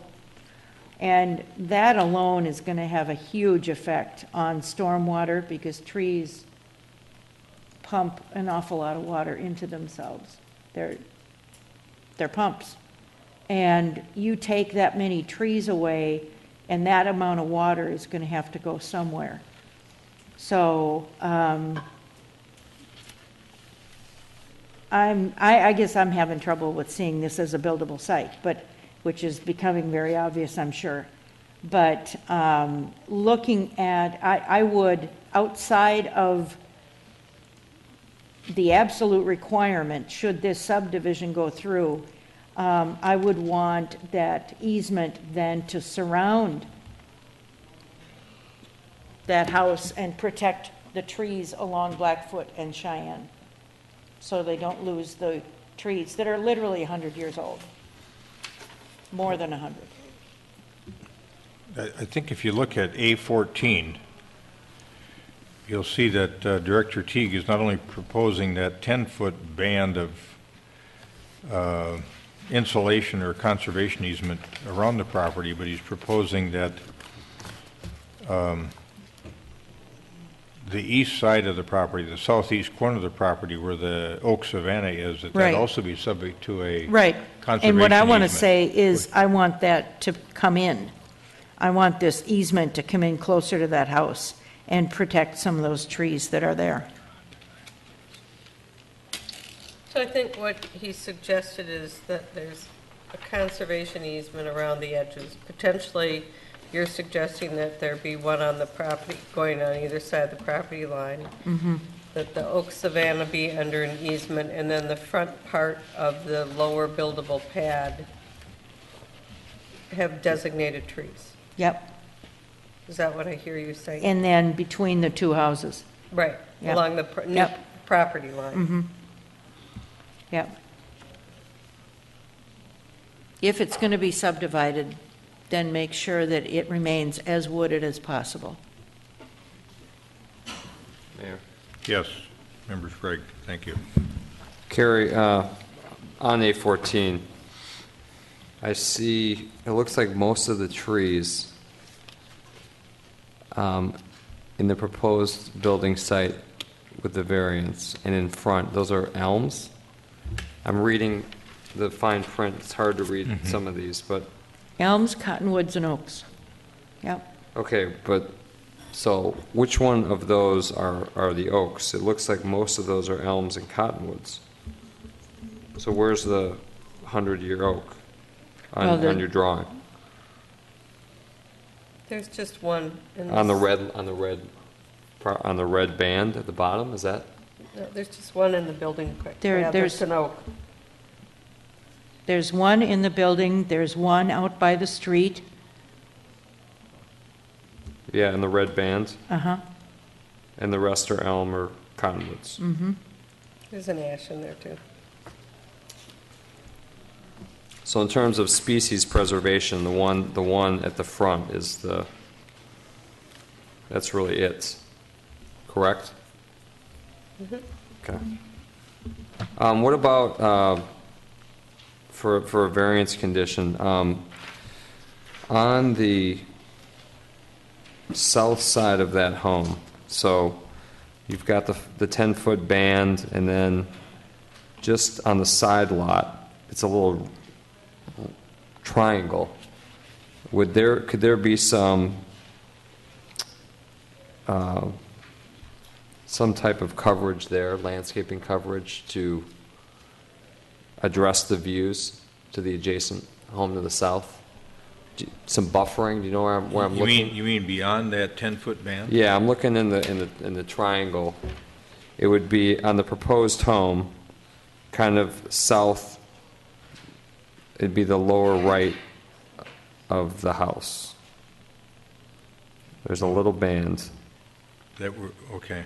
So I'm thinking of the view corridor for the neighbor. You've got a 10-foot band of, I don't know what the size of the foliage is and the density. I've seen some of it, but I'm just wondering if you think it's necessary to put additional screening in that section. Well, that's the intent of the 10-foot band there, is to maintain some of the existing vegetation, and I would imagine that they would add some plantings. That might be something that we could explore as part of this and bring back to you as part of the final plat approval. Seems to me that this vegetation is thicker than the vegetation we talked about for the conservation easement over in Rolling Green, which is a good thing. Right. Well, that's because of the addition of the valuable buckthorn. So I'm sure the same situation prevails here. There's a lot of buckthorn and box elder. So I'm thinking more of the tree replanting plan and how you fill in that section that's denuded with the construction and that side of the lot. So I do think there's a value to saying that X number of trees have to be taken down for the building pad, therefore X number of trees need to go back in, and maybe it's along the conservation easement. So that seems to be a reasonable request to replace. A lot of cities that have tree ordinances, that is their tree ordinance, that if you take down a specific tree, you have to replace it with a specific kind of tree of certain size. Yep. Caliper inches. Yeah. So I don't know, Mary, if that helps with the idea, even though there are elms and ash and a couple cottonwood that come down and the one oak for the building pad, that they could be the replacement ones along the conservation easement. Or maybe it is just you require a certain number of trees and let the applicant, spread them out. I'm concerned about the overall tree canopy on the lot. But I could myself could have some flexibility with placement. I think this will have, if we approved it, it'll still have more nature and coverage and privacy than a lot of the homes over there that are manicured all the way down to the street with a few kind of key species, to them, big elms, big oaks, but they're relatively scattered through the lot. Everything else is manicured. Here, with your easement, you'd be suggesting that it'd be a 10-foot wide band of insulation, really, of foliage that would surround the properties. Is that right? That is correct, keeping in mind that they do intend to remove the buckthorn and some of the junk in there, but. And that things die over time. Right, right. But I think the applicant would probably be open to, if they take down a 10-inch diameter tree, Mary, we could have a tree replacement program. So whatever they take down over a certain dimension there has to be a certain tree of a certain dimension replanted. Now you can't match the dimension probably because these will be older trees, but. So, Mayor, how do you weave that into a condition? I think you could go. I'm looking at section 3. This is on page. This is for the subdivision. So it says the applicant work with the city forester in regard to tree preservation and removal of buckthorn. So would you say tree preservation, tree replacement, and removal of buckthorn? Is that specific enough? Where are you now, Member Sprague? Yeah. I'm on the resolution. Resolution 2013-83 approving. Oh, it's a setback variance. That's the variance. Yeah, I'm sorry. So you could do that as part of the resolution on the subdivision. I would rather be tied to the subdivision. Right. That's what we were thinking. That's what I was. Okay. So if you go back to 5, yeah. Go back to 5, and then he's got that 10-foot conservation language in there. Then you could add afterwards. See where it says south lot lines. Yep. Semicolon. Right before the semicolon, you could say something like, and a conservation easement shall be established consistent with the staff rendering shown at A14, and trees over a certain dimension that are cut down to accommodate a building pad shall be replaced with similar species of a certain dimension. I don't think it's species. I think it's number. What you normally would do is you'd say trees over, pick a dimension, have to replace caliper inch per caliper inch, because if you have a 30-inch tree, you can't go to the nursery and buy one. No. Well, you could try, but it wouldn't live. Yeah.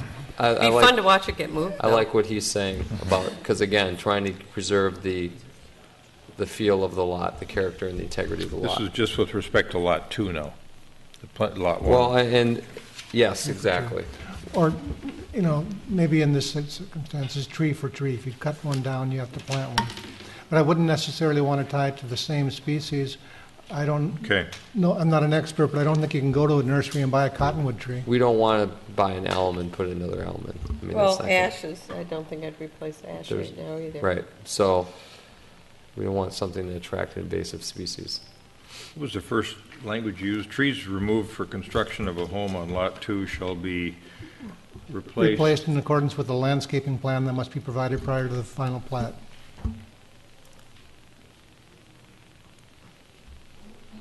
Was the landscaping plan approved by city staff, or is that just inherent in there? Yes.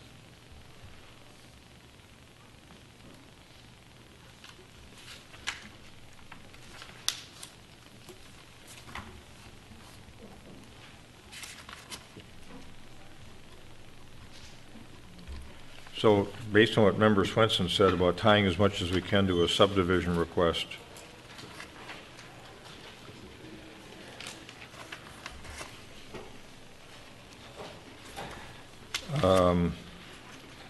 Mayor, I've got a couple of, go ahead. you also said something about the language in Section 3 about the grading and drainage plans, about trying to... Yeah, I was just going to read something here. So we got the 2D that talks about drainage.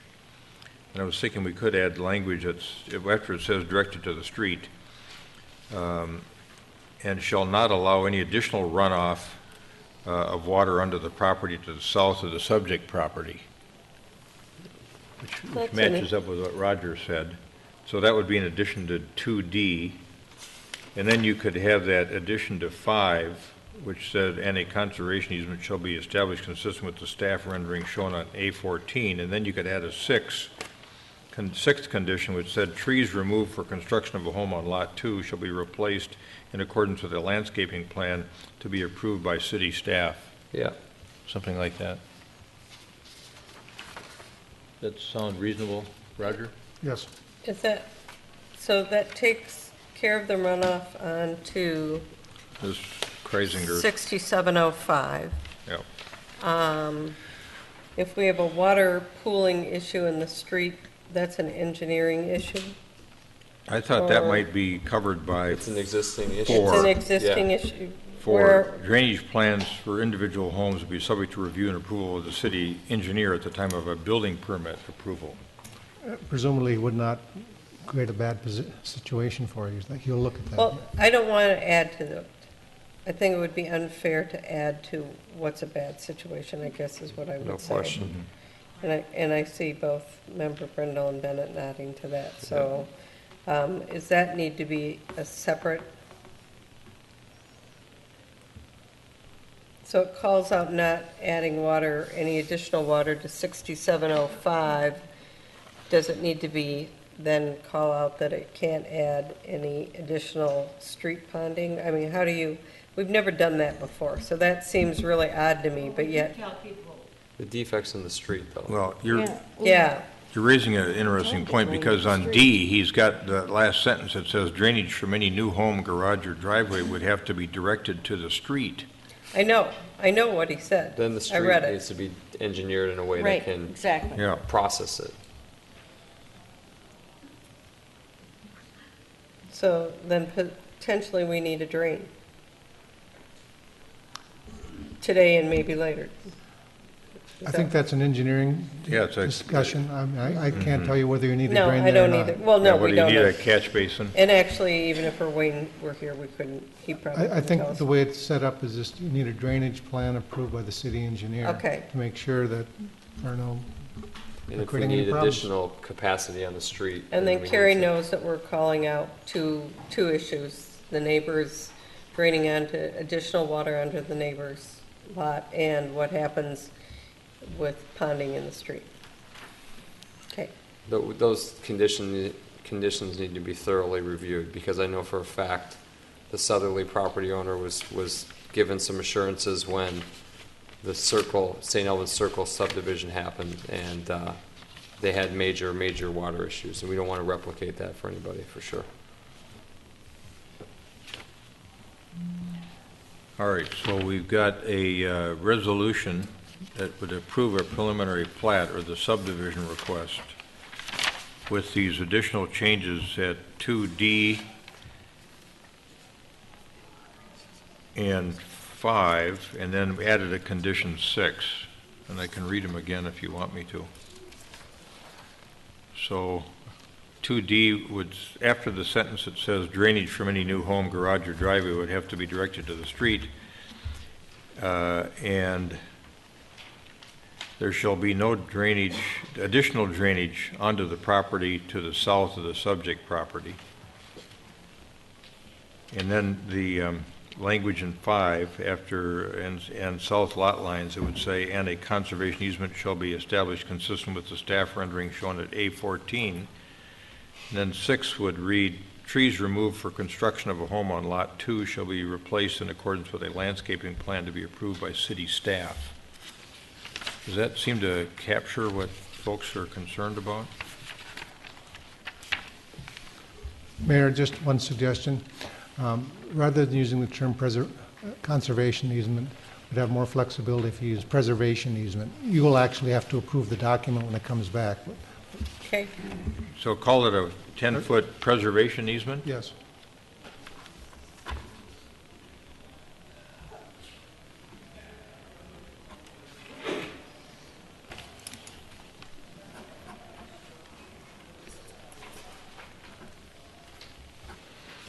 Okay.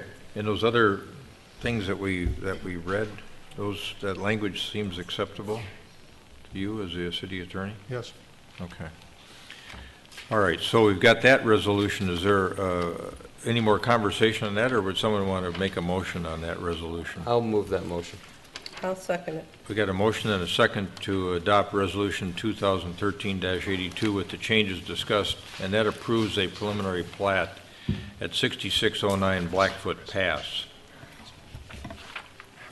And is there further discussion on that one? I would just like to say that I have to work with the ordinance that's in front of me, and it's been identified that this 500-foot rule may create certain unintended consequences at the edge of neighborhoods, and we're aware of that. It's come up on another subdivision request, and we'll be looking at that. But today, making this decision, I have to look at the ordinance as it's written. I have to pay attention to my legal counsel that tells me I'm to look at the objective criteria, and that's how I'm going to render my decision. So I just want the neighbors in the audience to know that's how I'm moving forward on this. And my objective is to add conditions as we have that address the drainage and the privacy and issues that I've heard both on site and here in the galley tonight. Other comments? Member Those Brindle? are my words, so I'll accept them as stated. Member Sprague stole your words. Well, you did a better job saying them than I did, so We I steal think I'll each other just, words yeah. here often. So. They're well said. Thank you. Member Brindle. Well, I am not torn on this. I have friends in this neighborhood, and so I feel like I need to make this decision for what's best for the property, but also for people I know and love in the neighborhood. So that will be the basis for my decision. Member Bennett. And I have been, I understand we have a code that has issues, and I would like them addressed as soon as possible. And I think the neighborhood, the 500 feet, which we did not create, I think there was comment or question earlier this evening about when that was written, and I believe it was sometime back in the 70s or 80s. So we are working with something that we inherited, but there are other considerations. I continue to struggle with the idea that if there's a right to a subdivision by dimension, but you have to be able to build on that property for subdivision. And I'm looking at K of the ordinance, the considerations that state whether the physical characteristics of the property, including without limitation, topography, vegetation, susceptibility to erosion or siltation, susceptibility to flooding, use as a natural recovery and ponding area for stormwater, and then the potential disturbance of slopes, which I know is an objective, a numerical definition. I find that those are not, to me, they are real things, and I find that this lot has those characteristics. I'm really, I think that my colleagues have done very thoughtful work. I think the developer and the neighborhood all have done thoughtful work in identifying and trying to address issues, but I think this is a site with a lot of issues, and not going to neighborhood character as did the Planning Commission. I think that the points they made about the buildability of the lot were well-made ones, and I can't support it at this time. All right. I can just comment quickly. I've been out there a couple of different times. I didn't get out and walk the property, but it's a beautiful neighborhood. It's an extraordinary neighborhood, really, and it's like Rolling Green in the sense that it has a particular beauty to it that's just different from what you see closer in than in Rolling Green. It's more natural, if that's a good word choice. But I'm comfortable that under the statute, or under the ordinance, that this subdivision should be approved. I think there is, I'm pleased that there's a variance request accompanying this, because I think that creates the buildability for that particular piece of property, although I think that it would be buildable otherwise. I don't necessarily think I agree with Member Bennett on that, but I think we've got an obligation under the ordinance to move forward with the subdivision request. I think the fact that we have a variance request following on behind this creates a situation where it's going to be something that works well in the neighborhood, so I'm going to support it as well. All right, we don't need a roll call here. All those in favor of the resolution say aye. Aye. Opposed say nay. Nay. Carried. Next, we've got a variance request under Resolution 2013-83. And do we have a motion there? So moved. Second. Got a motion and a second with respect to the variance request. Further discussion? I will just reflect, I think, what Arlene Forrest said at the Planning Commission, actually about a different subdivision proposal, and that is that a variance has to address practical difficulties. And this lot is buildable as it is, and I don't see that it has practical difficulties unless you subdivide it. So I am not going to vote in favor of the variance. All right, Member Swenson. One of the reasons I'm voting in favor of the variance is I think that legally we have to subdivide it, and I know that the neighbor to the south that's most impacted by this new Lot 2 prefers the house to be at that lower spot. We've designed all the parts to the subdivision to try to do our best job to make sure that her life is not worsened and hopefully better. So that's the reason that I support the variance, is because that's what it's doing, is what's best for her, and that's why I asked her In light of the fact what she wanted. In light of the fact that the subdivision has been approved, and this is what she wants. All right, I will approve it. Member Sprague. Also, I'm going back to the subdivision in Morningside and trying to preserve the integrity of the original lot. And I think you do that by preserving the slope and those trees that are on that slope. You don't do that by cutting into the hill. If you want to preserve that feeling, the legacy of that lot, that's the way you do it right. So that's why I'm supporting it. Oh, and I forgot the oak trees. The oak trees. Yeah, that's another great reason to support the variance. Okay. And I do take some comfort in the notion that there are 5 lots within a few hundred yards that are smaller than this Lot 2. And I think the variance request was thoughtfully proposed in terms of getting a house closer to the street, no closer to the street than the houses across the street, and in a way I think much more natural than the ones across the street. But not that that's a bad thing across the street. I think it's just an eclectic neighborhood. Some have a more natural setting and some are more manicured. So it's fun to see all of the, I think it's enjoyable to see all the different variations of homes and landscaping over there. But I think this is a better use of the property when you've got this variance attached to it. So I'm going to support the variance as well. All those in favor of the variance say aye. Aye. Aye. Opposed say nay. Carried. Thanks, folks.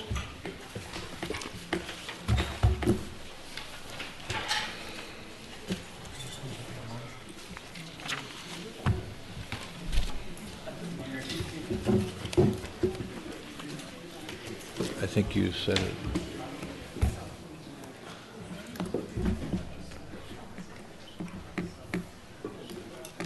Well, that's why I wanted to give you the opportunity to ask her. Pardon me?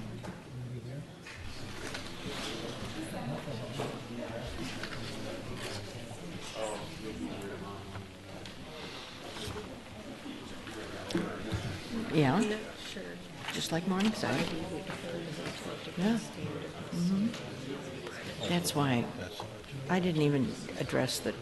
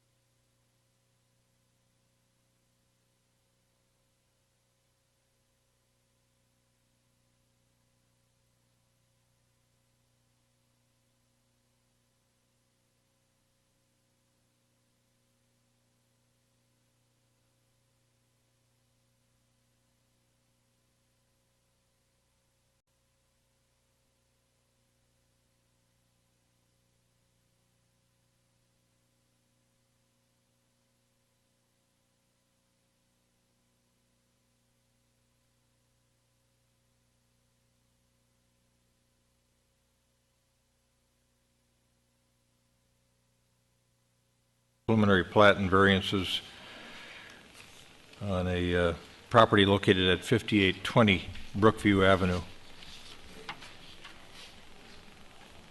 Go ahead, Director Teague. Member Swenson will be back momentarily. She said feel comfortable proceeding.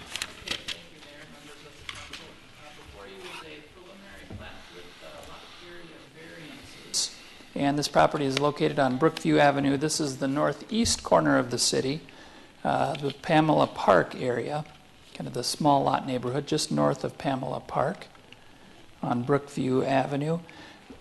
The site exists today with a single-family home and a detached garage. The applicant is proposing to remove those two structures. You see the existing home located on the north half of the lot.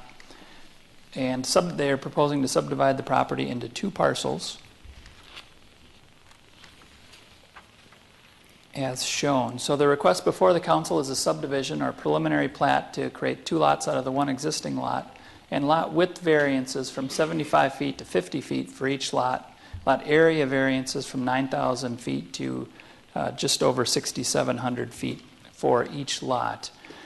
This is a small lot neighborhood, so minimum lot size is 9,000 square feet, 75 feet in width, and 134 feet in depth. The applicant ran the medians within the area, and as you see on the screen, the proposal is very close to the medians. It's a little short in the lot area. This whole area was originally platted with 50-foot wide lots. You can see this is the original plat, and this is the subject property. The two lots were combined when the house was built. Just to give you a quick history of subdivision in this area, over the last 6 or 7 years, there have been 6 requests. 3 of them have been approved. They're highlighted in yellow here. This number 1 is the property over on France Avenue. The 2 similar parcels, there's one on Oak Lawn in the 5900 block. It was the only 100-foot wide lot in that entire block. And the other site highlighted as number 4 is right across the street from the subject property, 5825 and 5829. Was subdivided back in 2011 with the same variances that are requested this evening. So the primary issue are the variance findings for the subdivision met. Both staff and the Planning Commission believe that the proposal does meet all the variance criteria and the request is reasonable. Practical difficulty, this was originally platted with 50-foot lots. This site is double the size of all other properties on the block, the vast majority of the parcels. The request is reasonable for the neighborhood. It creates 2 lots, similar for the majority of the lots on the block. There's 2 75-foot wide lots across the street here, but this is the last 100-foot wide on the site. Member Swenson. Don't the 75-foot lots are 75 feet because we vacated a sewer line between those two houses. 5809 and 5817. Yeah, now that you mention that, that is right. To say they accrued a few feet on either side. Yep, they did. Good That's memory. why they're wider. Member Bennett, did you have a comment? I did. Director Teague, 5845, I think, is an 80-foot wide lot? This could be, I believe a portion of this right-of-way may have been vacated. Right, the table, I think, says 80 feet. Yep.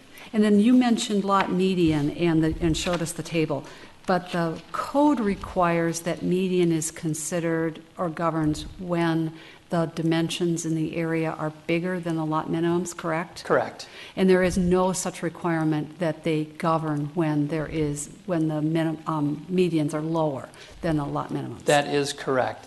The depth requirement is actually 120 feet. Mm-hmm. So the depth goes over that, and so the median in this case establishes the requirement for the depth. But again, as we were discussing earlier this evening, or just a few minutes ago, median governs when you're talking about dimensions in an area larger. Correct. Okay. And the 75-foot minimum width was placed in our code what year? Oh, I don't know the exact year again, but I think it was it goes back to 1951 or 52. 1951, right. Okay. Yep. All right, thank you. So with that, I can conclude that staff and Planning Commission are recommending approval subject to the findings and conditions that are in your staff report. Let me ask you something here.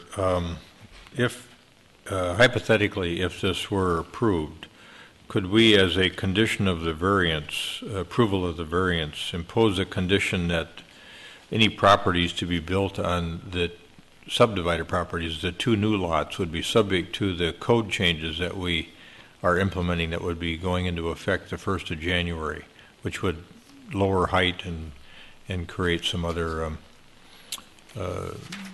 situations, I think, that are better for houses on a smaller lot and better for neighborhoods on which small lots are located where houses are being torn down and reconstructed.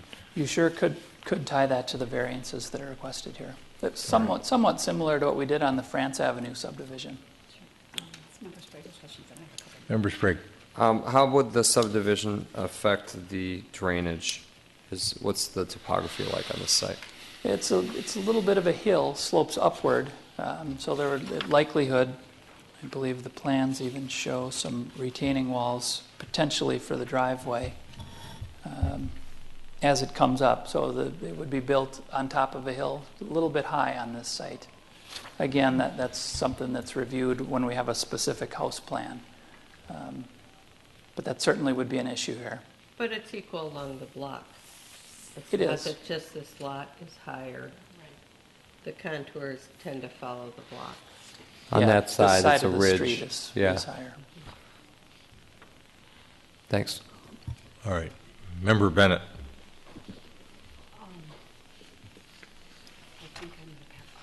You want to pass for now? Yeah. Okay. All right. Let's bring the proponent up here. Good evening. I don't think so. Good evening. My name is Rob Eldridge. I'm with A-Care Companies. Ridge Creek Custom Homes is a company that we build houses in Edina. All right. I'm going to give you 10 minutes, Mr. Ulrich. Okay.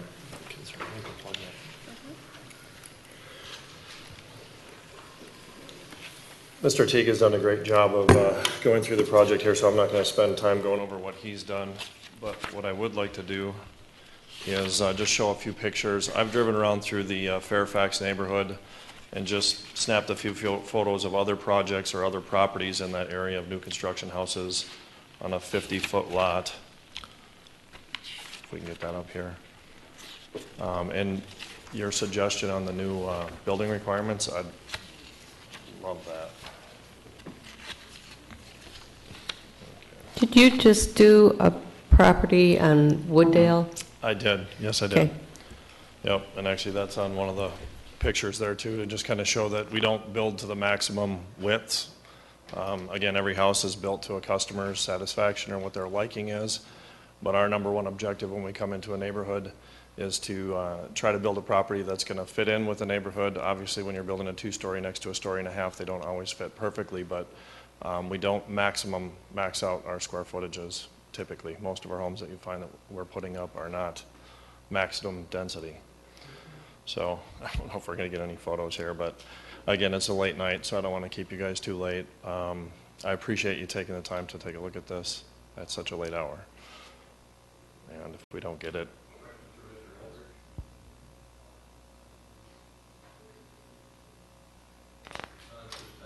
okay, thank you. And Director King, you may have a comment on this. I missed it. Action of the Planning Commission here? Was approval. All right. 8-1. Yeah. All right, thank you. Although, Your Honor, the date in the staff report is incorrect. It states July 24th, 2013. It actually was September 25th. I was wondering, I thought that seemed stale, in terms of how it would come to us sequentially. So Also, it definitely wasn't on the menu for the video, Yeah. but it was for 9/25. All right. Okay.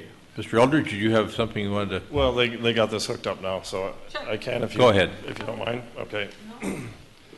So again, I'm not going to go through everything that Carrie went through.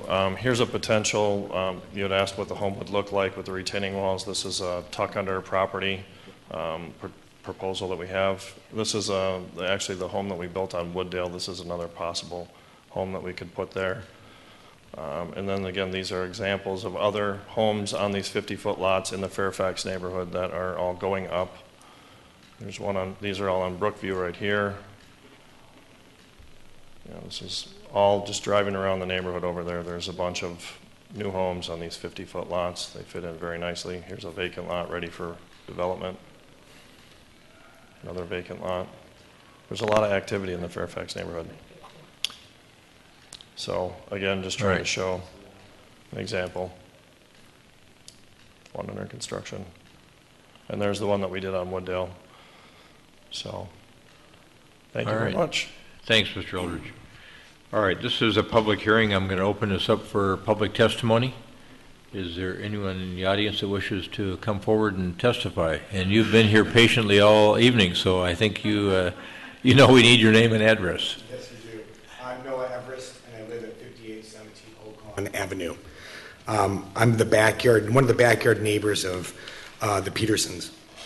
And I have a whole lot of pros here, and I know it's almost 12 a.m. I can't believe that.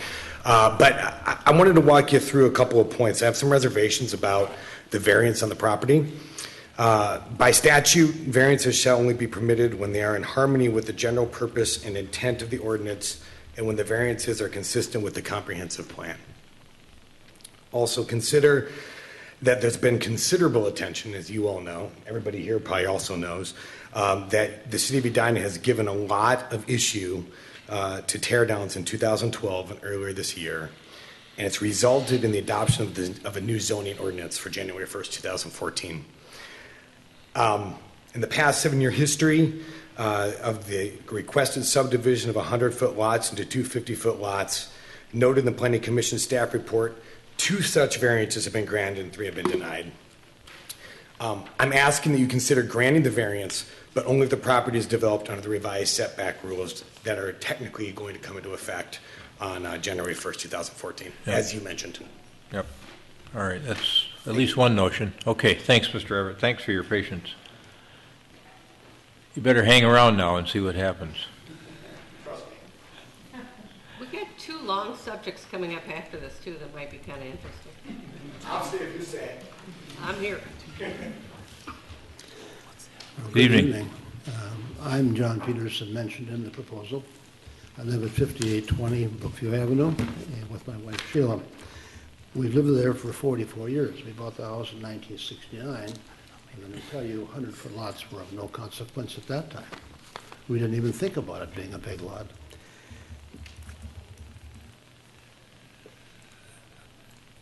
Pamela Park was just getting built.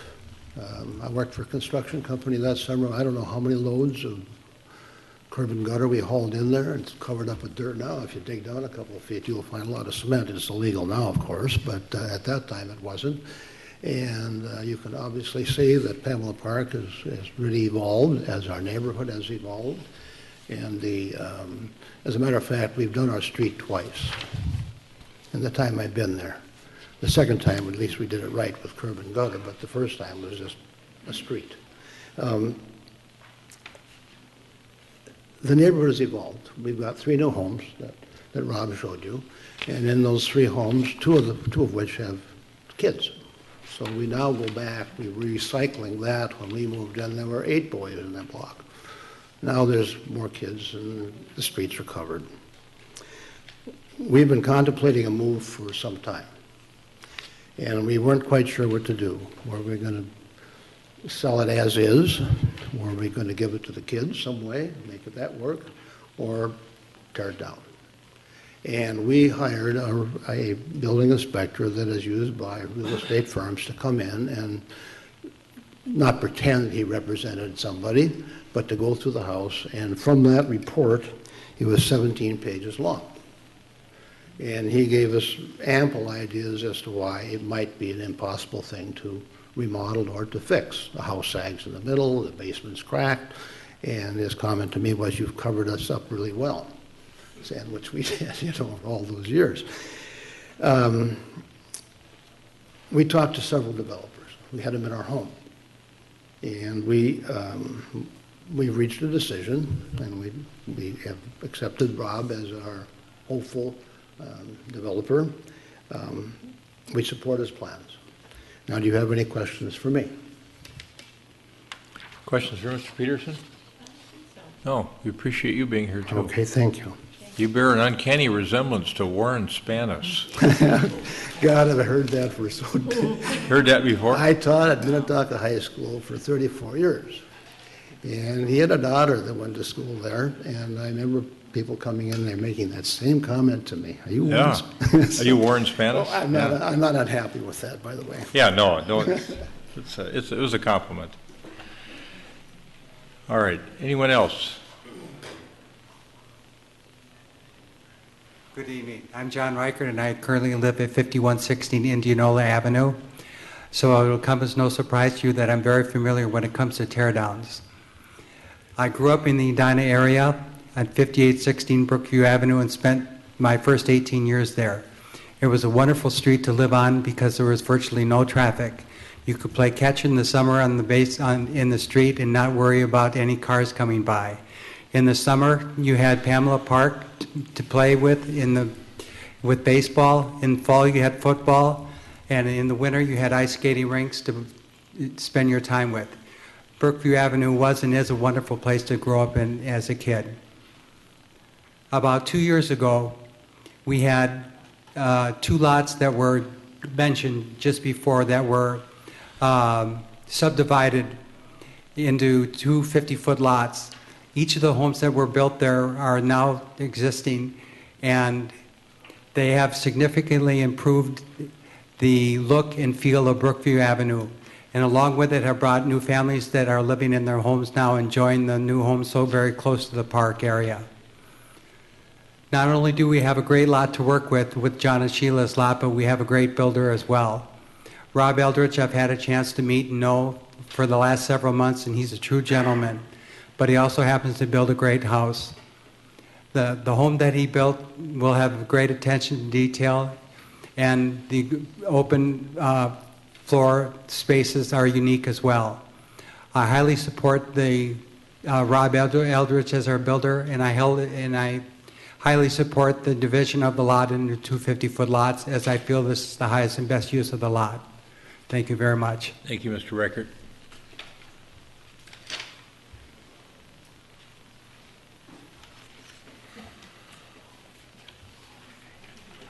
Good evening. I'm Sheila Peterson. I'm at 5820 Brookview Avenue. And I didn't plan on speaking, but I'll explain why. I'd like to speak in behalf of our neighbor, George Reichert, who is 93 years old and has lived in the neighborhood for 60 years. This is George, right here. He did speak before the Planning Commission meeting, and he spoke with a great deal of clarity, no notes, It was very awesome. But tonight, his voice is too weak to speak. So what he would like to say, that same words that he spoke before the Planning Commission, is that he is in approval of the proposal for the subdivision, that he was very impressed.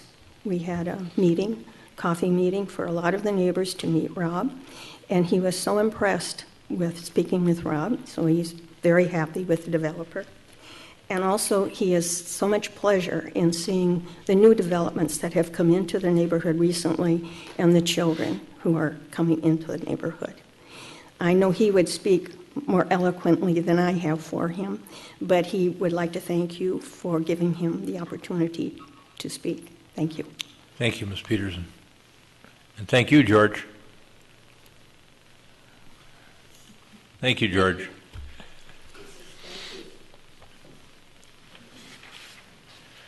All right, anyone else? Okay. Move to close the public hearing. Second. Got a motion and a second to close the public hearing. Discussion? All those in favor of closing the public hearing, say aye. Aye. Aye. Opposed, say nay. Carried. All right.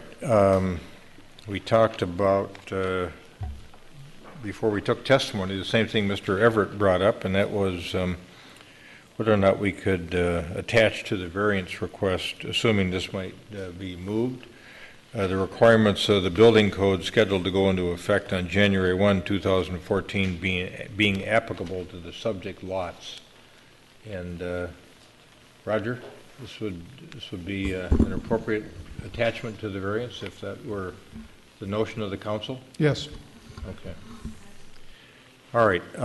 Do we have a motion with regard to Resolution 2013-103?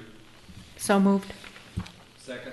Moved and seconded with that attachment, as we mentioned, Member Brindle, as 2E would read as follows: the requirements of the building code scheduled to go into effect on January 1, 2014 shall be applicable to the subject lots. Yes. All right. And good for the seconder as well? Yep. Discussion?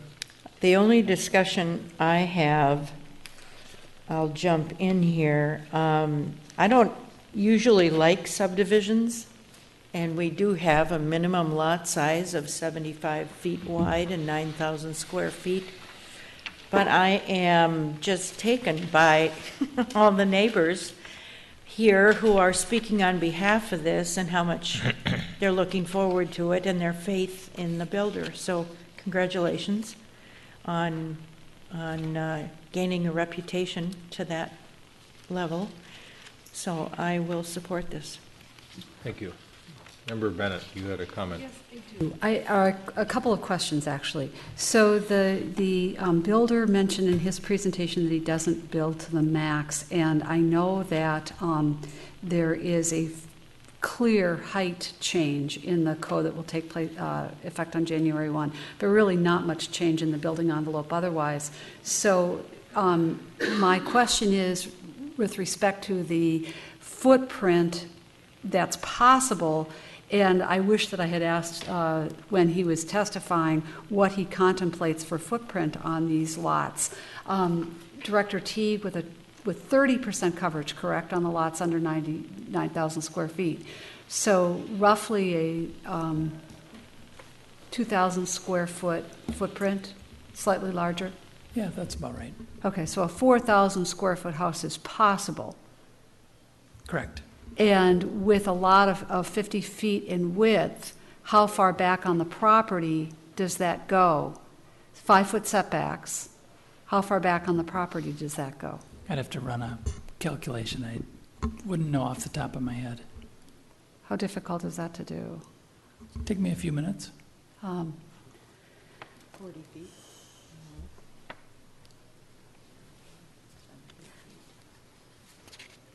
I'll save you. Okay. I appreciate Member Brindle's comments and other comments and questions. I think my difficulty with this is the variance process and how this qualifies for a variance, the hardship. And a house can be built on this lot like any other house, like any other lot. And so, and that the person on the Planning Commission who voted against it, the Planning Commissioner, also said that in code, when something's in code, people can rely on it. And people rely on a certain pattern of subdivisions and certain, and in this neighborhood, 34 of the 81 homes, understanding that we don't require meeting the median, but actually 34 out of 81 homes that were charted are on lots that are 60 feet or wider, 60 feet and wider. So I like the what I've heard by way of testimony. I like the fact that the neighborhood is fond of their neighbors and likes what they're hearing from the builder, but I don't think that I can support it because I don't think it meets the requirements for a variance. And that's the process. As one of my colleagues said earlier this evening, that's the process that we have in front of us, and that's the code that we have. Thank you. As was just stated, people need to rely on the decisional process. And we made a decision on this block. Every decision is de novo. We're going to look at the facts and the circumstances. But we're respecting the character and the integrity of the neighborhood as I look at it, consisting of this block, both sides of the block up and down. And we're not approving something that is not already a pattern on that street. Most of the properties, with the exception of the ones that have been increased due to an easement or a give back on land, are 50 feet lots, as was the original plat. And so I'm comfortable approving the variance. I think it matches up with the rationale for previous decisions, although that's not dispositive. I think it's important for the public to understand where we're coming from, and that's why I'm supporting it.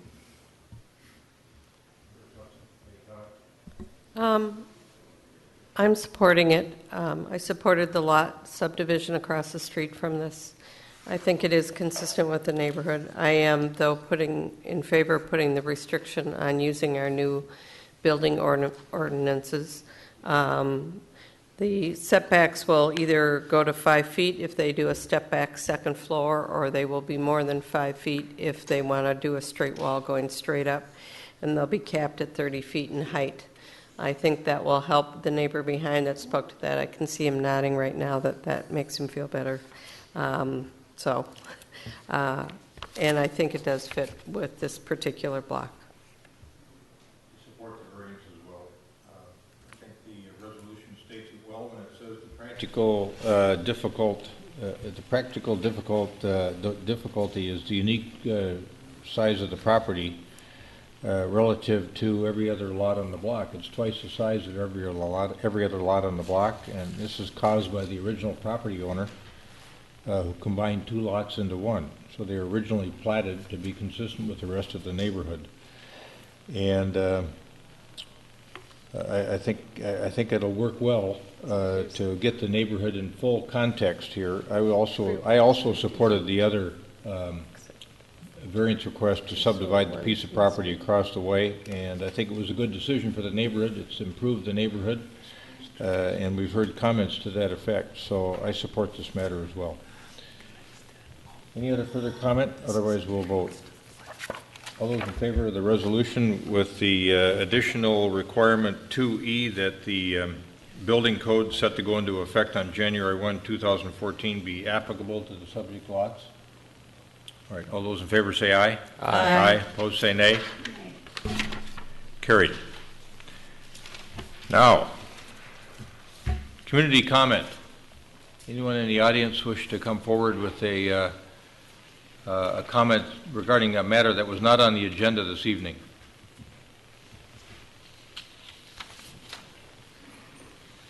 Okay. Now we're moving to the reports and recommendations portion of the agenda, and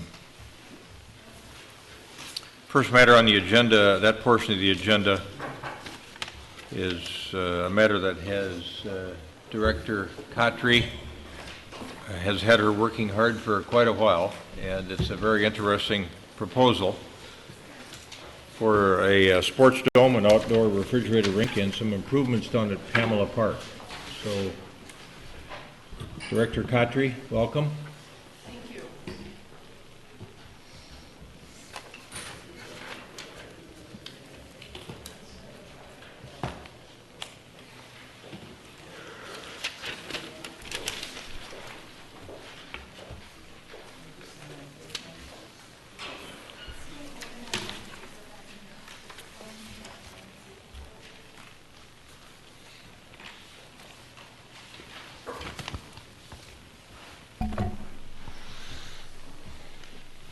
Mayor Hovland, members of the council, thank you so much for hearing about the Sports Dome, outdoor refrigerated rink, and Pamela Park improvements at this late or early hour.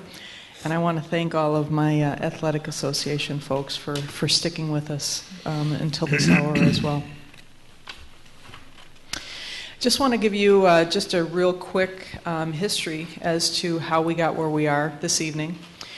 Going back to August of 2011, the City Council directed staff to conduct a feasibility study under the guidance of the Park Board.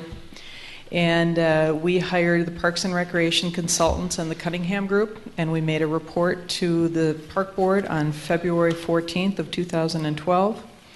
And in April of 2012, at a City Council meeting, we were directed to proceed with the location phase of the study. And at that point, we were studying the site south of the South Metro Training Facility as a possible double dome site with the Gulf Dome.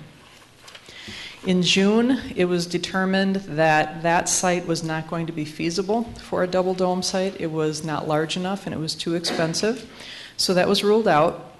And in November of 2012, the City Council directed us to further study the Braemar Athletic Field site and also study other athletic field shortages and needs and possible solutions. And in July of 2013, the Park Board heard the first report and provided some review and comment on the Sports Dome, ice rink, and Pamela Park improvements. And then we had a preliminary discussion at the August 20th City Council work session. So that brings us to today. I'd like to start out talking a little bit about why we need a dome in Edina. We've been talking about this for many years prior to me. Member Swenson is nodding her head. I know that it's been over a 10-year discussion. We have a lot of youth in Edina that would benefit from a sports dome. In baseball, football, soccer, lacrosse, and hockey, we have over 4,500 participants. Baseball, soccer, and lacrosse in 2012 purchased over $94,000 worth of dome time in a variety of different communities, and they spend a lot of time traveling from dome to dome. In fact, I heard from an Athletic Association member today that he had one day in the past week that he was at 3 different domes in 3 different communities in one day. Adding a sports dome in Edina would free up gym time in the spring. Baseball is competing for time in the spring when basketball is still utilizing those gyms. A dome would add another field essentially at Lewis Park. What we would do is we would do a field swap between football and soccer. We would make Lewis Park a soccer facility, and we would move football to the Braemar Athletic Field. And this would give us the ability to take the rested field out of its annual rest condition and add that back into the number of fields that we have available. We just don't have enough facilities to meet our current needs. The soccer club has turned away kids, and lacrosse is trying to grow, but they're very concerned about not having enough field space to be able to do that. We feel that a dome would really be a double benefit to the city. It would provide the winter dome space that we need, and then it would also provide summer turf, which would really maximize a number of fields available. A lighted turf field, because of the amount of use that it can get, is the equivalent of at least 3 grass fields. And when you think about it in the context of the Braemar Athletic Field site, that's a game-only site. So this would be able to be used a lot more as a game and practice field. And this past spring, the Edina Soccer Club alone canceled 825 games and practices. We had a very wet spring, but it was a really tough spring and really indicative of more reasons that we need artificial turf and a dome. A dome would benefit Velocity General Sports and Braemar Concessions by getting more activity in that area. There are many high school activities and community benefits from soccer, lacrosse, football, rugby, dance line, ultimate frisbee. Community benefits are walking, fitness programs, daytime and senior programming, community education classes. I could go on and on. Our staff has done a lot of work already on new programs that we could add in a dome. Edina currently has 464 participants per field, and when you compare to some of our neighboring communities, you can see how we compare. Probably the closest comparison in terms of size is Minnetonka, and we are almost 200 participants more per field than Minnetonka, and we average 140 participants more than our 6 neighbors. And in 2040, the Met Council is estimating that Edina's population is going to be 70,000 people. And we're already not keeping up with our field quantity and quality. And in another 20 plus years, it's going to be significantly worse. So I'd like to move on to actual discussions about the sports dome itself. We started out originally looking at 4 different dome options. Option A was a sports dome only that could have been done in a 230-foot width dome or a 250-foot width dome. Option B was a dome with a small outdoor refrigerated rink. Option C is a dome with a regulation size outdoor refrigerated rink. And option D was a dome in the east-west orientation with a regulation size outdoor rink. We selected option C. Option C gives us the benefit of really maximizing the space that we have available at the Braemar Athletic Field site. And it gives us the ability to have a larger outdoor refrigerated rink that would be able to give us the ability to best market that rink. As I mentioned, the outdoor rink is a regulation rink, 200 feet by 85 feet. It would be tucked between the East Arena, the Hornet's Nest, and the Sports Dome.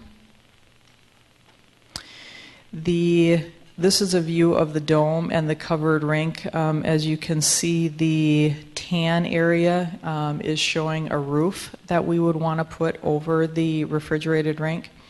The roof would help to keep the sun from melting the rink, and it would also keep snow from creating more maintenance on the rink itself.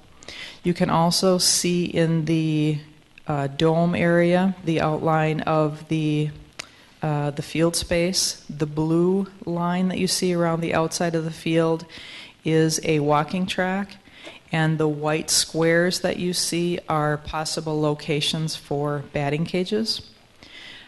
Just on the west side between the parking lot, the white square is the accessory building. And we have an option of connecting the dome and the rink to the East Arena. The tan line that you see is a canopy link between the dome and the arena that would take us into the lower level of the East Arena to give access to locker rooms, restrooms, and the concession area upstairs. This is an aerial view of option C. I wanted to show how the configuration of the dome and the artificial rink would take over the playground area, and there's a memorial gazebo in that space, so both of those would need to be relocated. And just a few facts about the sports dome. It would provide multi-sport turf with walking track and batting cages. The season of the sports dome would be 180 days, and it would run from November through April. We already have commitments from the Edina Baseball Association, the Edina Soccer Club, the Lacrosse Association, and the Football Association to purchase 819 hours. The revenues that we generate would not repay the bonding costs, but would support the replacement of the turf and dome fabric. The current arena staff would be able to maintain and supervise the dome. And as I mentioned earlier, it would be, we would have the ability to connect by a covered walkway. We have put together a very substantial pro forma, which you've seen included in your packet. Part of that pro forma is a $30 per player priority scheduling fee. And this fee was implemented in conjunction with our athletic associations. It gives us the ability to generate an additional $95,000 a year, which after 15 years is over $1.4 million and equates to 22% of the cost of the dome.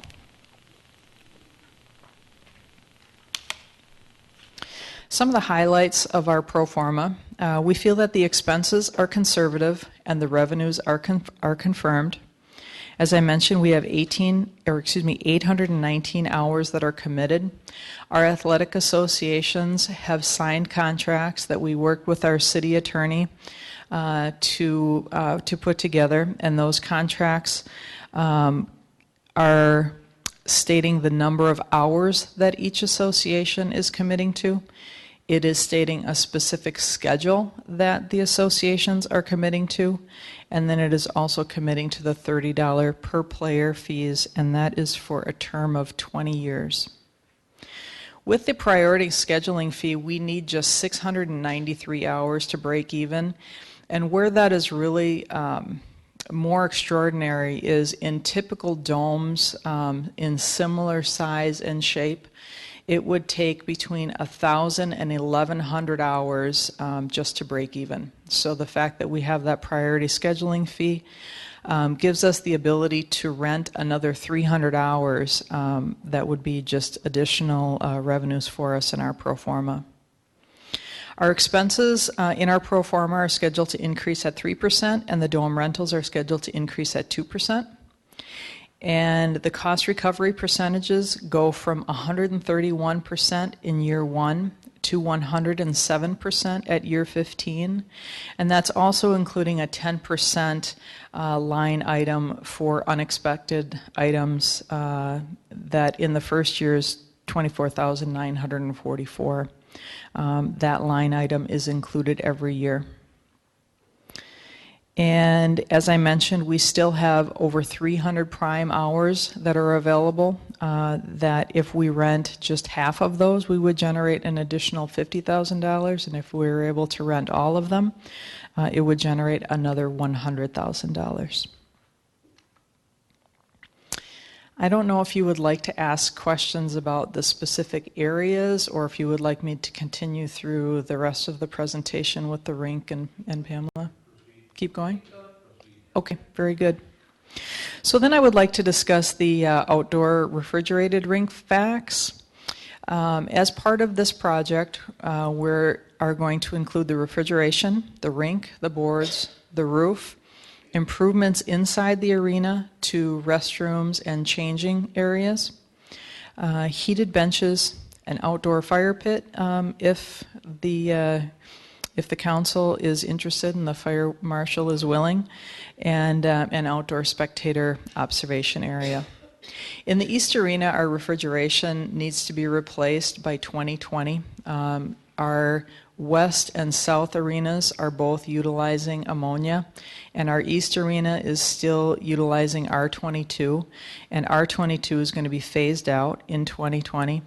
R22 is very high in ozone content, and we have between 800 and 1,200 pounds of of R22 in our system, and we'll be changing that out to 400 to 600 pounds of ammonia, and ammonia contains no ozone. The ideal outdoor rink season would be 19 weeks. We did complete a 17-week and a 19-week pro forma. The difference between the 17-week pro forma and the 19-week pro forma really would be if we have some unseasonably warm conditions in November that would prohibit us from being able to make ice. The Edina Hockey Association has committed to purchasing 40 hours per week at our outdoor rink, and they have also signed the same contract that our Sports Dome Association signed, committing to specific hours, to a rate, and to the schedule, as I mentioned. And like the Sports Dome, the revenues would not repay the bonding cost, but it would provide a new revenue stream for the arena. In the 17-week pro forma, the first year provides a 304% cost recovery percentage, and in year 15 it would be 287%. And we would have a fund balance in excess of $1 million after 15 years. And that still allows us to have $19,000 in prime hours that are available to sell. And like the Sports Dome, the current arena staff would be able to maintain and supervise the rink. We would also be able to use the Zamboni from the East Arena to do ice resurfacing. This outdoor refrigerated rink would be great for the Edina Hockey Association, but it would give us the ability to also offer leagues, open skating, special events, and even some tournaments. And the Edina Soccer Club is interested in utilizing that space during the off-season for futsal. And we also have the ability to explore some roller hockey leagues in that area during the off-season as well to possibly generate some additional revenues. And currently the Edina Hockey Association is purchasing 43% of their ice at Braemar Arena, and this additional rink would bring them up to approximately 58% of their ice purchased. So now I'd like to move on to the Pamela Park part of the presentation. When we received direction from the City Council about a year ago, we were asked to study our athletic field needs in addition to our needs for a sports dome. And it was determined that we are at least a minimum of 2 full-size rectangular fields short just to meet our existing needs, and that doesn't meet the needs of our athletic associations that are trying to grow or in future years. We are currently using lighted ball diamond outfields in the fall and turning them into rectangular fields. This limits our ability to do other fall programming on those ball diamonds. We would like to be able to offer some fall softball or fall baseball, and we're not able to do that because of the utilization during those months.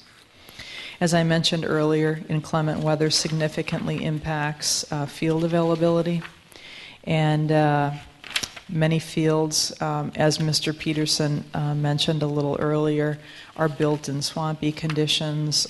They're built with a concrete fill base, or they're in neighborhood parks. I don't know if you're able to see this diagram of Pamela Park. I do have a larger picture. I'm not sure if it would show up better on the document camera or not. But I wanted to show you some of the fields that we're proposing improving at Pamela. The first is the senior lighted field. This is the senior lighted field, and we are proposing to turn that into an artificial turf field. That field would be used primarily by sports that are harder on our turf, like football and lacrosse, possibly rugby. Again, giving us the ability to utilize those fields in all weather conditions and more frequently than it's currently used. This would be the new field that we're proposing to add. This is another field. This is our north field that we would like to renovate.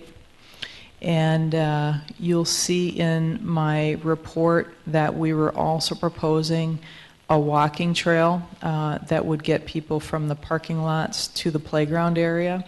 If you spend any time out at Pamela, you see a lot of parents pushing strollers across those athletic fields. And so we added one other option for consideration as well, and that would be a hard environmental trail that we could possibly put all the way around the athletic fields as well. I should also point out we're also proposing a mill and overlay on our 3 parking lots. Our parking lots in that park are in really tough shape. So we're proposing a mill and overlay on the south lot, and then the west lot, and the north lot as well. And this is essentially what I just pointed out, but I have added the field sizes here. The field renovations, with the exception of the artificial turf field, that field could be done as a sand peat field as well. But the other fields, the other 2 fields, we're proposing to turn into sand peat fields. The grass grows better, and they will drain much better as well. Also wanted to mention that the shelter building was built in 1970. It's 43 years old. It's in really tough shape, and we need to consider replacing that at some point in the near future as well. So, in summary, some pricing for you this evening. If we were to do a sports dome only, we feel that we are representing some conservative figures here. These numbers include architects' fees, construction manager fees, FF&E allowances and contingencies. Our sports dome price is just over $6 million. If we were to do a sports dome and an outdoor rink at Braemar, it would be just over $10 million. And the renovations at Pamela Park are $2.77 million. And that does not include a shelter building or the path system all the way around the park, but it does include an artificial turf field. If we were to do a sand peat field in the place of the senior lighted field, it would eliminate about $750,000 from that price. And the action that we're asking for you, from you this evening, is to direct staff to proceed with the development of plans and specifications for these projects. And we're also asking you to direct staff to proceed with the development of a finance plan to fund construction. And at this point, I would like to toss it over to City Manager Neal to add a few thoughts. Members of the council, if you'll recall, I want to take you all the way back to late yesterday afternoon when I briefed you on some options for how you might want to handle this issue. There really are, in terms of a financing vehicle, 2 basic financing vehicles for you to consider. If you are of a mind to order the project or order the package of projects as I've described them previously, one is to use your authority as the Housing and Redevelopment Authority to issue lease revenue bonds, very similar to what the city did when you built some gymnasiums a few years ago with the school district on school property. The second is, and you can do that without referendum, you can use your own authority to do that. The second is to order the package of improvements with a general obligation bond, and that would require a positive or an affirmative vote of voters in a special referendum. A couple other options for you tonight are, one is to table this decision, another is to just discontinue our consideration of it. We're hoping you won't do that one. We've spent a fair amount of time under your general direction and under the direction of the park board in researching and looking at various alternatives for this project. It's kind of worked its way through a long vetting process to get back to you tonight. We'd like to move the project forward if we have your general blessing to do that. If you approve the ordering of the package of improvements tonight with the HRA funding vehicle, we have talked to our design professionals, and they would begin design of this project tomorrow. They believe they can complete the design of the project by the end of the year, and they believe we can have the project construction completed by the end of December, in December of 2014. If you approve ordering this project with a general obligation bond issue attached to it, I think it would only be prudent. It would be prudent to not begin any design activities until after a referendum is held. The earliest that we could do a referendum, given time frames around when we have to post and other statutory requirements, would be sometime in mid-February of 2014. That referendum we discussed with the city clerk today would cost anywhere in the neighborhood of $50,000 to $75,000 to host. If that project would be passed at that referendum using that funding vehicle, design could start following that, could be completed in May sometime. We're complicated at that point in that time schedule because we'd be going into the market right during the middle of construction season, so it has some complications in terms of completion timelines, but we believe it could be completed by fall of 2015. The other two options of tabling this, obviously you could table this to a future meeting, gain some additional information, and also ending the project tonight, of course, gives some finality to everybody involved, including staff and the Youth Sports Association groups tonight. If you do approve in one of these options, if you do authorize staff to, if you do order the project and you do decide that you want to use the HRA as the funding vehicle for the project, we would ask that you give us specific authorization to spend up to $650,000 for the design of the project, which moves that project from where it currently is in terms of its conceptual standpoint to the point where we have a set of plans and specifications that we would bring back to you for an approval before we would take that project out to bid.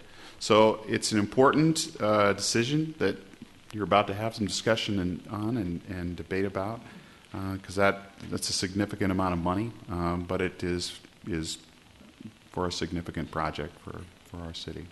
I'd be happy to answer any questions you might have. Thank you. Member Swenson.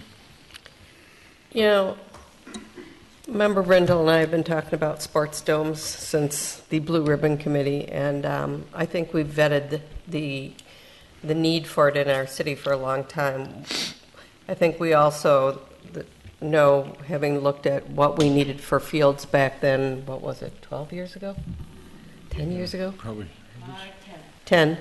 That we were short field space then, and we know that we're getting more families in our community, and that's increasing. So I support doing this. I support doing it with lease revenue bonds, but I would also include the path all the way around. I think it's really important for that park. It's a sports park, but it's also a neighborhood park. It offers that. It's the one street that the Dewtown group went down walking to France, trying to look for walkability in that neighborhood, which they have very little, because it's not easy to get in and out on 58th Street. And I would include the new building, because if we're going to have those many fields and all those activities there, I've been in that building that's there. And why disrupt it to build a new building later when we're going to do this? I think we should do it together right the first time. So I support everything in your project, but I would like to include the path in a new building, and I would like to do it by lease revenue bonds. All right, next, Member Brindle, then Member Swenson.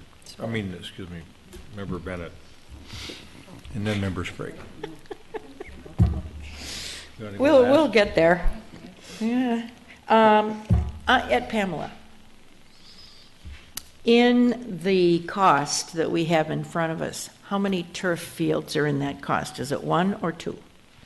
It is one artificial turf field and two sand peat fields. Okay. All right. So what you're saying is that if we decide that's too much and we want to go to change the the turf field back to sand and peat, it would be a $750,000 difference. Yes, Member Brindle, that is Okay. correct. All right. I agree on the building. It's a lot of money. I don't spend it easily. I think about it. The beautiful thing with all of you in this room is that we can have a pro forma that has few, if any, minus signs on it, which is really pretty cool. So the thought of whether to do this really isn't in front of me. But it's a big price tag. It's a lot to think about. But if we've got, and we have the school represented here as well, they're not reflected in the pro forma. So that's additional income that puts us that much farther ahead. And I know the school district is very interested in this as well. Just a quick one on, so the bathrooms would be available to the people using the ice sheet at the East Arena. They would go in the East Arena and use the bathrooms. Could they also go to the sports dome? There is Member Brindle, there's a large retaining wall, and we looked at ways to try to get directly into the hornet's nest, and it would be difficult. We, after walking the site, figured that it would actually be easier for people to go around the front and in the front door. Now, certainly people would be able to, if they knew how to get there, they would be able to go through the East Arena upstairs and then go through the West Arena to get into the hornet's nest. Okay. All right.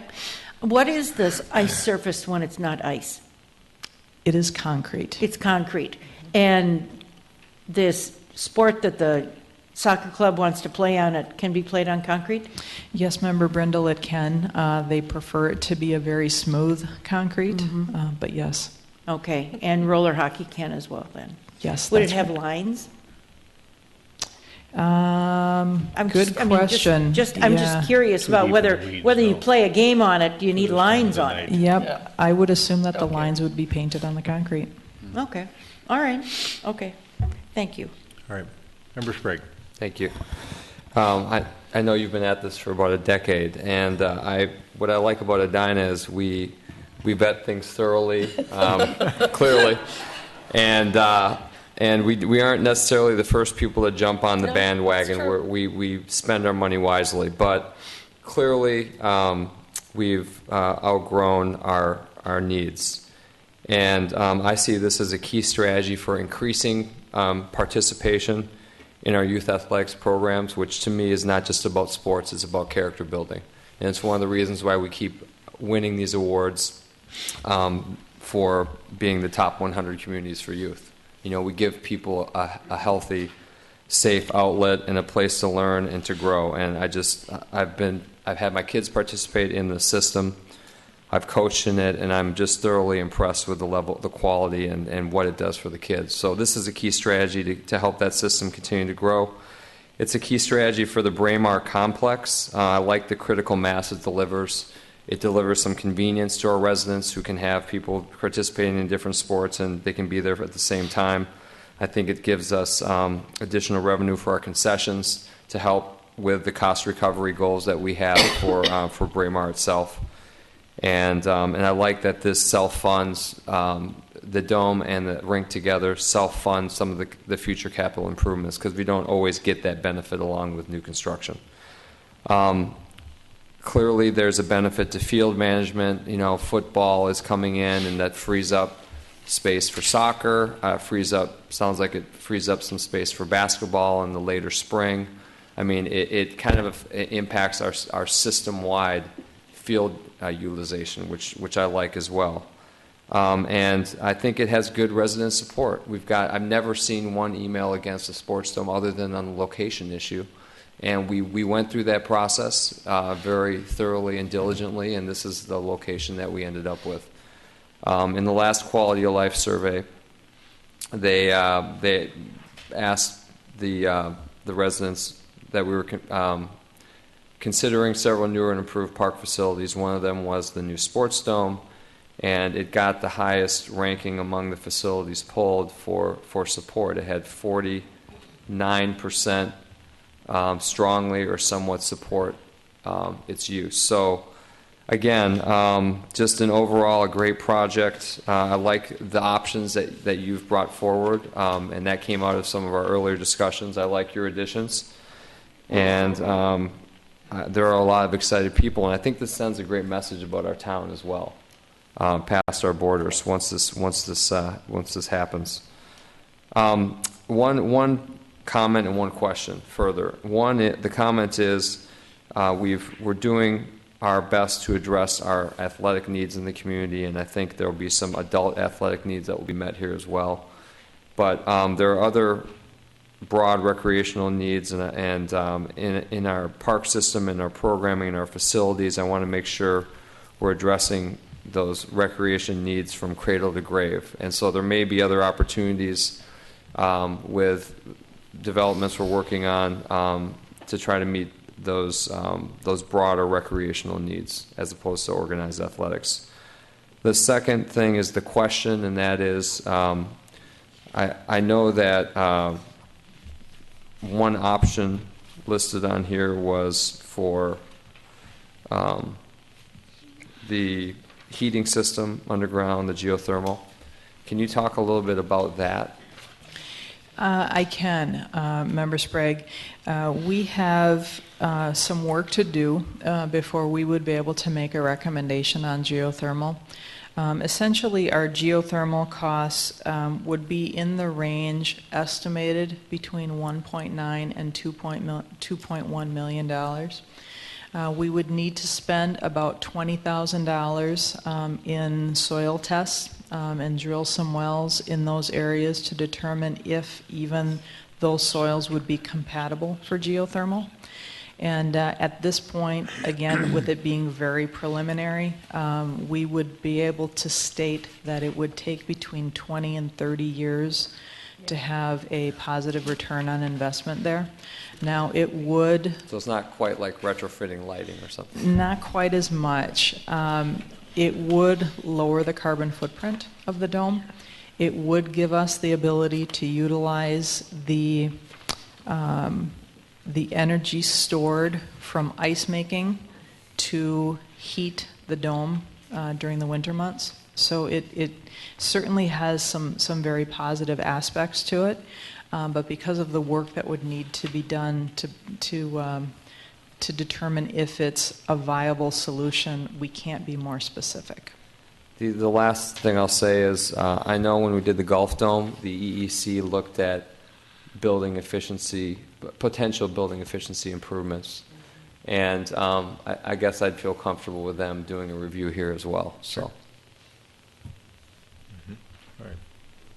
Member Bennett, you had some questions. I have a lot of questions. Manager Neal, you talked a little bit about the finance options. Could you please tell us more about the lease revenue bond option?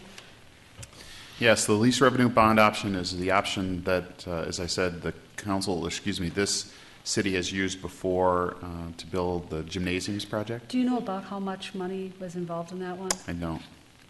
But it was just, what, two gyms at Southview Middle School? Yeah. Yep. Okay.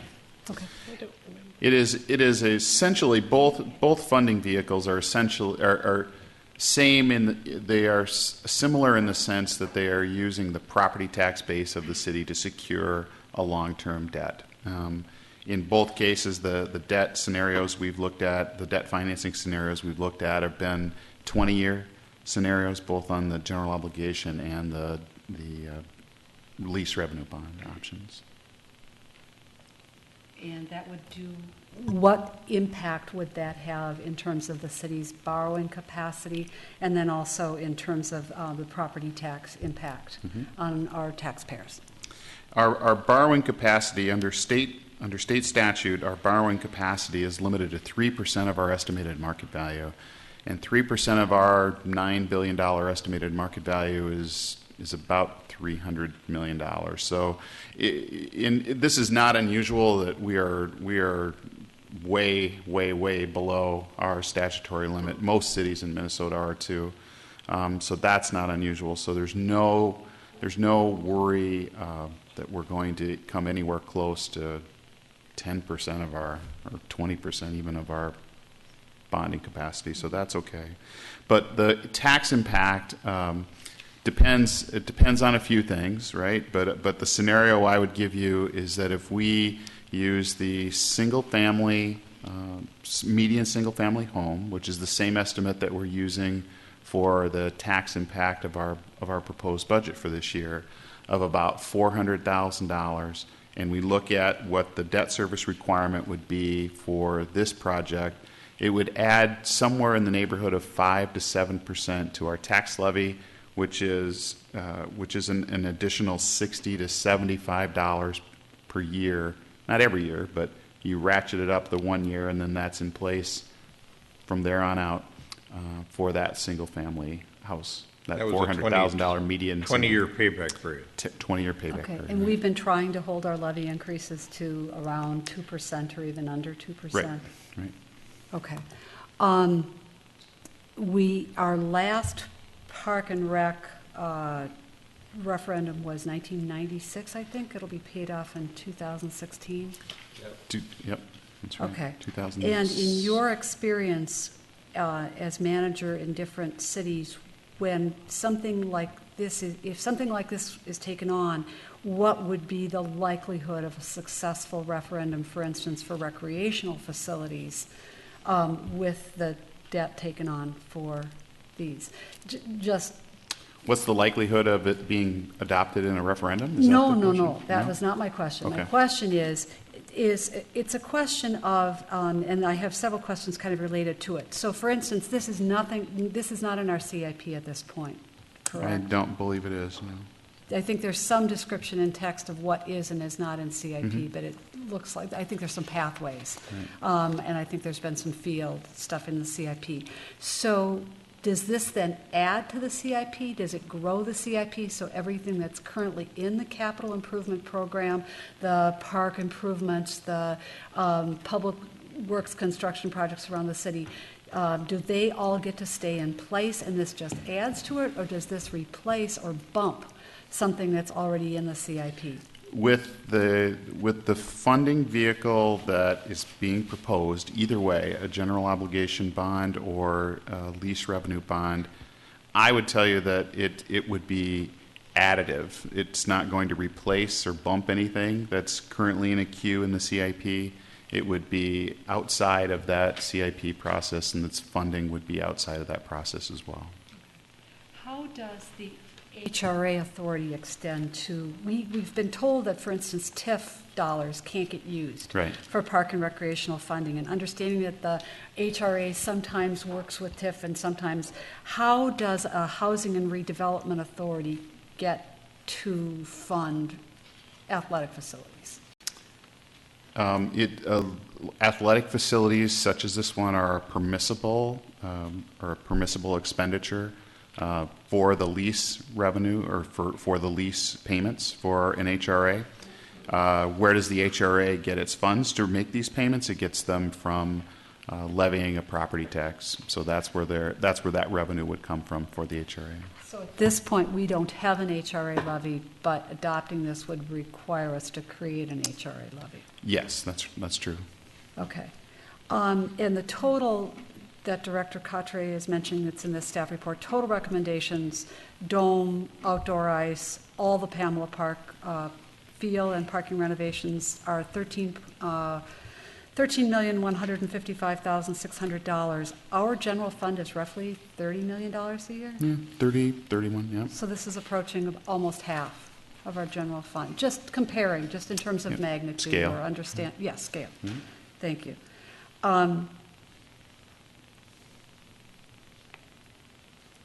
I think in looking and considering and understanding quality of life survey, but also the last time we did a park and rec survey, I think was 2006, leading up to the comp plan. And either for Manager Neal or Director Cottray, we have a needs assessment underway right now. And when is that supposed to be presented to the council? or the public? When will the public find out what we are assessing as the needs of our community? I'm sorry, Member Bennett, are you referring to the master plan that we intend to do next year? Well, it's been called an assessment, and I understand that one of the park board chair has been working on this. Our park board chair is working on a Parks and Recreation program master plan, looking at the recreational programming that we're offering in Edina, but that wouldn't impact this project at all. No, it would just give us more information than we might have at this point. And Manager Neal and Director Khatri in the staff report mentions this population estimate that the Met Council has given of 70,000 people by 2040. But Manager Neal, I think your Friday report for last week stated that Assistant Planner Joyce Repia had heard a presentation by the state demographer of the Chamber of Commerce, and that the state demographer is predicting something quite different than the Met Council. Can you tell us just a bit about that, understanding that we'll get a report at some point soon? Councilmember Bennett and members of council, I'm sorry I can't. I had a very brief conversation with her and learned that much of it, and she's preparing that presentation for our staff as well. Sure. Just in rough terms, do we know if it's bigger, smaller, older, younger? Oh, it's larger, and it anticipates a kind of a turnover in our population, so median age going down rather than up. But I can't tell you what that top number is in their projection. I can't recall. Okay. And Director Khatri, can you put the map of Pamela Park back up, please? And maybe the one under the camera, because it's bigger. I'd be happy to try that. Jen, would you mind?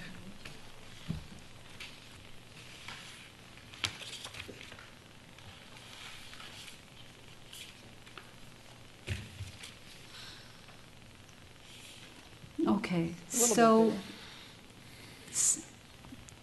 good. That gives a fairly, I think, good quality. What is going to be left for unprogrammed space at Pamela Park if all of the recommended facilities are built there?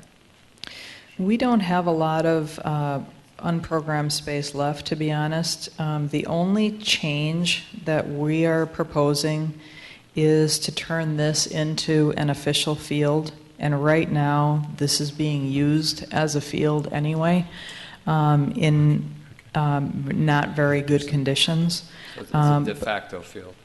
Essentially it is, yes. And we're also adding another field that extends off of the outfield of this softball field. But we have area all the way through here. Well, here's a softball field, but out in the outskirts, and then as proposed, the environmental trail around the outside. Sure. Well, I'm thinking about the demographic projections, and that dashed line, I can't read the writing, but I recall looking at that map, and that's actually wetlands or it's low area? It's the 100-year floodplain. Okay. It's just open. So I attended the Park Board public hearing in 2009, and one of the concerns that I had heard expressed by the neighbors who attended that public hearing was they wanted to make sure there was still open area to like fly a kite or get on a pair of skis, and that's why I raised the question about unprogrammed space, understanding that athletic facilities are good and will be used by folks in the community. I think there are other folks as well who will want to be able to go out and fly a kite and have some space to do that where they're not going to bump into a fence. So that's unrelated to the financing concern, but I guess it is peripherally related. And this all to say that I would be really comfortable with option 2, which is a referendum. I would be really careful, really strongly support taking something of this magnitude, which is almost half the size of our general fund, to the voters. I understand that Manager Neal had some very big success with a cafeteria menu referendum in Eden Prairie, where the voters are given specific separate votes on separate items. I think that would be a good way to match the facilities to the desire of the community to pay for them. And that is the method that I would like to see us pursue for financing these, again, given the magnitude of what's recommended and the importance of these things for the future of the community. Member Brindle, you had something you forgot to talk about, I think. I was did. Important to you. Along the walk at Pamela Park, we've talked about this. One common thread that we've had in the commercial developments and residential developments that we have been seeing of late, and the residential developments have been high density, has been public art. And I know there's a concern about vandalism at Pamela Park. And I guess I'm one to combat vandalism by making things very nice and lighting them in a way that they don't bother the neighborhood. But I think this is an opportunity to bring in some public art. I think the sheet of ice is an opportunity to bring in some public art. We've discovered that it is important to our community, and the survey tells us it is. And we certainly have an art committee that's passionate about where they can put things. So if we can possibly work something out, I realize it's an environmental trail, but maybe there's some art that can work into that and make it interesting, maybe some interactive art. We have been doing some napkin mathematics here. And I don't know if we dare even, I'm trying to figure out, if we do this at $13 million, what is it going to cost the household per year for 20 years? That's what he'd mentioned, $60 to $75. Well, on the median price, a median household. Yeah. Which and is then, about $425,000 house. So, but if we take commercial out of that, that's what I'm trying to do, is get it down to the household. Take the commercial part of our community and their property taxes and set those over here. What's left for the households? It's probably possible to do, but on the fly, I can tell you just in general terms, our tax base is about 80-20 residential, commercial, industrial. So about 80% of our tax base comes from residential property. Mm-hmm. 80% of our tax base is residential property. That 80% pays about 75% of our revenues because of the way that commercial property is taxed at a different tax capacity than residential. So 80% of our tax base pays 75% of our tax revenue. Yep. 20% of our tax base pays 25% of our tax revenue in general terms. So that's it. There's a little bit of a schism there between what our tax base is and how much tax is paid, but that's you could take that number and you could kind of break it down that direction. Yeah. So possibly it's in the $45 to $50 range per household over 20 years, if you take commercial and industrial out of that. It's a little easier to swallow than reaching toward $100.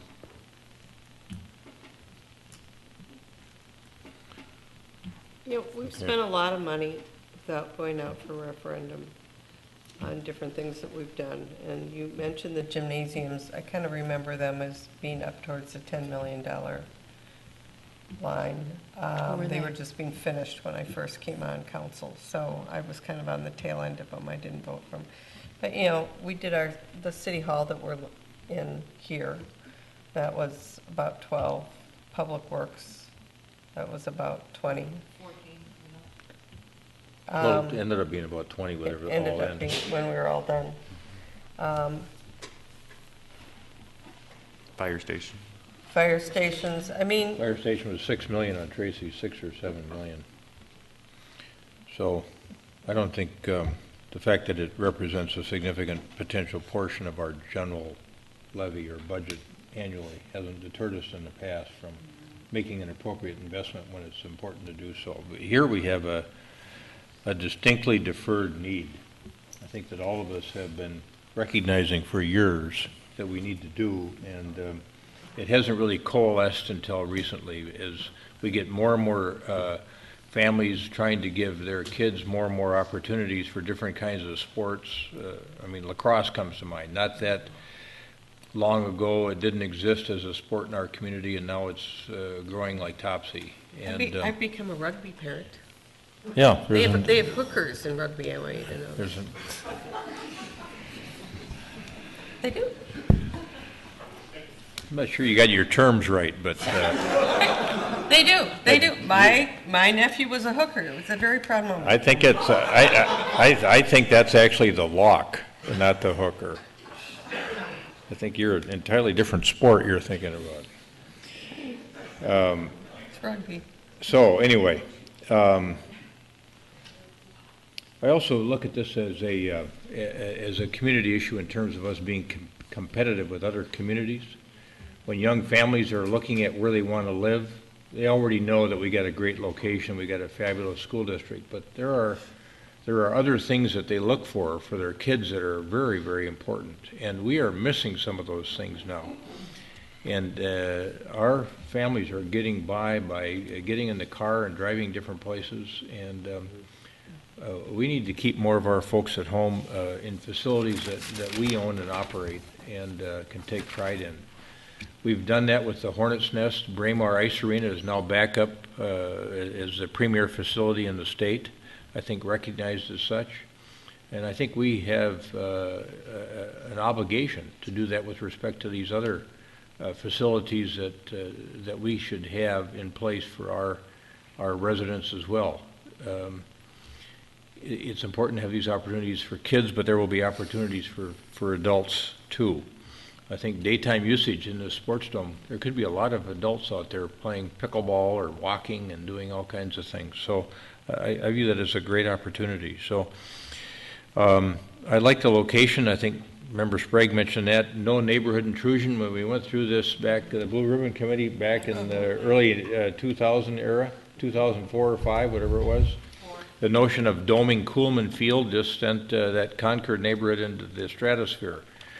So we're going to take a soccer field here, but we're going to have a world-class facility from a sports dome standpoint. We're going to get these parks shaped up like they should be shaped up. Pamela Park is vastly underutilized. It needs to be a much better facility. And the notion of having an outdoor rink with artificial ice to take some of the pressure off of the Hockey Association and the figure skaters, we can maybe eliminate that tension that's there. As we mentioned before when we talked about this issue of ice time allocation, whenever Edina has faced this challenge in the past in terms of a need for more ice time amongst different competing groups, we've added more capacity. And so we've got a demand that exceeds our supply in so many areas here, and I think we need to react as a community and go ahead and get going on this. We've waited long enough, and start the ball in motion here with, as Member Swenson stated, the use of the bond that would not require us to go out for a vote. It would be the lease revenue bond through the HRA. I think that's the way to go. It's a big gulp for all of us. Yep. I think we're all careful about our own personal finances and our city finances as well. We've got a double AAA bond rating from the rating agencies. We're probably one of only 2 or 3 dozen cities in America our size that have that double AAA bond rating, and we cherish it and want to protect it. But we're not going to endanger it by making this kind of an investment in our community and in our kids. So, Member Brindle. A couple last things. I've heard in the last couple of days about folks in our community who are really concerned about the mixture of use at Grandview. And I want you to know that I hear that, and I'm sure that my colleagues here hear it as well, and the recreational aspects that can be built into Grandview I'm sure can augment what is going on here. I don't see this as compatible with Grandview. It's compatible with where it's going to be. It's going to be surrounded by parking, and that's a big deal at Grandview. There just isn't right now parking there, and I don't know that Grandview is set to move fast enough to be available for this. But should recreation be part of Grandview? Absolutely, but that's another story. And I just really want to thank all of you in this room for being here tonight, but also for stepping up and making this possible. So thank you. As long as we're on that topic, I would say the issue whether there ought to be recreation at Grandview is yet to be determined, but there's no need to wait on that discussion to make a decision here. We've got the chance to build a state-of-the-art sports dome facility, build that rink, get these parks in shape, and it's a big commitment, and I think our families are willing to do it. All of you in this audience have kids in these programs. You've given a lot of your time to make sure that they're successful. And as Member Sprague said, I haven't had one parent tell me that they are opposed to this notion. Everybody I've talked to embraces this idea and is more than willing to make sure that it works. At one time I was thinking about whether we ought to look for a large capital contribution from all the association folks or people in town that might be interested in seeing this happen. But I think with this $30 fee, I'm pretty comfortable with the idea that that's a significant contribution from the families that will be using the facility. So if we happen to get lucky with some donor that wants to contribute to this from a capital standpoint, wonderful. Do we need to wait for that to happen? I don't think so. I think we should make a decision to go forward, and we can manage this. I'm confident that Ann Cotry has analyzed the finances on this.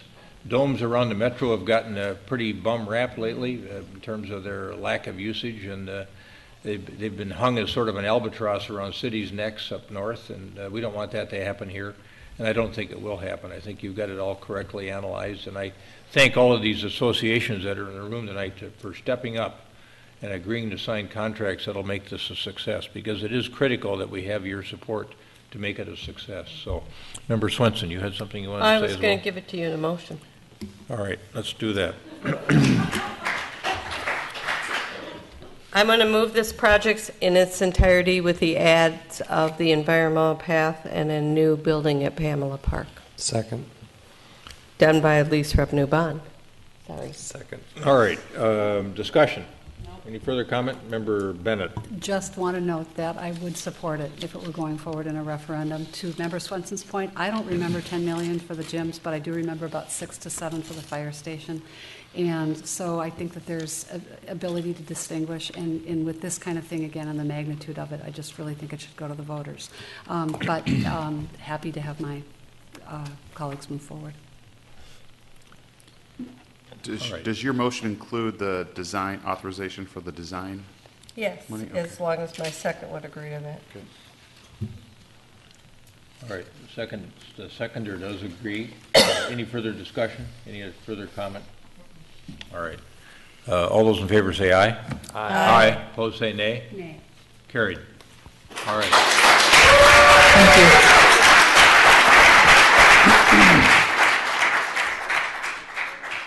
Now go get some sleep for us, would you?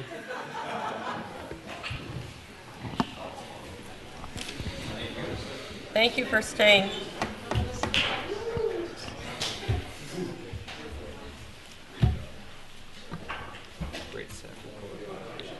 Great staff report. Yeah. Mayor, before our staff members leave, Ann Cotry. Ann. Before you leave, I just want to say I really appreciate the high caliber of the staff report. I mean, it was very well put together, and you did an excellent job. So thank you very much for all your time.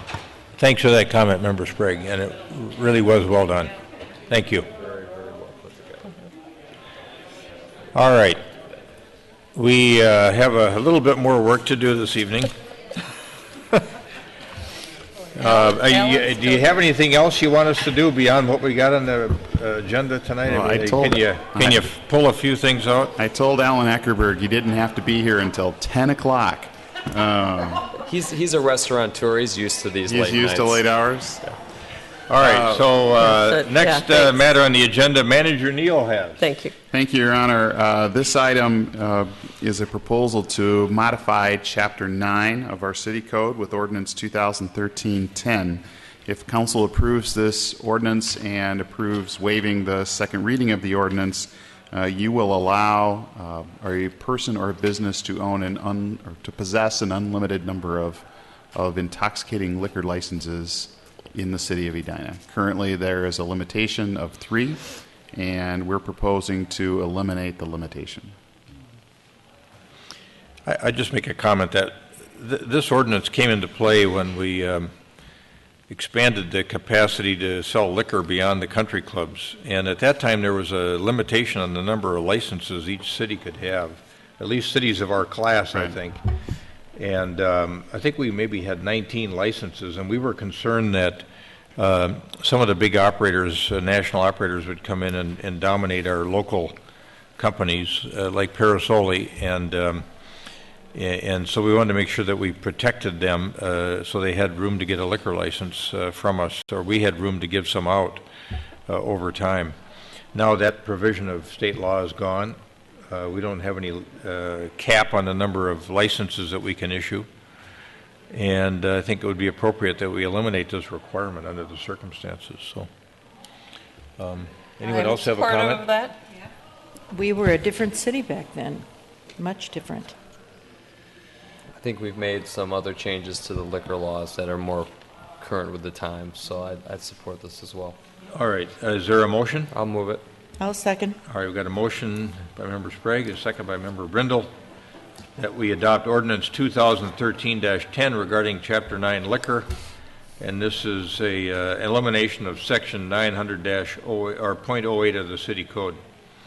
Discussion? All those in favor say aye. Aye. Opposed say nay. Carried. Thank you. Thanks for staying. Now go get some sleep for us. Same thing.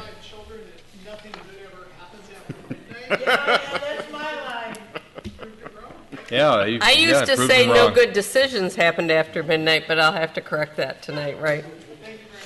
All right, thanks, Alan. All right, Resolution 2013-104, accepting various donations. So move. Second. Got a motion and a second. Discussion. All those in favor say aye. Aye. Opposed say nay. Carried. Mayor, point of order on the last approval of the liquor ordinance. Are we waiving second reading on that? Yes, I think we should consider that. So can I make a motion to reconsider? I'll second that motion. All right. All those in motion favor. and we have a motion and a second on the motion to reconsider.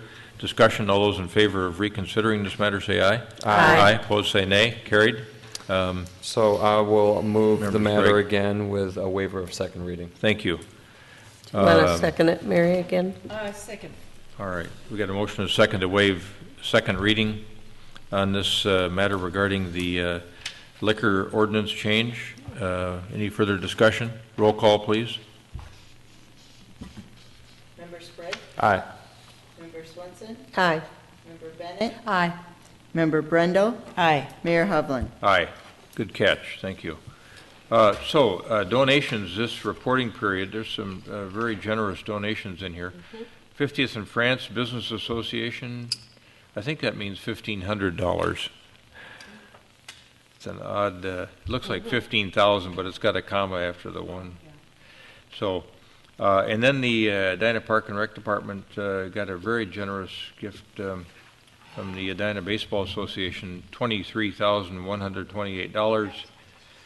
And the Kilo Dale Garden Club, $2,000, contributed to help with the removal of buckthorn and other weeds. And then the Energy and Environment Commission, $1,058 for planting 3 trees at Lewis Park. So, thank you, everybody. The donors' names will be on the website shortly. And correspondence and petitions. Anything other than what we had on the dais? No, sir. All right. Aviation noise update. Manager Neal or Member Bennett, anything recently? A couple of things. The Noise Oversight Committee's public input meeting is coming up next Tuesday, October 22nd at 7 p.m. at the Metropolitan Airport Commission offices, which are at 6040 28th Avenue South, just south of Crosstown 62, west of Hiawatha. Again, at 7 p.m. Tuesday, October 22nd, and I really urge people who have concerns to attend with their questions and comments. More information always at www.macnoise.com, including the monthly noise reports, and then also more information with more of a community focus at www.mspfairskies.org. We also, as a city, have joined an organization called Noise, which is a national organization of elected city officials. They are affiliated with the National League of Cities, which will hold its fall conference in November, and I will be flying to Seattle to attend. Noise is the only nationwide community-based association who represent thousands of constituents who've experienced the impacts of aviation noise and are committed to reducing these impacts. And again, there will be a policy-focused summit on Wednesday, November 13th in Seattle. And I believe that's it. Thank you. So you had a conversation with Denny McGran, who's, I think, the lobbyist for Noise, or did you just see that email from him? How did we end up deciding to join Noise? One of his staff. We've had some conversations with City of Minneapolis and also with some of the other cities that are on the NOC, and had a conversation with one of their staff to talk about it. All right. All right. Well, it would be good to have Denny come in here sometime when he's back in town. Okay. And I'm sure we can arrange that. Well, and Mayor, you might be remembering that he spoke at that town hall meeting that Representatives Ellison and Paulson held over at Washburn High School in late August. So some of us have had the opportunity to hear him speak already, and I look forward to hearing more information from him and from others around the country. I think that was the first time I was aware of this organization that he assists in Washington, so it was good to learn more about it. All right, Mayor and Council comments. You got 1 minute. Member Brindle. I have 1 minute. Well, Saturday was a great day. I will pass this along, and you can look at it. It's really pretty impressive. It's the proclamation of Beyond the Yellow Ribbon for the cities of Edina, Hopkins, Minnetonka, and St. Louis Park. And now the real work actually begins, and that is that we formalize our process for pushing information out to the community and receiving our requests and fulfilling those requests. But there's a medallion here that's really pretty cool, and the branches of service are on the back of the medallion, and then there's a pin. So the medallions are a hot item. So we're going to see how many of those we can get. We can get lots of pins, but I thought we would order a bunch of pins and make them available to officers, and then get some decals for the police cars, and then request from Jennifer that we add the blue ribbon to the website, so that when people visit the yellow ribbon, when they visit the website, if there's somewhere on the homepage, on the outside of the homepage, where it's visible immediately, that they can just click on it and jump. We might be asked to have us go directly to the statewide Beyond the Yellow Ribbon website, but until then, we'll take them to our site and keep them focused on our site until that time, because it's a little more local. But I'm sure we are going to be asked. Matter of fact, it's probably being done for us, because some of the other communities they all point to the statewide site. Ma'am, the yellow light is on. You're going to have to wrap it up. Okay. All right. Well, what else did I write here? I met with Nice Ride with Edina Health, and we are part of Greater Minnesota in Nice Ride's mind because we're outside of the cities of Minneapolis and St. Paul. And so we are working with Tony Desnick, and Edina is the funder for the 2 Greater Minnesota Nice Ride installations at this point. And Blue Cross Blue Shield is the funder for Minneapolis and St. Paul. So just talking about what the possibilities would be, and for that target audience, what are the chances, how far are they going to ride, where are they going to go, and so learning about whether there's a compatibility with Nice Ride. Well, I hope we get it before Worthington, if we're in Greater Minnesota.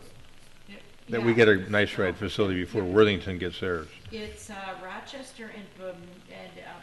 Oh, Bemidji. Well, either one of those. Okay, thank you.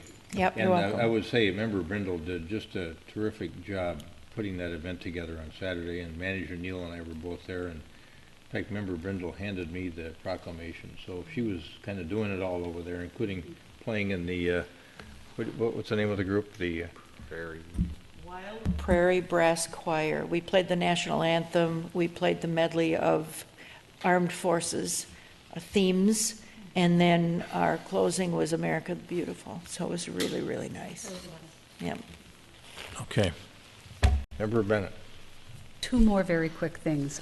Congratulations and thanks to the Desperate Book Club who presented at the Friends of the Edina Library event last Thursday night. It was one of the Quasquicentennial in the Community events, and these are a group of women who arrived as corporate transfer spouses back in the 70s and have been meeting together all these years. It was really, really interesting. The author Judith Guest is one of their members, and she had some stories to tell, as did many of their members. It was just delightful. And then all things transportation. At the end of September, catching up here, I attended a forum at the University of Minnesota Humphrey School on transportation policy and economic competitiveness. My goal was to be there for the panel discussion on policy perspectives, and I arrived before it started. The participants were State Senator Scott Dibble, Representative Mike Beard, who actually worked for railroads before he got into government, Louis Jambois, who's the president of the St. Paul Port Authority, William Gardner, who's the director of the Office of Freight and Commercial Vehicle Operations at MnDOT, and then Congressman James Oberstar made the closing remarks. And it was quite useful even just to be there for part of the morning. I would say that the one person asked me for the single takeaway, and I would say that I think the CP rail line will be with us for a long time in this community. In his concluding remarks, Congressman Oberstar emphasized the importance of freight rail to our economy, the fact that other countries have much better government support for it as well as industry support, and he said that they'll be surpassing us in terms of trade. So he feels, in his assessment of the morning's discussions, business is doing its part. It's time for government to step up, and again, I think that line is going to stay there, and the question is what use will be on it as the years unfold. Thank you. Member Swenson. Nothing. Member Sprague. Thank you. Communications was on our strategic plan. I didn't get a chance to mention a couple points tonight that I wanted to bring up. One is, I've talked to Manager Neal about this before, I think we need to work on organizing some type of campaign on that relates to council strategies before the next year occurs. And I think we need that organization and that strategy in order for us to message correctly about what we're working on. And then in terms of where we advertise our message, I still think we should look into doing an insert in the Sun monthly. Chanhassen does it. I think your council or in Eden Prairie, they decided to do that. But I think we need to get our story out in our own terms to our residents through a device we know that they're using to capture information. Met Council newsletter, I just got that and saw a couple points I wanted to share with the rest of you. One was that there's new council grants available to help fund sewer service laterals for private property owners. So when we're doing a project, there may be this pool of grant money available to help people with the $4,000 or $5,000 they're spending on replacing those laterals. So we should have an engineer who will look into that. I'm sure he already knows about it. And then in the regional travel report, it said residents are traveling less, using transit more.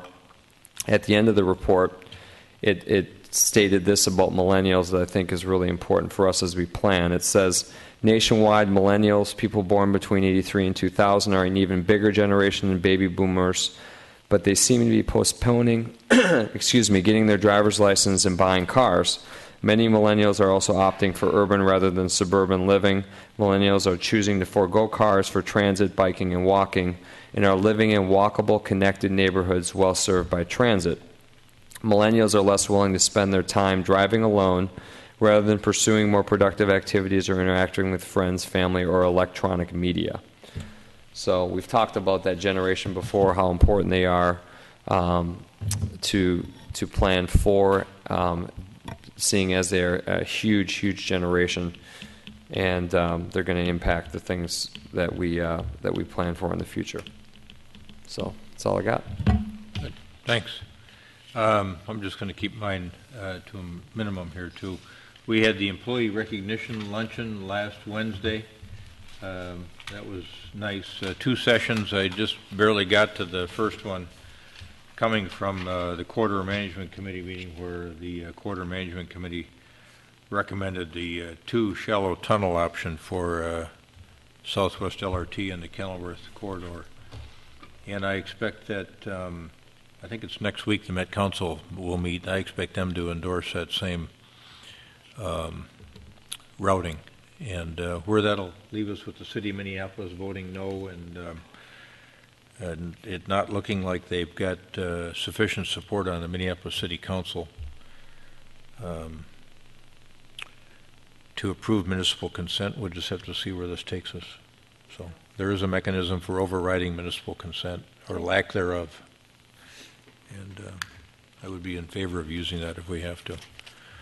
This is an important project that's good for the region, and I hope Minneapolis can embrace it. Thank you. Manager Neal. Thank you. Anything, Roger? Although I should tell, Go ahead. About a 15-minute speech. Oh, no. I should Good, I tell look you forward that to at hearing that in 2 weeks. your next council meeting, that Kieran Kurt will be the acting city manager at the November 4th council meeting. Okay. Very good. It was quite a bit of work tonight, and a lot of good work. We stand adjourned.